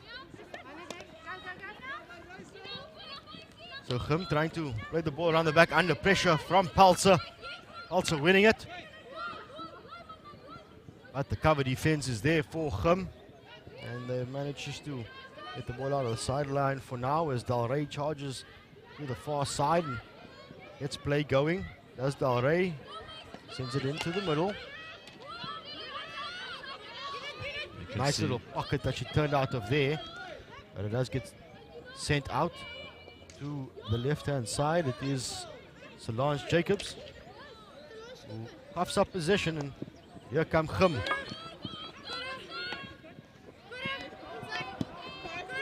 Gim actually coming out of the, letting go a bit of the brakes and really making the impact in the second half. So here's Del Rey. On the right-hand side, sends the ball into the middle. Nice little turn there, but look at that defending once again from the Paarl Gim Invitation side. I'll say it again, they may be 5 goals down, but their defense can certainly hold their heads up high. They're working hard, trying to find the connections. Unfortunately, just on the foot there. But again, Unisi.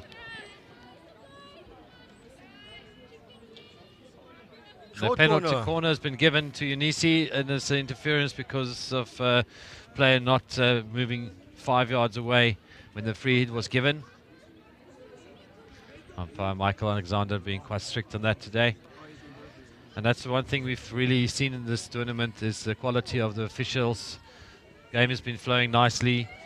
Hardly any really bad calls. Players are calm. And that's what we want from a good official, being able to make sure we can play good hockey. Comes Unisi, there we see what happens on a dry AstroTurf. They have presence of mind to take it out. There is Augusti. Augusti has the shot, goes on the inside, near post, and what a save that is from Renee Forster in the Paarl Gim Invitation goal. They're definitely not going to say like we're going to just sit and take this. Paarl Gim, obviously, I would like to see what the coaches have been saying to. But that was obviously no mistake. And it's Megan Palser again on the scoreboard for Unisi. And it's such a difficult goal to save from a keeper, that little just up and dip. Let's have another look at that. Here's Augusti that had that initial shot, and Unisi got the ball back into play, took it really quickly. They found the dangerous striker, Megan Palser, on the right-hand side, and she does what she did what she does best, and that is find the back of the net. And that is now Unisi, who have stretched their lead out to 6-0 over Paarl Gim Invitation, and they're not done yet as Taryn Adams breaks away with the goal, or at least with the ball from the restart. He attempts a speculative shot from the outside and dribbles its way over the baseline. It was good pressure there from Marnay Ala, but here we see Unisi sitting a lot of pressure on the back four of Paarl Gim. Just trying to get the ball to the middle, but a good turnover, and here we go, Unisi on the attack again. Nice little dribble on the outside. Gouveia in possession, tries the fancy little spin. She maintains possession, so if you can have those skills and you can keep the ball, then why not try? Taryn Adamson tries to get the ball under control inside the circle, but loses it. And a chance for Del Rey to get things going on the right-hand side. Does get it going quickly, and more often than not, we've seen that a lot in open play for Paarl Gim Invitation. They've made those sort of tackles. It's on the other side where the small errors are creeping in, and that's just allowing Unisi to get in behind them all the time.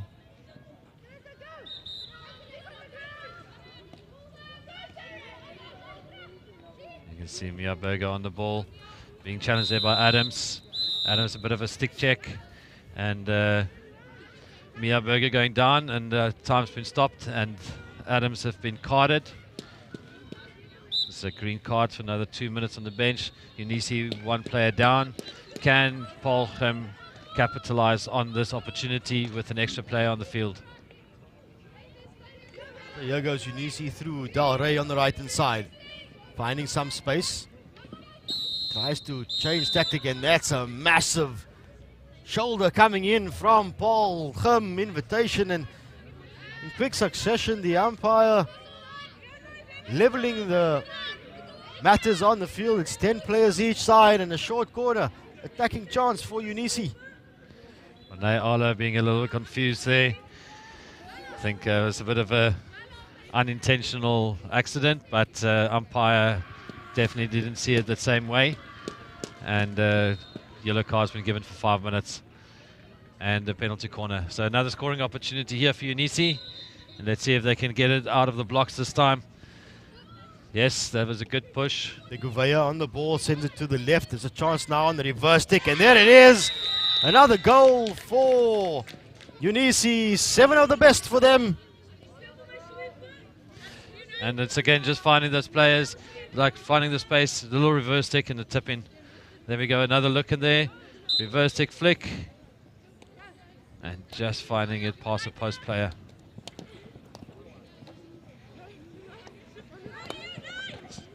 Naifu on the attack here, but unfortunately hitting a foot. Unisi winning the free hit. And they're trying to play their ball around the back now. Trying to transfer it, finding the players on the outside right channel. Nice little tuck inside. Goal scorer for Unisi is Tristan Barnard. She getting herself on the score sheet. He's the one with the bright orange stick. But here they come once again. There's Unisi. Fortunately though for them, that attack coming to nothing.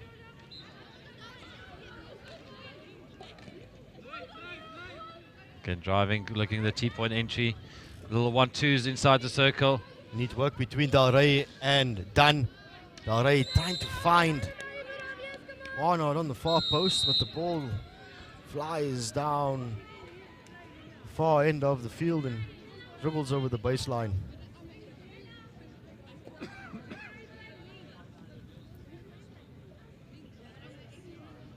it's been absolutely, now with the sun cooling down, you can see less sweat, and actually the girls are still working hard out there, catching the last breaths of the sun before it hits completely over the mountains. Augusti with one of those driving runs once again. Tahira Augusti gets herself in the circle, finds the foot, and a short corner time for Unisi. How would you, as a coach, control a player like this who loves to go on those amazing runs? I'll definitely try and get maybe 2 players on her. Get a free player, have one, make sure that we reverse press, get her head down so she doesn't see her options. But she is so quick with her hands, therefore we need to maybe sure that we get a double defender, try to double up on her. And at least maybe just force her wide, so just to limit her lines, because she's getting a lot of circle entries in the top of the circle. And maybe if we can just close down the angles a little bit. But let's have a look at the penalty corner. So single castle then for Unisi. It does go to Palsa. Palsa has the drag flick. Didn't see that one coming. No. She's got such a powerful strike. That was quite a powerful flick, just unfortunately a little bit high over the crossbar. But definitely a lot of pace on that one. Yeah, we see plenty of power, as you mentioned, Ian. Just not the direction on this occasion. But here goes Paarl Gim down the right-hand side. Devender trying to find Leonie Hugo, but Leonie Hugo's boot decided to leave her foot. And this unfortunate slip there. So then roughly 7 minutes to go as Unisi come on the attack through Palsa. Sends it long to Dunn. Listen now, or at least Dunn trying to get the shot off the rebound. Unfortunately for Adams is once again blown up for being a little bit too physical. She needs to be careful. She has had a 2-minute suspension already for similar infringement. So she continues to test the patience of the umpire. He might just brandish a yellow card. Ionehu on the drive here, one hand trying to cut inside, but umpire decided that's a bit of an obstruction. The ball was carried behind the right foot a little bit too much, not allowing the opposition defender to be able to make a clean tackle. But here Unisi go for a long hit through the middle, finding Augusti, and just open space again.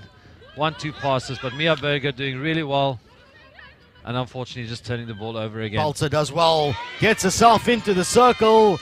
Little aerial skill to get over the oncoming defender stick, and Megan Palser with another goal in this game, absolutely smashing it into the poles.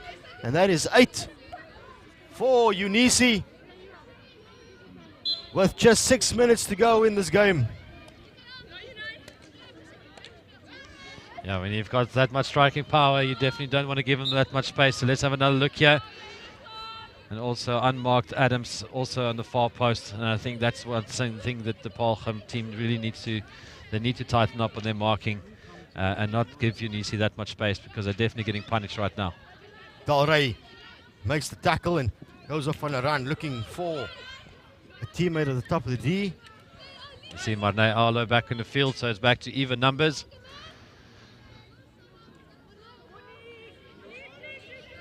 It's de Gouveia who's taken the free hit and allowed to run all the way into the 25 and into the circle. De Gouveia rides a tackle, advantage is given, she's still going. Gets the shot, lays it back, looking for Palser.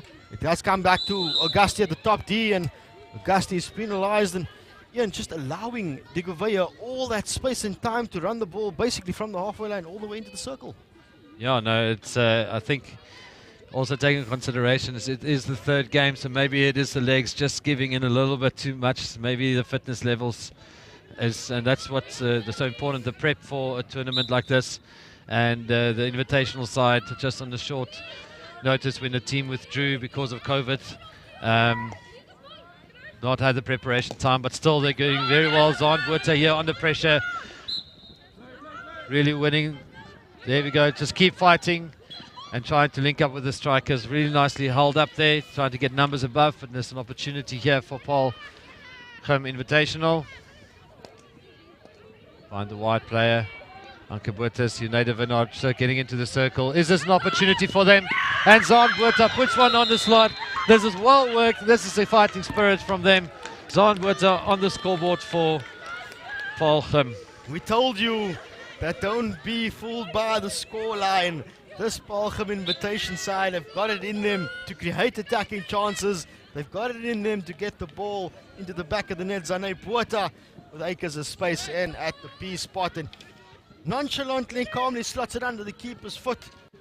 It is Nyakalo Tladi in goals for them, and as we speak about the goal on the one side, Megan Palser once again for Unisi, restoring the 8-goal cushion. It is now 9-1. I don't know how many Megan Palser has scored. 4, probably even 5 at this point. It's another look there, finding the space on the back foot in the back space, but getting it past Monet Foster there. And here again, Megan Palser on the ball, intercepted, but umpire also not happy with that tackle.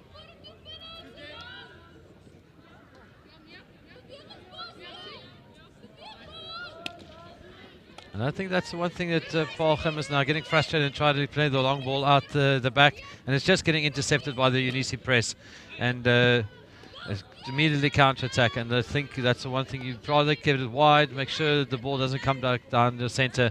But yeah, Anke Boetes on the ball, but great tackle there by Unisi, and United Vinner trying to pressure, and it goes. Unisi is just running through around the players, but well done there by Lisa Thomas. Great defense, good tackle. Well, just 2 minutes to go, then it is Unisi from Bloemfontein. All in all, too comfortable 8-goal cushion. They're up by 9 goals to 1. It's also the day 2 of this festival. This game is kicking off the 4th round of action. It's strange to think that we're only on day 2 and it's already round 4. It is great, and then tomorrow morning is round 5, and it's the last of the pool games, and then we're going into playoffs tomorrow afternoon, and then the finals on Sunday. Final positions. So Unisi just slowing things down as Augusti looks for the long ball.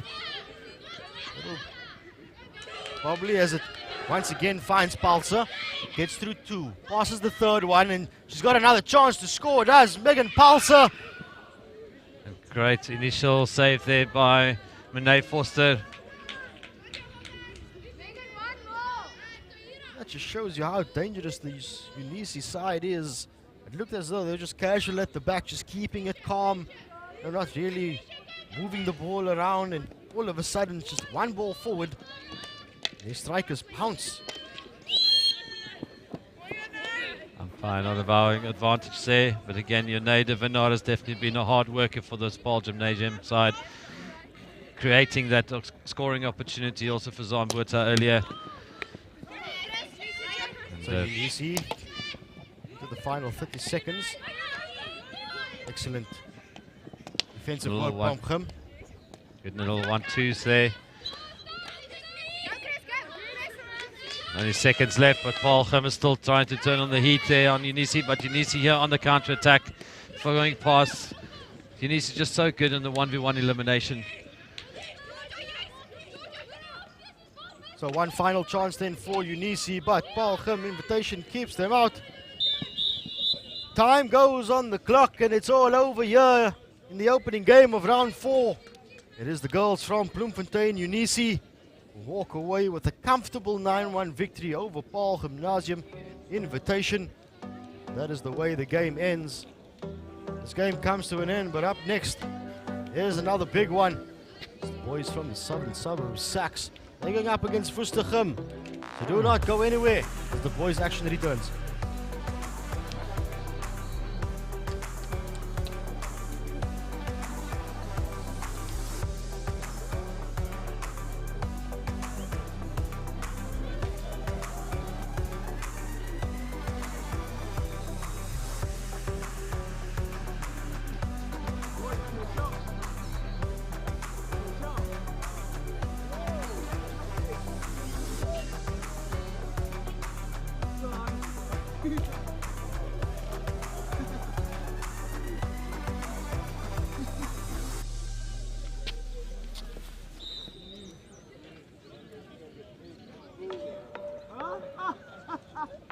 Right back in the old days, right?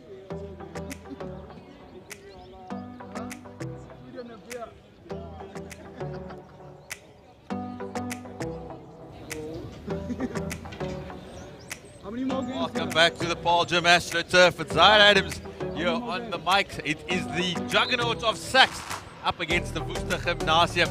Sax will be playing in the all-white strip again.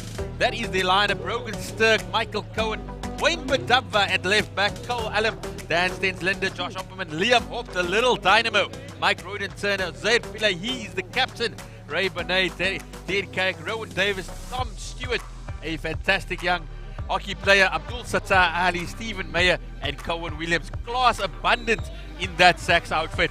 Definitely a team that are looking to get into the finals. But that's the Woestergem. They're the opposition. It's Jacob de Jager, Barker de Vet, Joshua Boshoff, Christopher Lee, Christian Hubert, Jandre Scholz, Willem Roux, Drisi Burger, Carl Klusman. He is the talisman in the middle. Nonwabo Nchani, Bertus Roux, Luan A. Sipe, Sipa Mbombo, Andre Viljoen, and Luan Dace. It really will be a tough task for the boys in Navy Blue.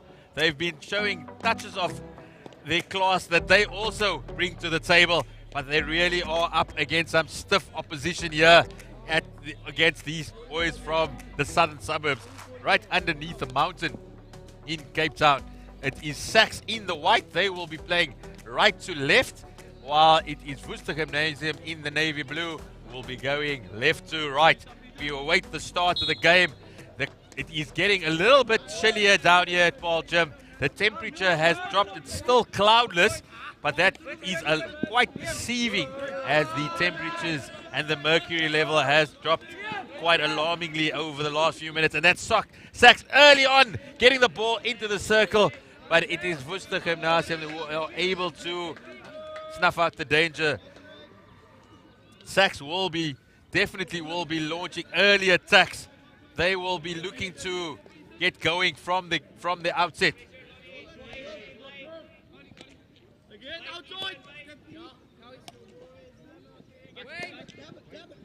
Wayne Badabva on the ball, lays it down to the middle.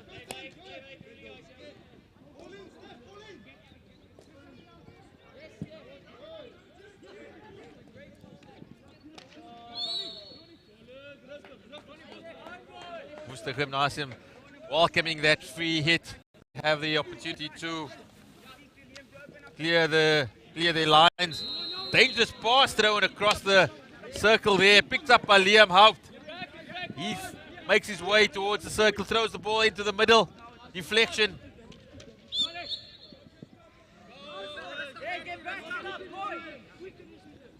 So Woestergem in position at the back. Bertus Roux just sending it to Bombo, but Bombo's pass is cut out.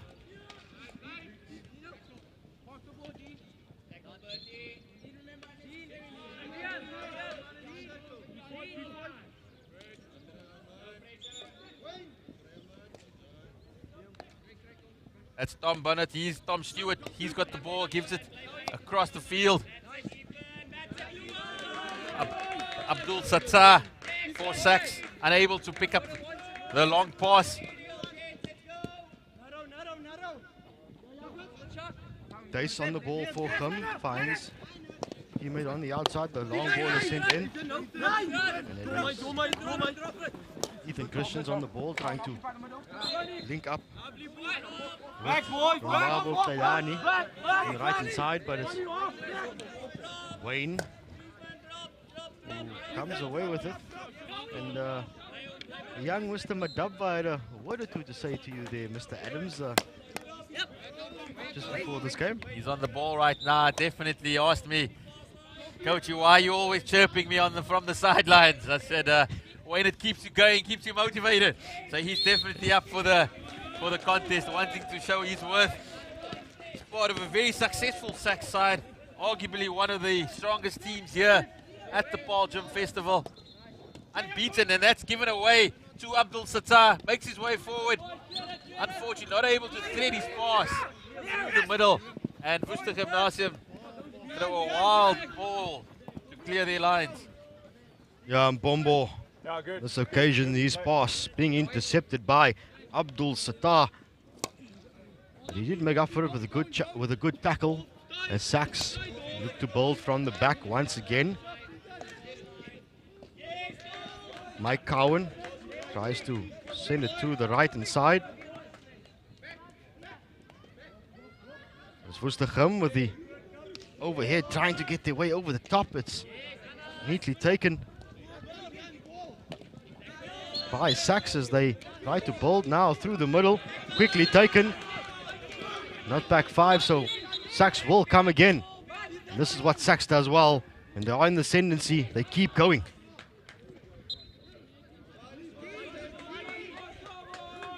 Here comes Sachs once again down the baseline. Looking for the short corner, but a good tackle comes in from Woestergem. And an absolutely frenetic start to this game. It's just 4 minutes gone.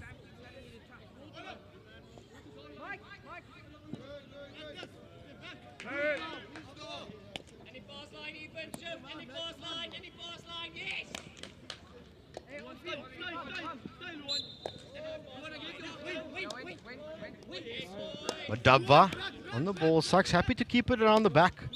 Let's get sent out to Mike Cowan. Cowan with a nice ball forward, looking to find the high-hanging striker.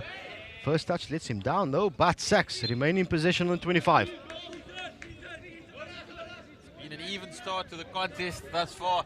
Sachs always going to press early on, but unable to breach the defense at the moment. Worcester Gymnasium throwing an overhead. So Woestergem with a rare chance inside. Sachs 25. Tries to play it through the middle, but Mike Cowan is there. He sends it out onto the left-hand side. Big ball coming through. Forward for Sachs, trying to find Rowan Davies. We heard the action on the B field. That's Hilton College up against Cura Durbanville. A big game for the Hilton boys. They 2-0 up already against Cura Durbanville. It was a quick turnaround for Cura Durbanville. They were on the park not too long ago here on the A field. And then having to go again against a very strong outfit. And also a desperate Hilton side that have had results go a little bit against the run of play that they're usually accustomed to. So they've come out firing against Cura Durbanville. So Woestergem down the right-hand side, keeping the ball in play, is Christopher Lay on the right-hand side. And one back by Bertus Roux. Number 10 on the back, captain Bertus Roux for Woestergem. Takes it quickly, does Roux. Goes on the inside to Carl Klisman. He's the man that Woestergem relies on to get them that go forward. Potent drag flick on him as well at short corner time. It is Roux, goes route one. Snuffed out by Sachs. Roux makes up for his error, wins back possession. Wins the free hit again. Joshua Boshoff gives it to Klisman. Klisman tries to go on the outside. Not to be, drops the ball out. Klisman gets it once again. Umpire just bringing them back for an early infringement. Christopher Lay happy to send it around the back. Luan Dace back to Lay, and he has trouble now. Intercepted by Sachs. Get it out to Rowan Davies. He's the danger man for Sachs. On his backstick, that's going to be a short corner. The umpire disagrees with me clearly. Rowan Davies cannot believe it. The expression says everything. He is absolutely flabbergasted. He was taken out, his feet underneath him. And the umpire wanted nothing to do with it. He's still walking around in disbelief. The fact that he wasn't given the short corner, but the game's gone on. And it's Wayne Badava all the way in the outer half of Sachs. Throws it across to Tom Stewart. Gives it back down the middle. Back to Stewart. And Sachs have to restart after not getting the short corner. Mike Cowan on the ball. Just trotting it upfield. Seems like Woestergem happy with the half-court press. It's Wayne Madabva, left half. Keeps his composure, sends it to the back again. It's switched all the way to Cowan. Cowan sends it into the midfield. Nice little turn from them. Links up with the forwards, and here comes Captain Uzair Pillay. Pillay on the ball, maintaining possession, rides a few tackles, sends it in. And the advantage that he had comes to naught. Sachs just not finding their rhythm at the moment. Normally a little bit more composed, a little bit more slick in their passing. But I'm sure they will find their way. It's a classy outfit, a side that generally know their structures, they know the way they want to play their game. As they start all the way from the back again, it's Cohen on the ball. So we know that Sachs love to start the game fast, get in early goals and just settle themselves in the game, but 9 minutes gone in this encounter and they still haven't managed to penetrate this Woestergem defense. I think that was why Rowan Davies was so frustrated not being handed the short corner earlier. It's a side that, like, once they very much, but they throw the ball into the middle. Woestergem, Wayne Madabba finds him in the side of the circle there. A very foreign position for the left centre, the left half. He was a little bit lost there in the circle, but he wasn't able to take the opportunity, and it's Woestergem that come out of the danger zone. Yeah, perhaps Wayne trying to prove to you that he can also attack, but here's a breakaway through Johan Eis for Woestergem. Johan just dispossessed just outside the circle, so pressure remains from Woestergem as they come forward now, looking to win the short corner, and somehow the ball has missed the feet of Sachs. But it remains with Woestergem in possession. Klisman on the ball. Looking for captain. Captain Bertus Roux looking for the route one and easily dealt with as Madaba gets him going quickly.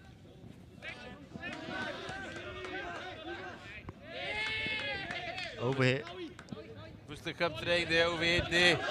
Little bit confusion here in the Sax ranks. Tom Stewart missing the ball, and it's Woestergem with a real chance there on the edge of the D, but just trying the backstick pass when all it needed was to get it around, feet around the ball to be a little bit stronger.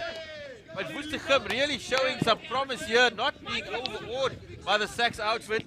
Yeah, excellent chance for Yuan Ace. But the challenge coming in strongly by Sax, nullifying that attack, and this Woestergem side showing that yes, Sax might be one of the favorites in this tournament, but they're not going to be going down without a fight. And fighting they are, as they've maintained, kept Sax at bay for the opening 11 minutes of the first half. Mikey Cohen on the ball, gives it to Pillay in midfield. First touch lets him down and intercepted by Klisman. Klisman now going on one of those mazy runs of his. Looks to find Joshua Boshoff up front. Boshoff smashes it across the face. It's Boshoff on there again, has the snapshot. And agonizingly wide on the near post. Big Sax not playing to the whistle there. Tom Stewart dispossessed and a little bit upset with the umpire's decision. Looked at the umpire, thought he was fouled. As we see there, he thought it was an illegal tackle. The referee didn't think so, and it allowed Woestergem to have a shot at goal. But Woestergem definitely unsettling Sax here in this encounter, and definitely winning the midfield battle. Uzair, the captain Pillay of Sax, a little bit flustered at the moment, losing the one-on-one battles, as Coach Sam of Sax sending on some instructions there in quite vehemently from the coaching box. Tom Stewart on the ball. Sax start out again on the right-hand side. That's Abdul Sattar going on a amazing little run, but it's just blue numbers that snuff out the attack, and they almost break out, but they do get the free. They get another opportunity. Yeah, Woestergem certainly with their tails up. Plenty of shouting and happening from the boys on the sideline just to keep the spirits up of the boys in the field, and every little thing they're doing right is being met with cheers from the guys on the sideline as Uzair Pillay dispossesses Roux, his opposite number. It's Pillay who carries it into the 25. That just shows you what Uzair Pillay can do. He'll be quiet for most of the game, and you give him a chance, he's going to get his side onto the front foot. Madaba looking at his options, tries route one, not to be intercepted. Big overhead once again from Woester, trying to find the space in behind as Ethan Christians goes tearing after it. A nice calm head at the back for Sax. Once again, just that first touch of Pillay letting him down in the early stages of this game. Klisman showing plenty of strength to win the free hit as Klisman goes again on a run. There's Uzair Pillay making up for his error. Sax throw a long ball forward. Not often you see them throwing the big ball, but it's Abdul Sattar. He throws it into the circle, and that is the opening goal by Sax. A one goal advantage by Dean Carrick. It just shows the commitment that is required. Sax on the back foot, but this is the classy outfit that they are. They needed one opportunity. They chose a different option. Abdul Sattar taking down the overhead, throwing it back, and Carrick, he was the man to put it away. Sax won. Woestergem, and how are they now going to respond? Woestergem somewhat conceding a goal against the run of play. It was Woestergem making all the plays, putting pressure on Sax. That just shows you how dangerous the Sax side is. You give them half a chance, they're going to take it. One massive overhead in behind, and the speed of Abdul Sattar to get himself on the ball, and then the presence of mind to link up with Carrick on the far post. That's why Sachs find themselves 1 goal up with 5 minutes left in the opening half.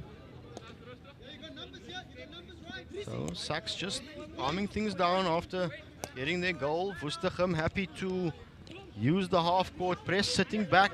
Mike Cowan gets it into Liam. Liam Haupt. Diminutive little right half. It's Satar on the far post, I beg your pardon. And fortunately this time Satar cannot put the ball into the net, but Liam Haupt take a bow. You're the one who created that opportunity. Unfortunately, as we see Satar on that inside post, puts his head in his hands and unfortunately couldn't double his side's lead.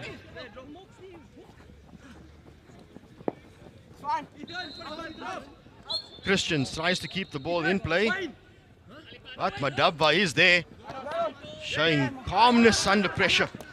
The young man. As Woestergem try once again to come through, but they don't. Neat little skills by Sachs. Pillay on the ball. Goes on an amazing run. See Christians trying to keep the ball in play, but the rule is if the entire ball has crossed the line, be it in the air or on the astro, the ball is considered to be out. So certainly, if one just looks at the body language, Woestergem, they're up for this fight. They're up there. Benches cheering every positive move as Pillay dispossesses Roux. Pillay takes it quickly, tries to get up with Davies. This time Davies' quick little bunting snapshot doesn't find the contact. But I'm sure if Sachs does get the opportunity to get a short corner, Rowan Davies is going to be the man that they're going to go to. He possesses a very, very strong drag flick. I think what Sachs have definitely found out in this tournament is that they've got a target on their back, and the opposition have definitely analysed the way they play and just raise their game every time they see these white shirts. They do all the opposition know this is the game where you just got to play 10% more than your usual game if you want to be in it, and that is what's happening here today. As we see on the B field, it's real action down there. It's Durbanville. They've pulled one back. It's now 2-1 with a minute and a half to go on that field. It's all happening there. It's a crucial game in the context of the tournament. Both teams having had a loss and pushing for that second spot behind Bishops for the place in the semis. So it's all happening on both sides of the field. Sachs 1-0 here on Worcester Astro A, at least Paarl Gimnasium A, and on the B field, Hilton leading by 2-1 over Kiro Durbanville. So here comes Sachs through Pillay once again. Captain on the ball, opts to link up with the oncoming left link, but the ball does spill. These sort of little errors, we haven't really seen this from Sachs throughout the season. Perhaps it is the amount of games they're playing per day, because usually they only get to play one on a Friday night. So maybe now when they're being tested and their fitness levels are being tested. And today with Davies, he's managed to intercept, but he leaves the ball behind on this occasion. But Uzair Pillay, his captain, picks it up, loses the ball again. Really just uncharacteristic here from Sachs. Little errors creeping into their game at the moment. It's a strange thing, this thing called pressure. And that's what, when you're the favorites and everybody wants to take you down, suddenly that target is on your back and you really got to find your way to maintain it. But I do believe they do have the experience. They've got the composure as they come forward. But it's intercepted by Worcester Gymnasium. Sibam Bombo with a crucial interception as Sachs come once again. Free hit outside of the 25 for Sachs. Liam Haupt on the ball. Sent to the middle to Pillay. Pillay under pressure from Lonwabo Taidani, the centre forward, working all the way back into his own 25 to do some defensive duties. Neat hands from Liam Haupt. Gets the ball out to Cowan. Sends the ball outside. It's route one this time. Looking for the deflection. Abdul Sattar. Abdul Sattar got his stick onto it. It was dribbling towards the bowls, and Unfortunately for the young man, it's picked off on the line, and the net result is that somehow Woenstegem come away with conceding a short corner instead of conceding a goal. Definitely a very good chance for Sachs. As we see the big ball played in, gets the deflection from Abdul Sattar on the line, literally saved on the line. But this is where Rowan Davies, this is where he is lethal from the set piece. Davies setting himself up on the inside post. Halftime whistle has gone, so the entire Sachs side is up there. It does go to Davies, who has that drag flick. And what a save it is from Andre, or at least from Barku de Vet for Woenstegem. And that is it. That is the way the half ends. It is the boys in the white shirts from Sachs who head into the break with a slender 1-0 lead.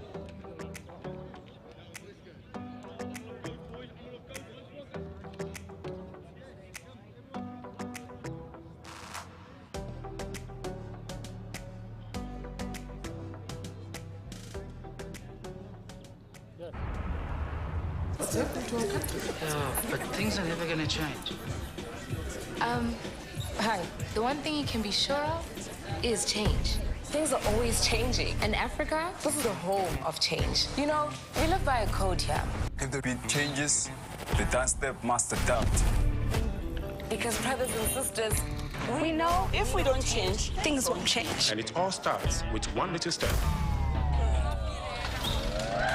yes, power. Power to the changeables, the adaptable problem solvers who don't need a corner office to start an empire. Look at us. We are the changeables. Changeables? What does that even mean? Everything's changing. Sure. And sometimes it's the smallest change that makes the biggest difference. Switch to FNB, Bank of the Changeables. Verstappen's ahead of Lewis Hamilton. Hamilton's going to try again, this time on the inside, and comes to the touch.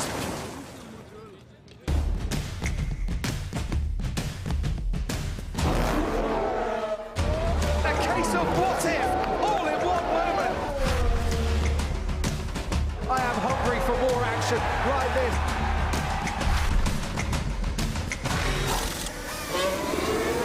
Cheers you can hear for tens of miles around.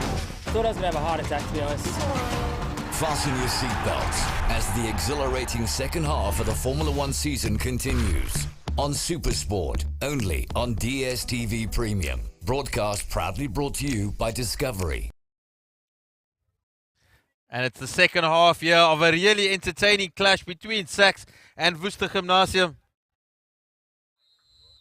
It's the Sachs boys who are leading 1-0, but they've been put under pressure here by Worcester Gymnasium. It's not often you see the juggernaut side of Sachs, the boys in white, under such pressure. They're normally dominating their games, winning easily 5-0, 4-0, banging the goals. But they've really had to work hard here in the first half.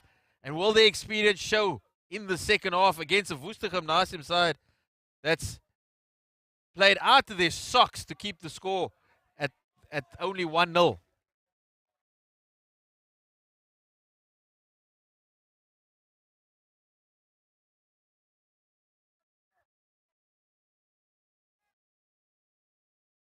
Sachs on the attack again. Ball into Rowan Davies.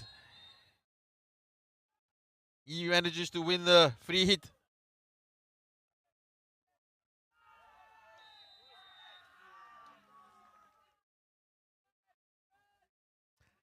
Tom Stewart playing the ball across to Michael Cohen.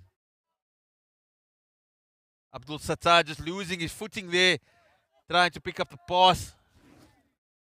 Worcester Gymnasium coming out with the ball. Out in the middle. Big ball looking for the centre forward up front. Fortunately for Woenstegem, Lungwabo Taidani unable to get onto the end of that pass by Ethan Christians. So back they come all the way. It's Mike Cowan. Sends it out to the left-hand side for Sachs. Saks are happy to take their time, be patient in the build-up. Looking for the gap.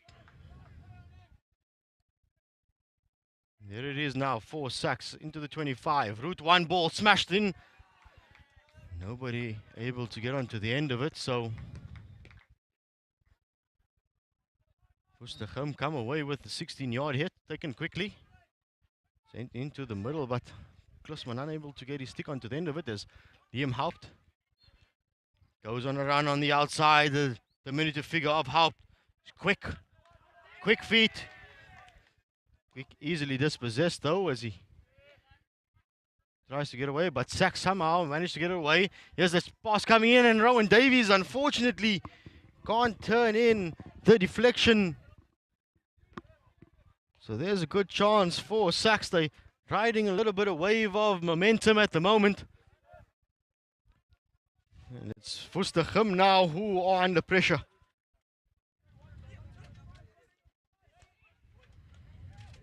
Saks still not having it all their own way. Still only the 1-goal lead, the slender advantage here in the second half. And Woestergem Gimnasium definitely holding their own. Plays up to Abdul Sattar. Fortunately loses the ball, but picks it up again.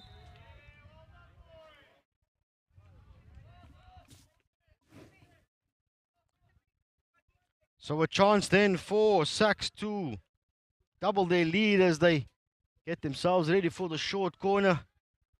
In all likelihood, Rowan Davies is going to put his hand up. See if he can slot a short corner drag flick. We do know how powerful he is the one is currently setting himself up on the far castle with Liam Haupt stopping the ball for him as we wait for Woestergem to get themselves ready. And it comes from Cowan. It's not to Davies. Another drag flick comes in. It's a save by the keeper and gets himself into a bit of a tangle. Does Barku de Vet. Beg your pardon, it is Jacob de Jager. And he concedes another short corner. Here's another chance for Saks. Once again, they go the same way. Drag flick this time, though. The first wave does his job, does Luan Dace. And the attempted backstick flies over the top, and Woestergem live to see another day.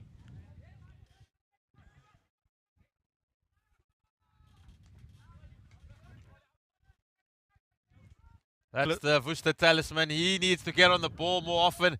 Try to get it into the other half, Carl Klusman. He showed his talents earlier. But we see what pressure can do. We saw it in the first half when Saks was under pressure.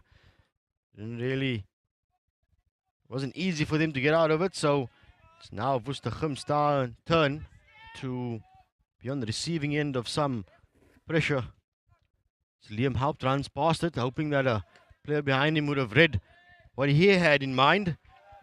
So the Woestergem quickly turn possession over, and it's back up the right-hand side to Liam Haupt. Spots a little space on the inside as the little man finds the ball forward to Abdul Sattar, who maintains position inside the circle, but just makes contact with an opponent's stick. And Abdul Sattar, tell you what, he is someone to look out for. He is all over the place up front. Klusman gets it back underway with the massive overhead, and good positioning from the Saks defense, sees them win back possession as Liam Haupt comes now forward with it, looking for the big ball for Davies. Davies just overruns it a little bit. Excellent pass though from the diminutive Liam Haupt. The vision to see the pass, to execute it the way he did. Here it comes. Here's where all those little errors start creeping in when you're under pressure. Those balls that used to stick on first time trapping it, all of a sudden bobbles off the stick, hits you on your foot. Turn position over as Saks once again. It's the entire Woestergem team that are inside their 25, trying to protect as much as they can. And there's celebrations on the B field. It is all leveled up for Kuro Durbanville. They fought themselves back from 2-0 down. And if we have a look over there, there's about 11 minutes to go in that game. It's Kuro Durbanville who have leveled matters to 2-2 over Hilton. And that is massive in the context of that pool. That is the roar that you heard there, definitely. We know we've got a game on the A, but it's all happening on the B field. 2-0 down, Kuro Durbanville. As we've said earlier, a team that we admire here at the festival, and they've shown great character to come back against a quality Hilton side from 2 goals down to equalize at 2-all. And definitely all happening in Pool B. It's Sax, though, that are dominating Pool A. The unbeaten side, yeah, but they've got a task on their hands. Although they're 1-0 up, they haven't had things their own way like they usually do.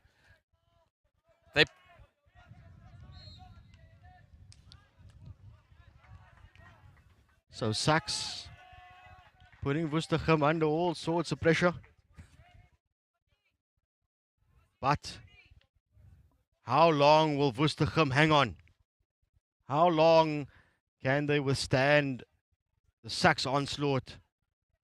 And if they can do that, will we see them grab a late goal to upset the apple cart?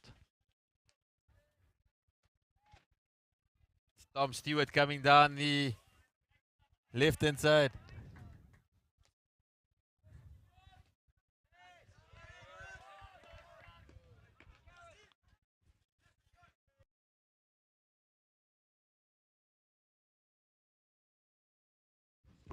Excellent work from Sax on defense, winning the ball pretty easily as it comes out now to the right-hand side. It's Captain Pillay on the ball, looks to engage in a one-on-one, but it's a good tackle from Rudolf Stoffberg, who gets the ball out of play, and back comes Sax though. Sax just happy to slow it down, maintain possession, move the ball around the back, just taking their time. They've got the 1-goal lead. Unbeaten at this point in time.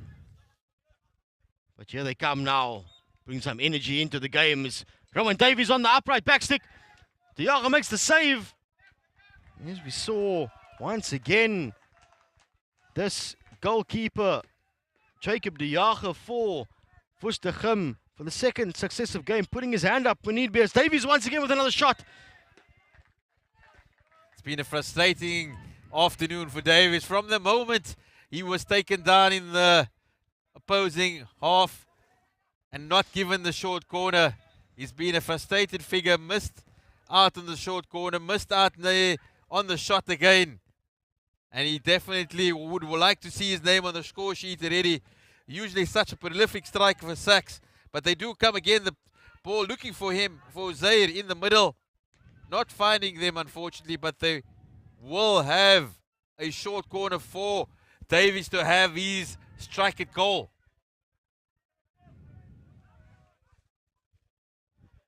So here's that chance for Davies. He's been frustrated for the entire game thus far. For 30 minutes, Davies has been frustrated, not able to get a shot on target to find the back of the net, but a chance now for Sax does go to Davies, who links up with to the right. Davies on the rebound. Mike Cowan lays the ball back for Carrick. And it's Dean Carrick who grabs his second goal of the game. It is Sax 2, Woestergem 0, and there's 9 minutes to go. That just shows the class of the Sax side. They haven't been at their fluent best, but yet they are still ahead by 2-0. And I do have a feeling right now, Tariq, that the floodgates might just open up as we go along.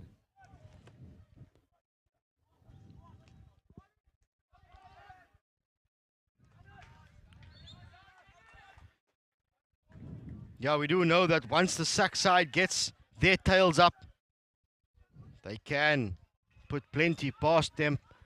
But Woestergem certainly held their own. They have showed that they are wanting to fight. They're wanting to be part of it and give Sax, or at least allow Sax to earn it and not just give it away to them.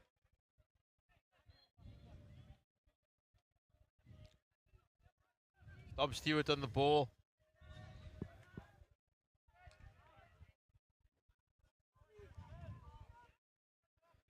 So here comes Sachs on the attack once again.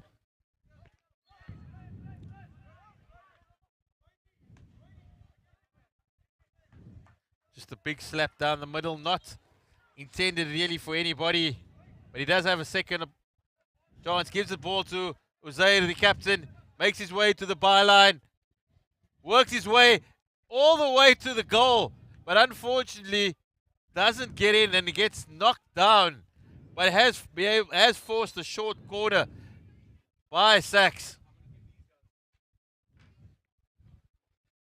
Yeah, excellent work from Pillay down the baseline, creating acres of space for himself and getting his team in there. But as you see there, Rowan Davies trying to get that goal and unfortunately hits the ball into Pillay. And the umpire is saying that, probably just mentioning to Pillay that is because of the nature of the injury has to go off, but Pillay actually saved Worcester Gymnasium from conceding a goal as Rowan Davies smacked his captain bang in the chest. We'll have a chat to Rowan after this game and see what he has to say about that. As the ball comes in, it is Davies. Plays the 1-2. Stewart on the ball. He gets a push in the back, and it's another short corner. The umpire must have considered going to the spot on that occasion, but feeling that didn't valid quite a penalty flick, and Sachs will have another opportunity with either Davies or Stewart coming into the equation. It's the second time that Sachs tried that variation. It once again goes to Davies, who goes on his own and strikes the defender on the line, and the ball hits him in the body, heading towards the poles, and you asked for the penalty stroke beforehand. Well, we do have that one now. It does seem that Rowan Davies is having a very unfortunate afternoon. He's hitting his own teammates in the chest. He's hitting the opposition in the chest, and they won't send him down for the P flick. They've given the responsibility to Tom Stewart. I think Captain Pillay had something to do with that. He said, well, you hit me in the previous thing, so I'm not going to give you a chance to get a goal yet. The whistle hasn't gone yet, though, so there is confusion. Tom Stewart breathing a sigh of relief. He will get a second chance. Worcester Gymnasium not happy about that, but he has sent his one wide, and Stewart will have another opportunity to redeem himself. Gets the whistle, and on this occasion he puts it away. He went in the opposite direction.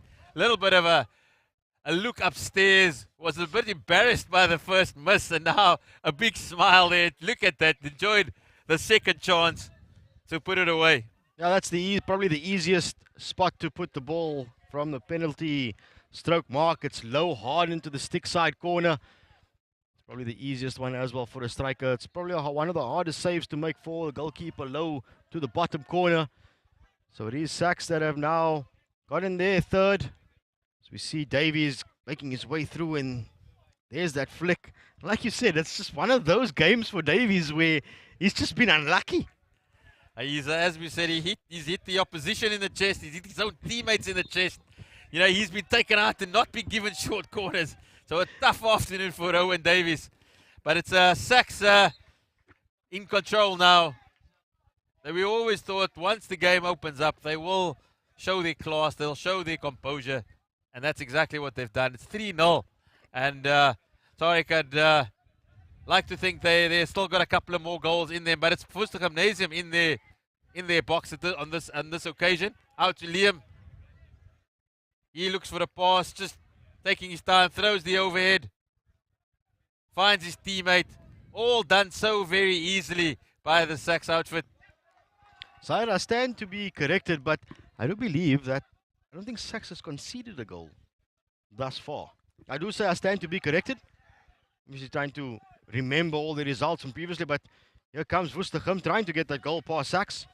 Sorry, I'd put money on Sachs having not conceded a goal all season. That's how far I'd go back. And I mean, we've watched a lot of their matches down at the brewery. That's the potency of this outfit.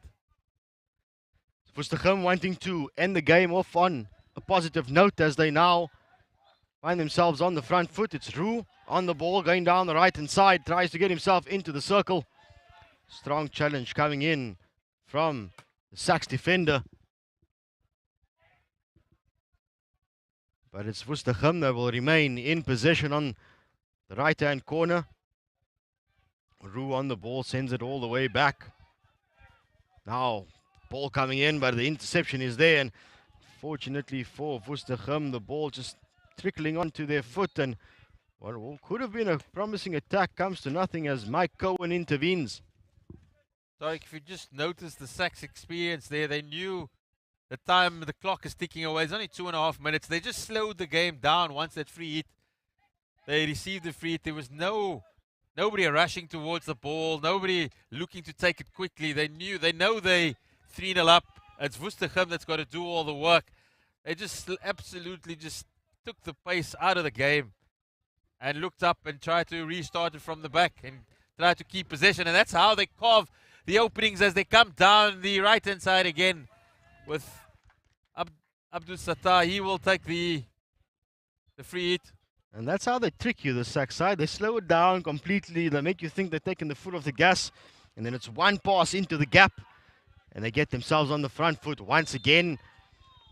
As Captain Pillay wins the short corner from the right-hand corner. That's fantastic appreciation of the rules. The skipper showing his knowledge of the game. He realized the defender wasn't 5 yards from the ball. And as soon as he saw it, he just ran straight at him, knowing exactly what he wanted to achieve. And hopefully giving Rowan Davis the chance. Oh, Rowan Davis is not on the field at the moment, so he's in the dugout again. He won't have that chance. Instead, it'll be Liam Haupt who will possibly have the flick. Or Tom Stewart. That's the way the Sachs, the way they've lined up for this short corner.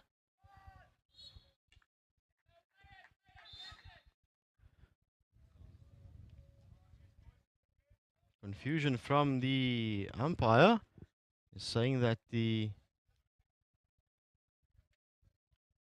just see what happens at the end of this. Not really sure what happened there, but it is a re-award, and it is Sachs that have got to play with this one. It does come out. It is Stewart who looks for the deflection, who's looking for Sattar on the far corner. But it does hit the defender's stick, and a re-award for Sachs.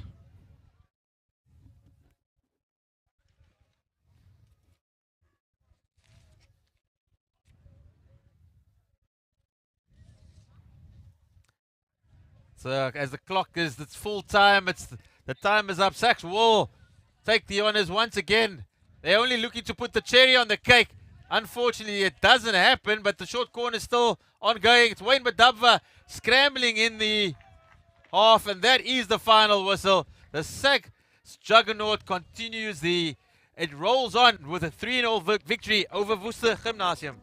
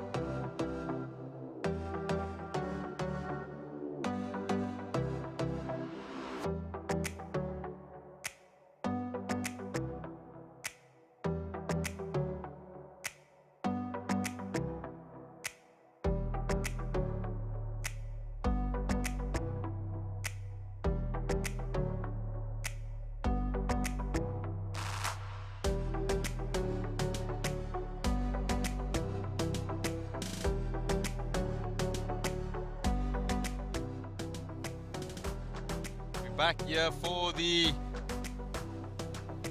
girls hockey this afternoon. It's Paarl Gimnasium, the hosts, up against Clarendon. Always a fantastic clash when you have the hosts involved, and it's going to be expecting another fantastic clash. That's the Paarl Gim side. Joni Taljaard, Alet Stoffberg, Annika Vian, Annabelle Rousseau, Arisha van Niekerk, Paula Fourie, Catherine Viljoen, Charlize Tidhoff, and the remainder of the side. That's the Clarendon, and the side is Kwanyaka Django, Kathleen Ferrer, Kate Nell, Kara Saunders, Bronwyn Martin, Kaylin Hendrick, Jenna Tsar, and the rest of the side. So we are looking forward to a fantastic clash. I've got Mbusu next to me. He is from the Paul Roos, the Paul Roos side, the Maroon Machine, and we're fantastic to have him in the studio with us today. Hey, it's just good to be with you guys here for some great hockey. Yeah. No, definitely. We've seen some fantastic hockey. We just saw a great game earlier between the Sax side. Definitely a powerhouse unit here at the festival. Yeah, definitely showing their worth, showing that they ain't come around to fool around you, and they've come to take this hockey really seriously. So, yeah, really, really looking like a good side, Saxton boys. I've also thought the girls have put on some entertainment, some high-quality entertainment. We've seen the Oranje side, we've seen the Unisi side. What do we expect from this Clarendon and Paarl Gim side? Oh, nice. Same as always, jam-packed. Hopefully a lot of goals. And, yeah, just an all-round good fixture of hockey. It's always good to see the hosts in action. They do bring definitely a high level of excitement. We know there's no spectators, unfortunately, at the games, but the boys' sides, definitely they'll be in support. But this is Clarendon on a big run at the moment, coming towards the short, into the circle, looking for the short corner, but Paarl Gim managed to get the ball away. Unlucky with the attempt there for a short corner, but there we see Clarendon really on the offense at the start of this game. It's shaping up to be a good game here. 100% there. Clarendon just forcing the free hit. Good skill work there by the number 10. Gets it wide. Unfortunately, not able to pick up the link. That's a good interception over there. Really looking nice here, Clarendon. Really trying to put their mark in the game here early. Now we got the host trying to board up play over here. That's a good little stick interception there in the midfield. But unfortunately, a teammate gives the ball away. And this is Paarl Gim looking for a circle entry on the top of the D. Looking for a teammate going around the back. Right half providing good support. And that's a good work in defense there. Somehow the ball finds its way into the circle. But a white shirt of Paarl Gim not able to pick up the ball on this occasion. And Clarendon look to restart it from the back through the captain. Oh, that's an unlucky pass there. One thing with all the girls' games, there's lots of communication, lots of chatter. Always making sure that the teammates are in possession, are in position. Yeah, and it's all about communication when it comes down to these games. I mean, yeah, you got to know where your person to your left and your right is. And yeah, it all comes down to that. So nice, brings a vibe to the field as well. I often feel when commentating on the girls' matches, you don't even need a commentator. Hey. That's all the excitement out in the middle. Lots of talk, lots of chatter. I think I've been caught like a deer in headlights sometimes, just trying to watch the hockey. I'm like, oh, I need a commentator. No, that's the level of entertainment. That's definitely top quality stuff from the boys and girls. And this is Paarl Gim. Circle entry, here's a good chance. Big shot. Oh. And that is hit her on the arm and definitely going to burn later today. That's going to leave a nice little red mark on the shoulder. And that's the thing you don't hear from hockey players. The sport is a lot harder than what it looks, a lot dangerous than what it looks like. Don't be fooled by the size. And here we got Clarendon on the offense. Let's have a look at that shot again. Nice look, right foot pass. Ooh, and we see that was dangerous right into arm there. Don't ever say that hockey is not a physical sport. You've got to have some serious steel about you to want to take the ball in the teeth. And over there, that's a good interception there by the Paarl Gim, and another double turnover. And another double turnover. Oh. Lots of turnovers at the moment. No team just settling, wanting to keep the ball. That's a good ball creating width by Paarl Gim. And it seems to be the trend that we've been seeing in these first 5 to 10 minutes. Teams have been really frantic searching for that first goal, obviously, because you've got 20 minutes and a half. But it all makes for good watching, I guess. If here's the first opportunity for Paarl Gim. This is the short corner. That is what they've been waiting for. We do know that they're very well coached by Ian, the master in charge of hockey here at Paarl Gim. Very passionate about his team, and he will definitely have pulled up some tricks down there in the short corner. Whether going straight for the slap, or will it be some variations? Oh, well, we like to see off the first one. We usually tend to see straight off the top, so I'm expecting something straight off the top here. Straight to the first stop, an unsuccessful stop at the top. First rule is stop the ball cleanly. Ooh. Oh, that would have been a real chance. Found some space, but unable to just control the bouncing ball. Yeah, by Paarl Gim. Yeah, and we see a nice long ball, another interception, and Paarl Gim on the attack again. Getting into the D now, good pass. Oh, and like a good interception there by the captain. And that's another good tackle there by Paarl Gim, who are really piling out the pressure. Good skill. Found a person in D. I'm just unlucky with that.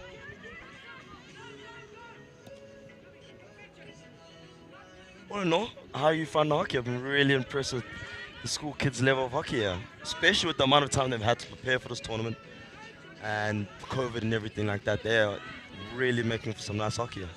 No, it's been a fantastic festival from the moment we got going yesterday afternoon.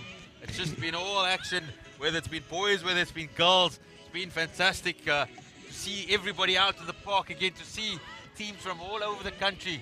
Grey College, Bloemfontein, Hilton College, up in the hills of Maritzburg, making the trek down to Cape Town. It almost feels a little bit normal again to see teams on tours, on buses, you know, back here in the Western Cape.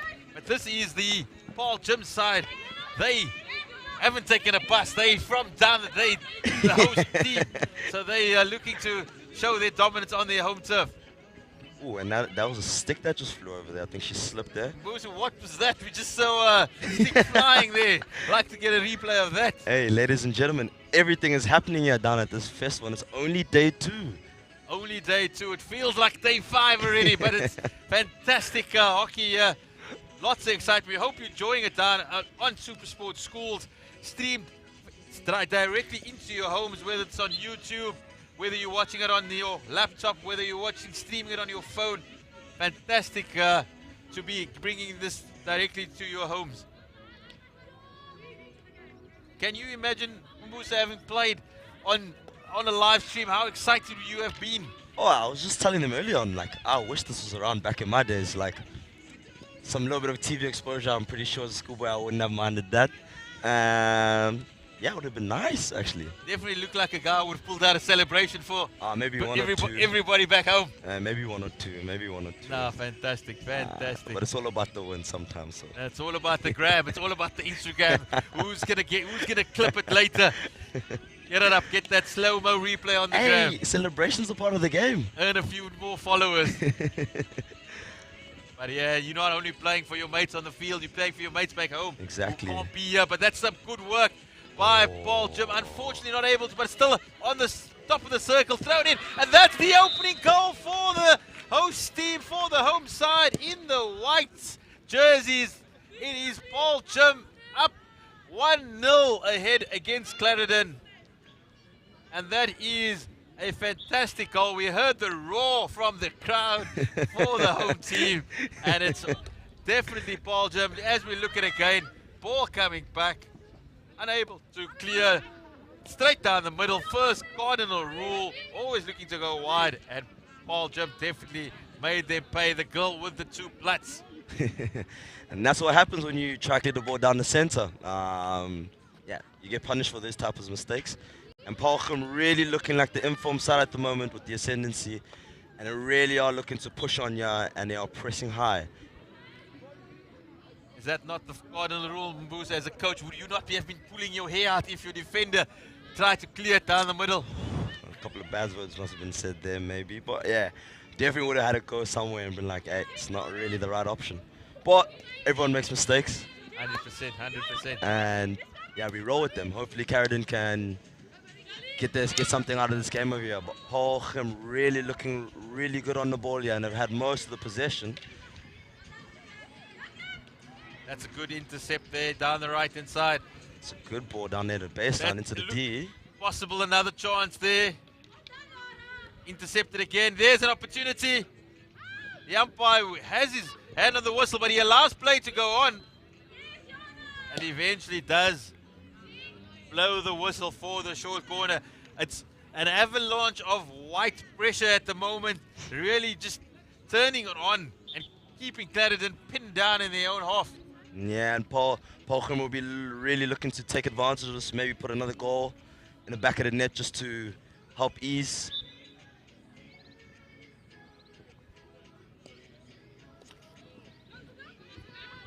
And we see another unsuccessful short corner there. Clarendon have the breakaway. This is the chance that you want to create. It's open space on into the circle.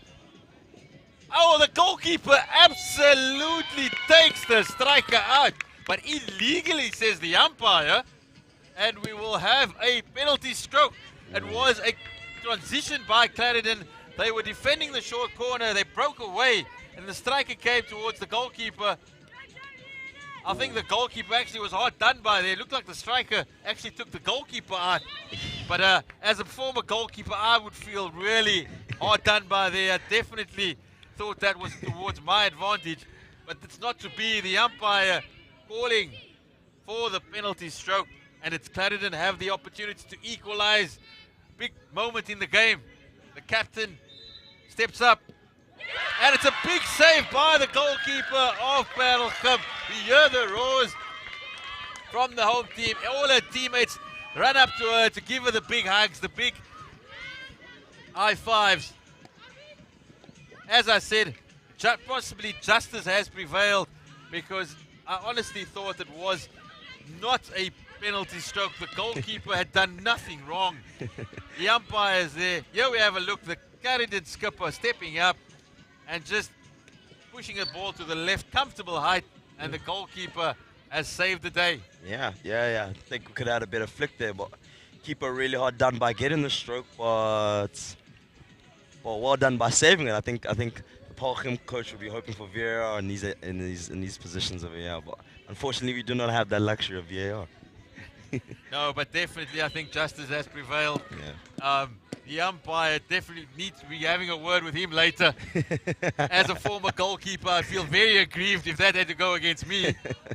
So, but the score remains Paarl Gimnasium 1, Clarendon 0. And it's again Paarl Gimnasium with the short corner. We saw this was the opportunity. Clarendon broke away from the short corner previously. I don't think Paarl Gimnasium is going to allow that again. Clean stop, play to the right, beautiful. Oh, that is fantastic work by Paarl Gimnasium. That is all down to Coach Ian. That was come straight from the training ground, and it's textbook. Prepare well, to play well. Exactly. It's kind of how it works, and you make yourself easier if you train hard enough and you work on these short corner set pieces like this. It makes your job a lot easier. And here we see Paarl Gimnasium on the ascendancy again, looking for a tackle. Oh, that's a good tackle there by Clarendon. But it seems to be a lot of double turnovers in the middle of the field that seem to be costing Clarendon. They seem to be winning that ball back, but losing the ball quickly down that center of the field. But that's a good elimination skill. Good work down the middle there by Paarl Gimnasium, going straight through the heart of the Clarendon defense. Unfortunately, not just able to be picked up on the stroke, on the edge of the circle. That is the Clarendon skipper. She missed the penalty flick, unfortunately. She's got to lift her head. And this time clearing it out wide. And Paarl Gimnasium really looking dangerous when they have the ball. They've had most of the ball, and seems to be really patient since they got this 2-goal cushion now. As we can see, the national light has faded away. We are fully under the spotlight. The stick has gone missing again. We've seen that on a few occasions, Mabusa, today. But it's Paarl Gimnasium on the byline, looking for that short corner, trying to force it. Ball onto the stick. Just can't get the shot away. But they have managed to force the short corner. It's an avalanche of short corners, lots of pressure produced by Paarl Gym. We saw on the last occasion what they did. That was taking candy from a baby. What's your prediction this time? What type of short corner are we going to see?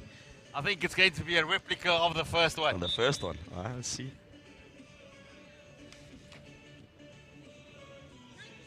All played out. On this occasion, it's individual. Goes there to the right. That's the opportunity. Oh. And it goes just wide. And it's a real ward of the short corner. Yeah, and this is Paarl Gim's 5th short corner here. Really starting to pile up the short corners.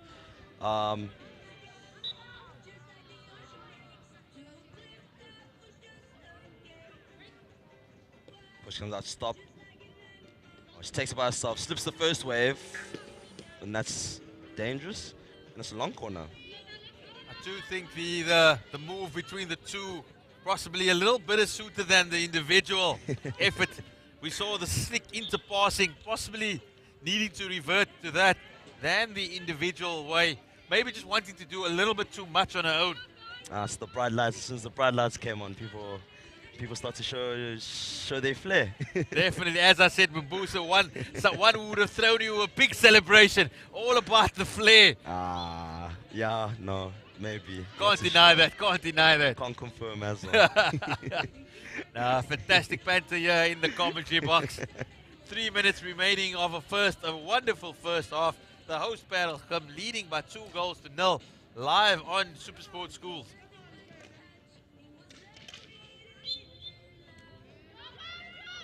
And it's still Paarl Gim who really enjoyed the bulk of the possession here and have really converted their chances that they've had so far. Clarendon looking to step it up here just a little bit. So if you were the coach of Clarendon, what would you be saying to the girls at halftime? I really think it's possibly try to create a little bit more width in the play. Yeah. We've seen that Paarl Gim do enjoy going down the middle and maybe just stretch them, bring them wider. Try to go around the sides, whether it's the right half or the left half, and here we go, Clarendon, as we say, into the box. Getting the ball back, unfortunately not able to find the defender on that occasion, but definitely try to create a little bit more width, pull them wider, because as we see, when they come down the center, that's when they're at their most dangerous. Yeah. And again, Paarl Gim on the attack, and a person at the top, a striker at the top. Ooh, a little deflection there onto a stick, and again, a stick is just on the floor. And I think we're going to the hit outside. Clarendon really looking in 6s and 7s every single time Paarl Gim attacked them down the center over there. But that's a good clearance down the center. Possession still with Paarl Gim.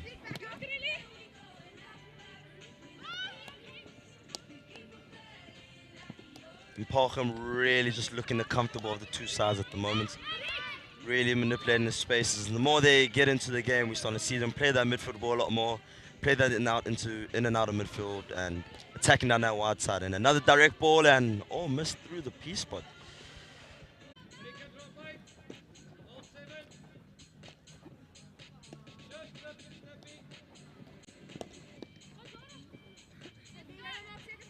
And that came off a Paarl Gim stick. And now that is half time, ladies and gentlemen. What's a half? That is half time. It's Paarl Gim. They're the ones who will go 2-0 into the break. They will want to do exactly as they've done in the remaining 20 minutes when we come back.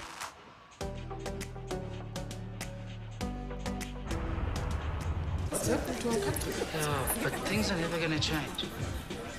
Hi. The one thing you can be sure of is change. Things are always changing. In Africa, this is the home of change. You know, we live by a code here. If the beat changes, the dance step must adapt.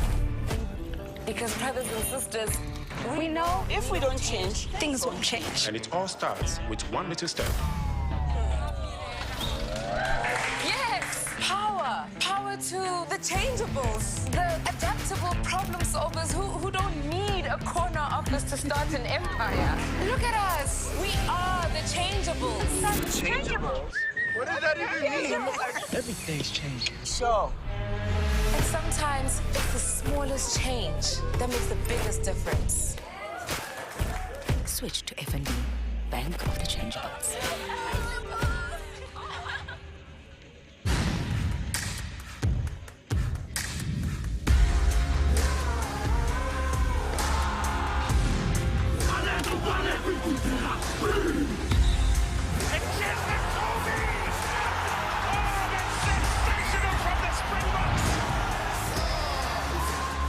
The Springboks have brought some razzle-dazzle.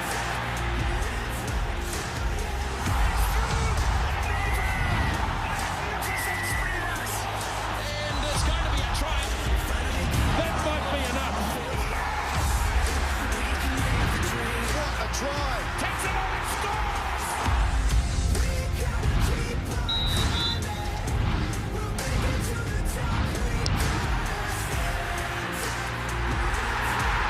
The best is yet to come as the year of rugby continues on Supersport on DSTV Premium.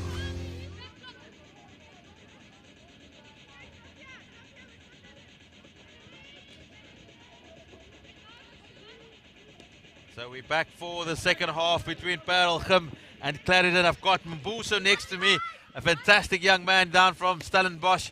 He knows this game intricately, expert analysis here, bringing it to you live on Supersport Schools. What do you make of this first half, and what does Clarendon need to do to get back into it? Really, really clinical first half for Paarl Gim. I mean, 2 goals early on, really important. And for the Clarendon's sake, really need to get a goal first up. It is important. The first team who scores a goal in the second, first team to score a goal in this first and the second half will really make inroads and will really dictate a lot of the game. But to get the ball. Mbuso in the commentary box, he called it. He said it's the first team to score. They will be the one with the advantage. It's 2-1 to Paarl Gim, but Clarendon back in the game, Mbuso. Nice and early as well, and that's a really big goal, and that will really set the tone of the second half. Yeah, and Clarendon really looking like a team now that can actually go out and actually get the result here. I do think we have an exciting 18 minutes or so remaining, because that's exactly what the visitors from the Eastern Cape would have wanted. They had to absorb plenty of pressure in the first half. They also missed a penalty flick that would have just sapped a little bit of the energy, particularly having come from the captain. But once the coach had a few words, just raising the spirits again, lifting them up, and they've come out firing, getting an early goal, and now we've got a real contest on our hands. Yeah. And as you can see, with their press, Clarendon really looking more intent in their press. The umpire, we saw him award a penalty flick in the other side of the field. On this occasion, the goalkeeper taking out the striker completely, and there is absolutely nothing from the umpire. Hometown decision, I'm calling it. A little bit of favoritism, yeah. And here you see Paarl Gim looking to get the ball on there and spread the ball onto the other side. That's a good change of direction, good change of play. I do think, though, the striker possibly could have looked for the teammate. It was a 2-on-1 situation. But once saw the goals, the lights just lit up and wanted the goal itself. And unfortunately not able to equalize on that occasion. Friday night lights syndrome. Nothing better than Friday night lights. We're out in Paarl. We're still having the view of that picturesque mountain, even though the lights are on down at the bottom. And it's definitely, as we said, an entertaining clash here with Paarl Gim trying to just take hold of the ball again. They've been literally outgunned this first 5 minutes of the second half. But they're starting to gain a little bit more control, starting to look like the side that they were in the first half. I think they've got some key players who need to just get on the ball again. Yeah. Just retake the initiative. It's a good little run there. Definitely having words with that umpire after the game. Discipline. Coaches would say discipline. Discipline. There we go. And yeah, they've had minimal of the ball, but they still 2-1 down here, which is... There's an opportunity for Paarl Gim. The umpire calls a short corner once again. It's all happening on this side of the field. And we have some action. Sometimes you do get the umpires who the focus on the orange shirt and not on the rest of the play. Speaking about the orange shirts, I really am a fan of these umpire kits. I really am. I've seen a pink, a green one, and today, an orange one. At least they look good. Ball's played out. Shot comes in. That's the goal. A little error from the goalkeeper, unfortunately, of Clarendon, which gives Paarl Gim the opportunity to take 3-1. The little high five. There we look at it again. A little bit of indecision, but once she got the shot away, and she definitely gave the look up to the crowd. Somebody in the crowd there that she's waving at, giving maybe a special person for celebrating the goal. Hey, a little celebration, you know. As we said, Mabusu loves the celebration. Loves the celebration. 3-1 to the hosts. They back in control. They've regained their 2-goal advantage. I still do think that this Clarendon side, they've still got a few goals in them. They will come back really strong. 13 minutes remaining, and that is a short corner. 100% there. The Paarl Gim defender just throwing in the stick there. A little bit dangerous, I also thought. And we would like to see what Clarendon have up their sleeve at short corner time. And we have another look at that. She's just done well there with the arc, taking her to the baseline, and a stat swipe over there. Not a clean tackle, and it's definitely a well-deserved short corner. We've seen Paarl Gim show some innovation at short corner time. What is the girls from the Eastern Cape, what do they have up their sleeves?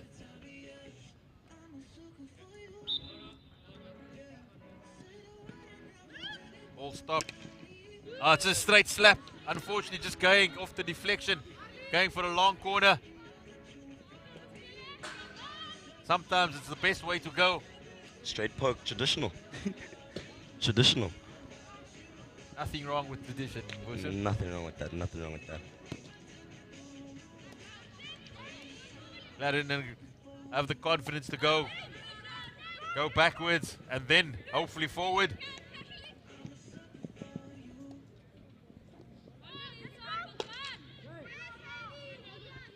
That's good, patient defending there by the Paarl Gim girls there. And they really do look, despite the one goal, really do look comfortable defending and really look to set that base nice and high by getting their midfielders on like you see now. And a good display of hands over here, and she's still got the ball. It's really good to see the fitness levels of these players. It's possibly their third game for the day. And running out here in the dark at 7 o'clock in the evening. It's not easy. You have to go through several different weather changes. I mean, it was hot just an hour ago, and now it seems like the temperatures dropped drastically. So the mercury levels do drop alarmingly here once the sun gets behind those beautiful Drakensberg mountains. And Paarl Gim again have dispossessed Clarendon deep in their half, and they look to be attacking there.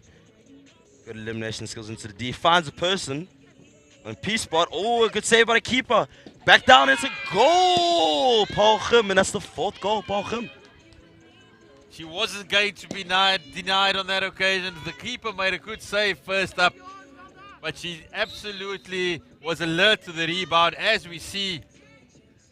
That was the first opportunity off the keeper's pads.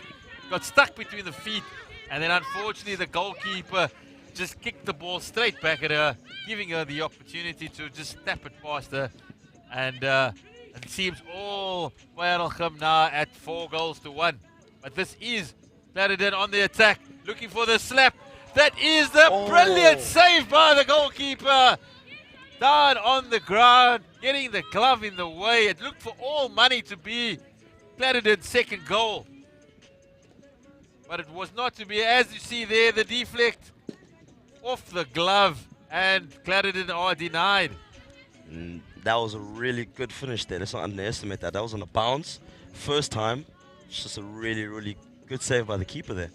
I do think the Paarl Gim keeper's had a splendid day. She's saved a penalty stroke and now she's pulled off one of the saves of the tournament.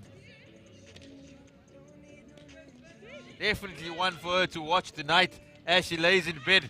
Just get the YouTube video out. Post it on Instagram. Use the hostel Wi-Fi. That's something I would do, definitely. Definitely not judging. Definitely the Kosa is there at Marty's wanting to know what is being streamed. Long as it's the hockey, Mabusa, then we're all good. It's always the hockey, always the hockey. Always the hockey. Fantastic, fantastic. No Netflix, nothing else. No, every now and again some Netflix, but just hockey. Hockey and soccer. Hockey and football. Football, yeah. Definitely, definitely. I don't want to ask, who do you support? Oh, I feel like you're a Liverpool supporter, so you might not. 150% there, buddy. Yeah, I feel like we're not gonna like each other after I say No. You still on the high of Cristiano Ronaldo's return. Still there. Hey, who can't be? Still on the clouds. Who can't still be? in the clouds. It's still all out, but still all out. Ronaldo's there, so I'm not complaining. All romance, just romance, my man, just romance. Hey, I'm the man for romance, so. Jeez, girls, listen there. Definitely putting himself out there, Mbuso, putting himself out there. But let's get back to the hockey. Paarl Gim out in charge here, 4-1 with just under 8 minutes remaining. And yeah, those 2 goals late in this half so far have just really taken the buzz out of the Clarendon girls, but they still look to be pushing on, still looking to get back into this game. And it is a game of hockey, and you really can't rule a team out until the whistle has gone, the final whistle is gone. And as you can see, Clarendon going down the baseline, it's a hit outside.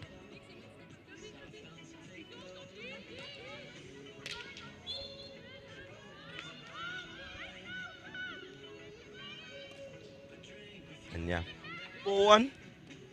Wow, what do you make of this Paarl Gim side as a... I think they're definitely going to be one of the contenders when the playoffs arrive.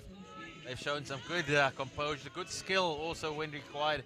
Also been able to absorb pressure, as we see there. Good little skill work, turns, comes back. Oh, fantastic little work. Unable to just link up with a teammate on the left-hand side, but good individual play. And that's actually what they have shown. They've got good stamina. They run up and down the park all evening. And when the one-on-ones, the 1v1s, they do find a way behind the defense, just creating those opportunities. Yeah, and it's very... And yeah, Clarendon have another opportunity. Saved by the goalkeeper. Once again, this Paarl Gim goalkeeper, and she double save. She, for me, that is the man, at least the player of the match, I should say, for Paarl Gim. It might have been the strikers who were putting it away, but she's the one that's ensuring that Clarendon don't even get a sniff on the other end. Yeah, I think it would be a different story if this keeper might have not have been there. We saved the penalty stroke. And as we have a look at this, she's done another good double save here, coming quickly off the line. That's a good stick save. Getting quickly back up to her feet to stop this one, that second rebound phase. And that's really good goalkeeping. That's really good goalkeeping. No, that definitely knows commanding an area. Yeah.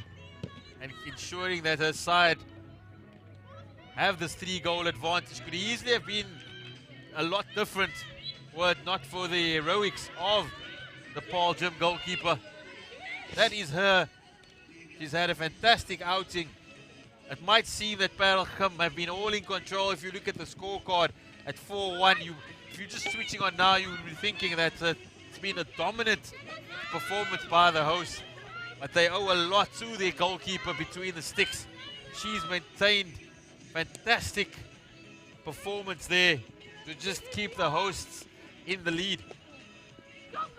Yeah, and it just shows how important goalkeepers are. You can have all your 1v1 skills and all your excellent players up in the field, but if you have a goalkeeper as well, you tend to concede less. And yeah, it definitely shows you. Clarendon definitely had their chances. And it's been hard to execute and to convert because she's been in goals.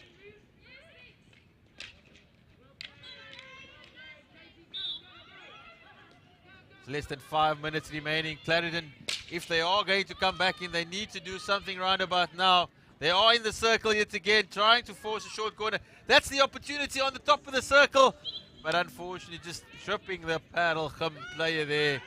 And unfortunately, conceding possession. And it allows Paarl Gim to find their way out through the middle. Clarendon seems to be getting a lot more of the ball this half, and it seems to be dictating a lot of the play. Just unsuccessful into converting that final chance over there. There's a red wall there in the goal there by Paarl Gim. As soon as it comes anywhere close to her, she just takes them out, whether legally or illegally sometimes. Hey. And she's doing a job. And that's a good roll into midfield, but a good step there by Clarendon. Ooh. And again, well, I don't know if the turf is slippery or if That's the sticks involved there. It's the sticks getting involved in the legs at the moment. I think the pace of the game has tired out the Clarendon players, and often that's when you're making mistakes when the legs just don't seem to be working anymore. Just 3 minutes remaining in this evening clash on the Paarl Gim main astro.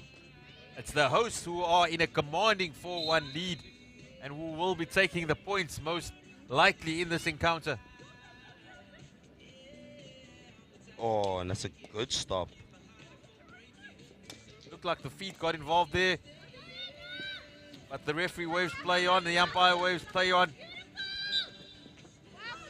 What's the old saying? Play until the whistle. Completely, it's Clarendon. They need to get the ball up, and they've given it. It's a big cover drive downfield. That's 4 runs. Over the boundary. AB de Villiers would be proud. 100%. And I think Clarendon realize if they want to have any more say in this game, they've got to play in the Paarl Gim half. And basically just kicking a touch finder. Find your striker. As Rassie Erasmus says, it's play in the other team's half. That's where the points get scored. Can't score if you own your own half. And that's good play there out of transition there for the Paarl Gim side. And they still get the balls hit for them outside.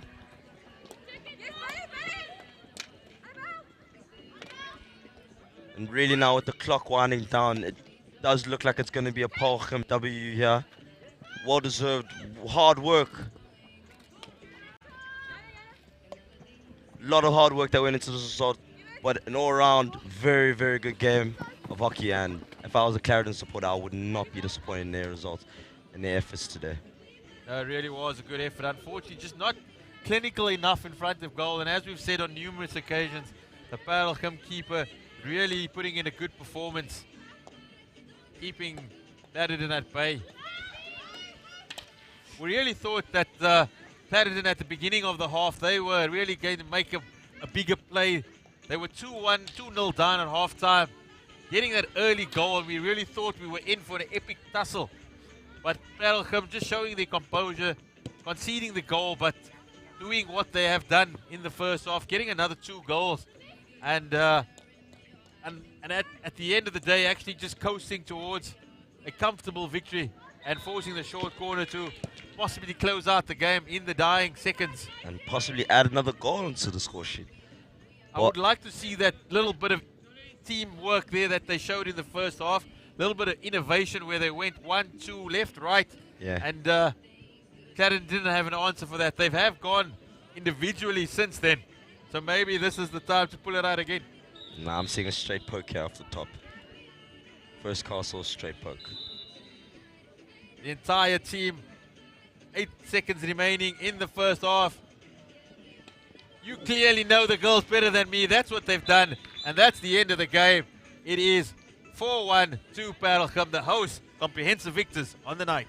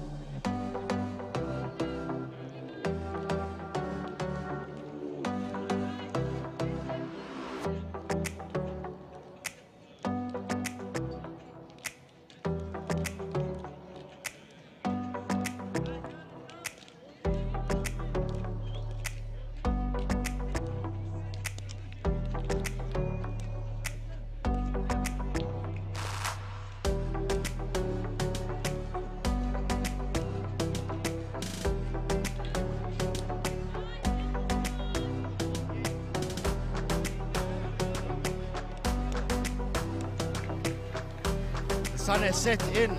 All as the mercury drops and in for an exciting one. It is Grey College of Bloemfontein in the orange kit. Looking to go up against the juggernaut that is Bishops. It is Grey College with Walter Lloyd, MJ Bam, Daniel Hoffman, Jan Nataki, Bertus van Rijswijk, Andrew Koopers, Leandro van Schalkwijk, Luan Prinsloo, Matthias Visser, Luke Masala, Pierre Fourie, Jaden Leach, Rikus Prinsloo, Tibusus Ndaba, Yanni Tripolis, Insman Ontong, AC Delport for Bishops, Nicholas Bradfield, Jack Crawford, Hayden Dempers, Robbie Dicey, in the fall, James Flint, Louis Hart, Bryce Herbert, Hayden Dempers, Daniel Neoff, James Rubenheimer, Jack Crawford, Evan Marshall, Louis Hart, Sebastian Lagrange, in the fall, Robbie Dicey, Robbie Doe, and Bradley DeToy. Bishops playing in an unfamiliar blue kit from left to right, and then with the early interception, getting the ball out on the left hand side and firing it across goal. Absolutely no momentum switch in this game. It starts on the front foot for Bishops, playing in their away strip, as we call it, in the light blue, majority light blue and navy blue socks. Grey College in their traditional orange. They're the ones on the defense as Bishops come all the way with an early onslaught on the Grey College goal. Look, it is a Bishop side that thus far in the competition haven't lost a game. They are unbeaten. They've only conceded one goal thus far. So, it is a Bishop side that is well drilled by the coaching staff. So, they will look to continue that. Pretty sure they are eyeing a victory in this game. You see excellent skills from the young man getting his shot in. Good save though from Waldre Lloyd for Grey College, and that's a dangerous ball. Trying to intercept it is Robbie Dicey. Back they come, and it's trying to work his way back. Unfortunately though, ball dribbles onto his foot.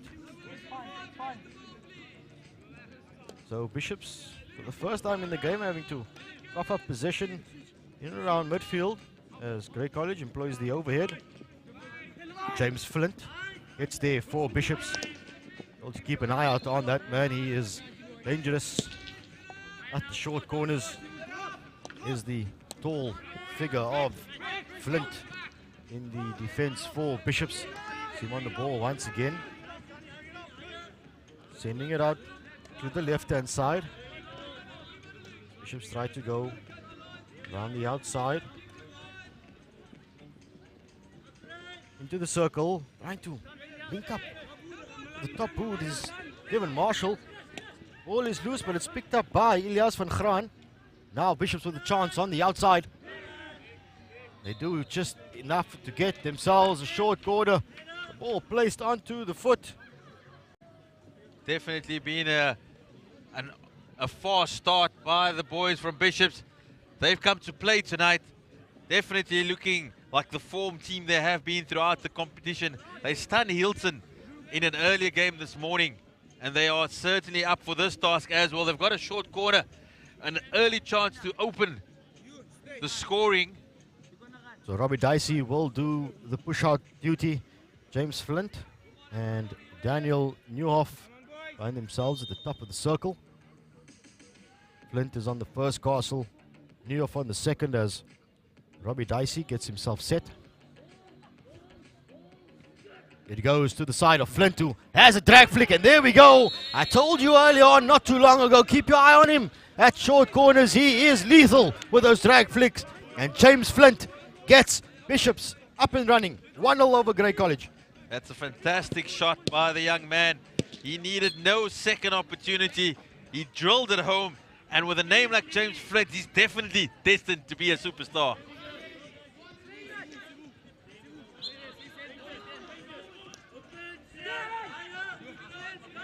So back come Bishops on the attack once again, finding the high striker. It is Devin Marshall.